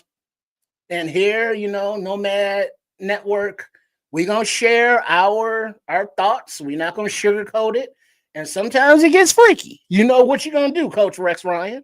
I like that. I'm kind of feeling that right now. Yeah. Rex Ryan, huh? Yeah. All right. So, one other thing that I want to mention before we wrap it up and do one more little toss around, Kedz, and give his shout outs and do all that. But one thing I want to mention that something happened over the weekend that I wanted to mention to the No Maniacs so that everybody understands what we have going on. One of our favorites, man, Minister Charles just started his YouTube channel. And sure. I'm for the air Kedz out, man, because Kedz, I need you to help me now. I need to help get Minister Charles what he needs. I'm doing the very best that I can with what I can do, and that's on the graphic side of things and making sure that his imagery is right. But Minister Charles, one of our members, one of our valued people over here, started a YouTube channel, and it's about stroke survivors and the trials and tribulations of what he goes through and everybody's testimony. He's going to attract a whole bunch of people to that page and that channel to talk about these things and have these conversations, because it's not only the individual that's gone through that. It's everybody surrounding him, the people that he loves, the healthcare workers that come and make sure that he's cared for, and all the stuff that they have to go through, man. It's a comprehensive situation that everybody listening to my voice right now, I think either knows somebody or has heard of somebody that's going through this and has had trials and tribulations. I know people, you know what I mean? So it's not new to me. And so I would encourage everybody to check Minister Charles's channel out and go subscribe. Do what we do over here at the Nomad Network. We take care of each other. We make sure we flow to each other's stuff, and whoever's got whatever going on, make sure you go over there to No Days Off. That's Minister Charles's YouTube channel, and subscribe to his channel. Help him get started. We're gonna do everything I know we can over here. And I just air Kedz out because I just want to. He's an IT guy, and I want him to help Minister Charles get his shit going the right way, and I know he will eventually. Look, Minister Charles, holler at me if you got me on Twitter at the very least. It'll be a little bit easier for me to try and link up with you directly. We'll figure things out as far as that goes. This will be really cool. Again, sorry I couldn't link up when you asked, but again, we're talking in the middle of holiday season, man. My last week's been super touch and go, just as it stands. But things are a little bit easier to manage now. So holler at me. I'll do what I can for you, bro. But the rest of y'all, I know this is a little bit stroke survivor specific.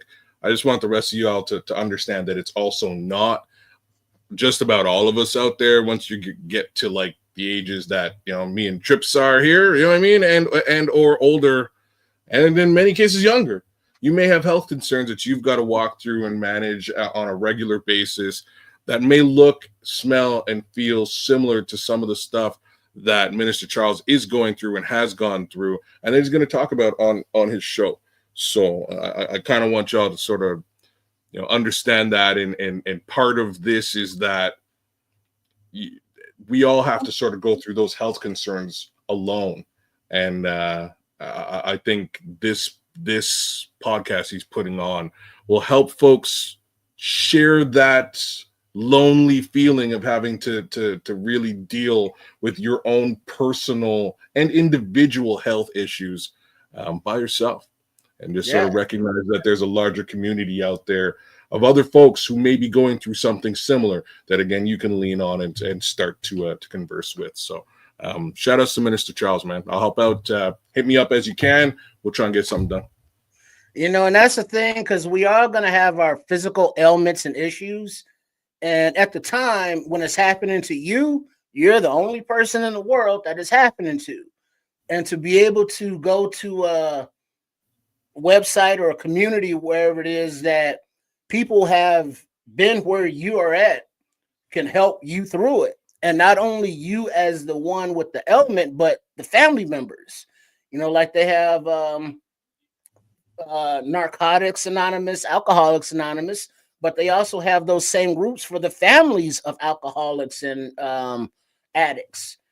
Family groups, communities of stroke survivors or whatever the ailment may be, because now you're dealing with this family member that you love and care about, and watching them, in the physical pain and the mental depression and pain and lashing out. It's like, hey, I'm only trying to help. Why are they mad at me? It's like, well, they're not mad at you. They're just mad, and you just happen to be there. So I think it's very commendable that you reach out to your community or join whatever community that is that we all have in common, because we all get the same shit in common. You know, it's not just a poor thing or a rich thing or southern thing or northern thing. It's a human body thing, and human body's frail, and you know, shit happens.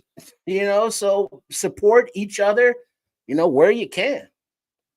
That is the God's honest truth, man. And you know, it's just, you know, we go through this life and we're so busy doing what we need to do in a day, and some of that is somebody living their lives with those blinders on, and you so focused on yourself. And there's a certain level of narcissism that is required as in this capitalistic society that we live in, that you got to focus on yourself and be worried about yourself. But there's also a world that exists where if you're the compassionate type, as I know everybody here is, you're going to look and see outside of just yourself and know when you can align yourself with something that can really help people, because before you know it, this is going to be you or somebody that you love. And you're going to remember this conversation that we're having right now and these statements that we're making right now. Man, don't ever hesitate to help. This is a help situation. And he's just trying to basically heighten awareness on there's a lot of people out here that's going through this stuff. And it's a lot of people that can help. They just got to know that they have the ability to help and be open to doing it. And I believe that's what it's all about in a nutshell. Just be willing to help when you can help. It could be a guy across the street or a lady across the street from you or down the street from you that's going through it, and you don't even know they're going through it. You see them out there in a wheelchair or struggling to get from the porch to their car. It's just all kinds of different things. As a human, hopefully you're aware enough to see that there's somebody out there always that needs your help. And I would just say that and leave it there before I pass it to Kedz for some pleasantries so we can close this thing up.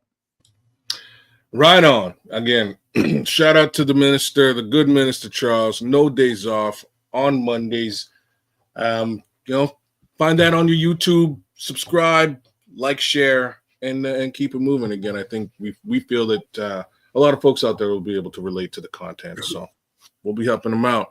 But just to give a little bit of love to those who love us. Big shout out to the homie 10 Bears. Good to see you out there in the chat there, brother. I haven't seen you in a little bit. You know, mad respect for the commentary you were providing today again in that chat. I'm a shout out both Chris Foster and Mick Foley, although I probably shouldn't. What I will say is, guys, we're doing a show and you can always just block each other, right? So just to put that out there, feel free. If you have an issue in the chat, block the guy you have an issue with, and you don't have to see their comments, and you don't have to business with them anymore. Saves us all sorts of hassle trying to fumble through and block and or ban either one of you, only for you to get back in shortly thereafter and for us to do it all over again. So Chris, Mick, if you don't like each other, it's cool. You don't have to. Just block the other guy and you're good to rock. Crimson, shout out. Mick Fact, MC Fact, shout out.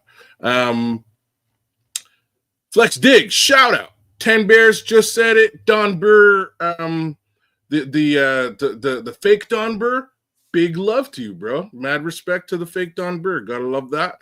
Mr. Mayhem, shout out to you. No love to the real Don Burr, who was definitely in here for a minute talking all sorts of trash as per normal. God, if they win the Super Bowl, we're going to have to just find this guy in Detroit. I'm just saying, like, we gotta find this guy and shut him up. I'm a Nancy Kerrigan his ass. You just crack him in the knee. I love it. I'll send you the baton to do it too, man. Jeff Galooly, yo. Jeff Galooly, that's the accomplice. I'll roll with you.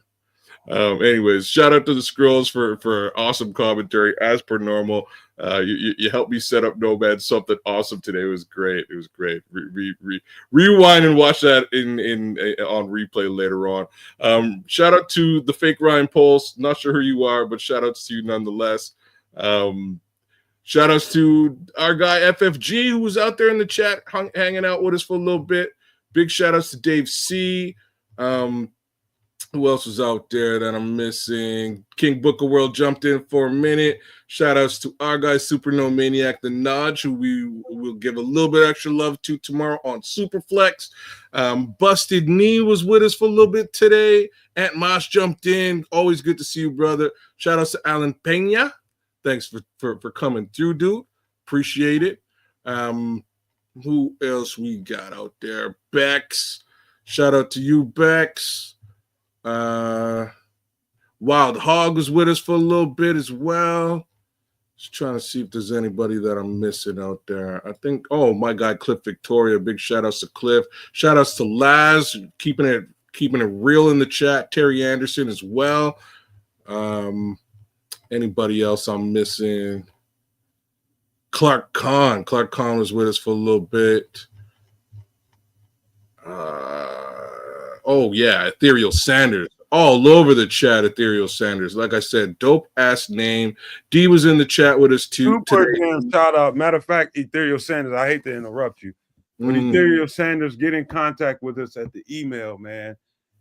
Contact the email, man, because I know if you got that much to say and that much clarity while you're doing the show and engaging in the chat, contact us, man. You probably should be on the show. Because he has some dope ass comments all night. You definitely did, and by all means, reach out to Nomad at. Do you wanna load up the banner? Here, let me load up. I can put it up. Go ahead and put it up. Okay. I'm trying to find. I put the graphic up. You don't have to put the. Oh, there you go. You okay, I got the banner anyways. Just don't forget when we get ready to close. Just take it down. Okay, remind me. Back to y'all. Who else is out there? Big shout outs to. I think that's about. Bear Truth 9 was with us for a minute today too. Shout outs to BT9, man. Always good to have you in the chat for sure. Black Rain was with us. Black Diamond, shout out. Anybody else? My guy Trax was with us for a little bit today. I know Trax had a show probably right smack in the middle of our show, so hopefully that went well, my dude. Gary Oz was with us for a little bit today too. First time seeing you in the chat there, Gary Oz. Big shout outs to you though. You were keeping it popping. My guy Crooked Commish jumped through. A couple comments out there. Shout out to you, Crooked, and the guys over at the clubhouse. Paul Rodriguez was with us. Damon Dice jumped in. Anybody else I'm missing? That should just about do it for the day. But yo, man, great episode. Louis Joyce, shout out to you. We basically covered the whole shebang as far as coaching is concerned. A lot of guys to talk about, a lot of potential out there. The question now is, will the Bears get it right? Shout out to Marv Tail. I think I'm pronouncing that correctly.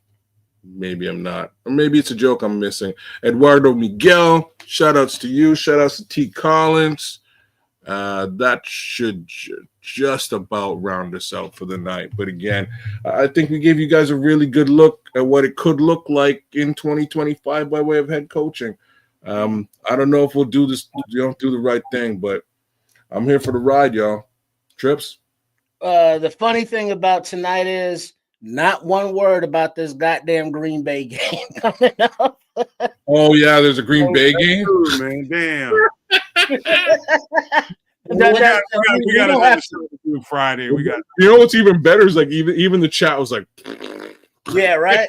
So I will give the obligatory FGB. It's out there. Oh yes, we keep it moving. Yeah. So we went through everything, but want to give a shout out to all the people that are in and affected by what happened down in New Orleans. If people hadn't heard, some asshole drove into, the crowd in the French Quarter down there. Yeah.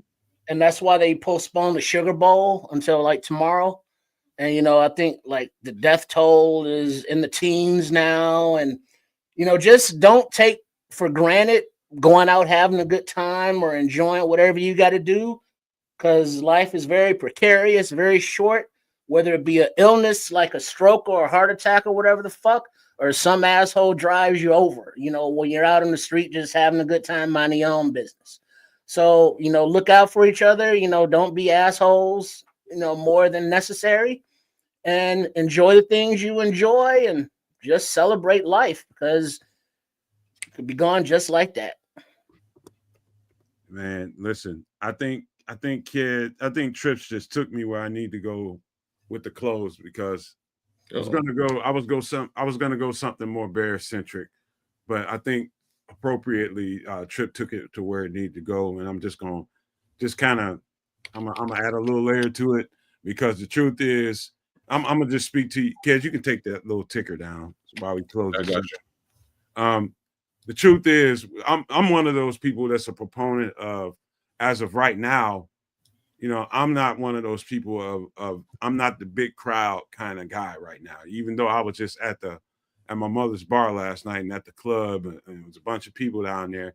I'm not typically the guy you would find in a big crowd right now for a whole bunch of different reasons. And what Tripp said kind of tease up what I had to say about that and being mindful about where you are and at the particular, you just got to understand the temperature of the world right now, not just the country, but the world. You know what I mean? We're at a very, very precarious place. You know what I mean? And it's a whole lot of politics in it and just religious stuff that I choose not. And I'm pretty sure everybody is cool with that.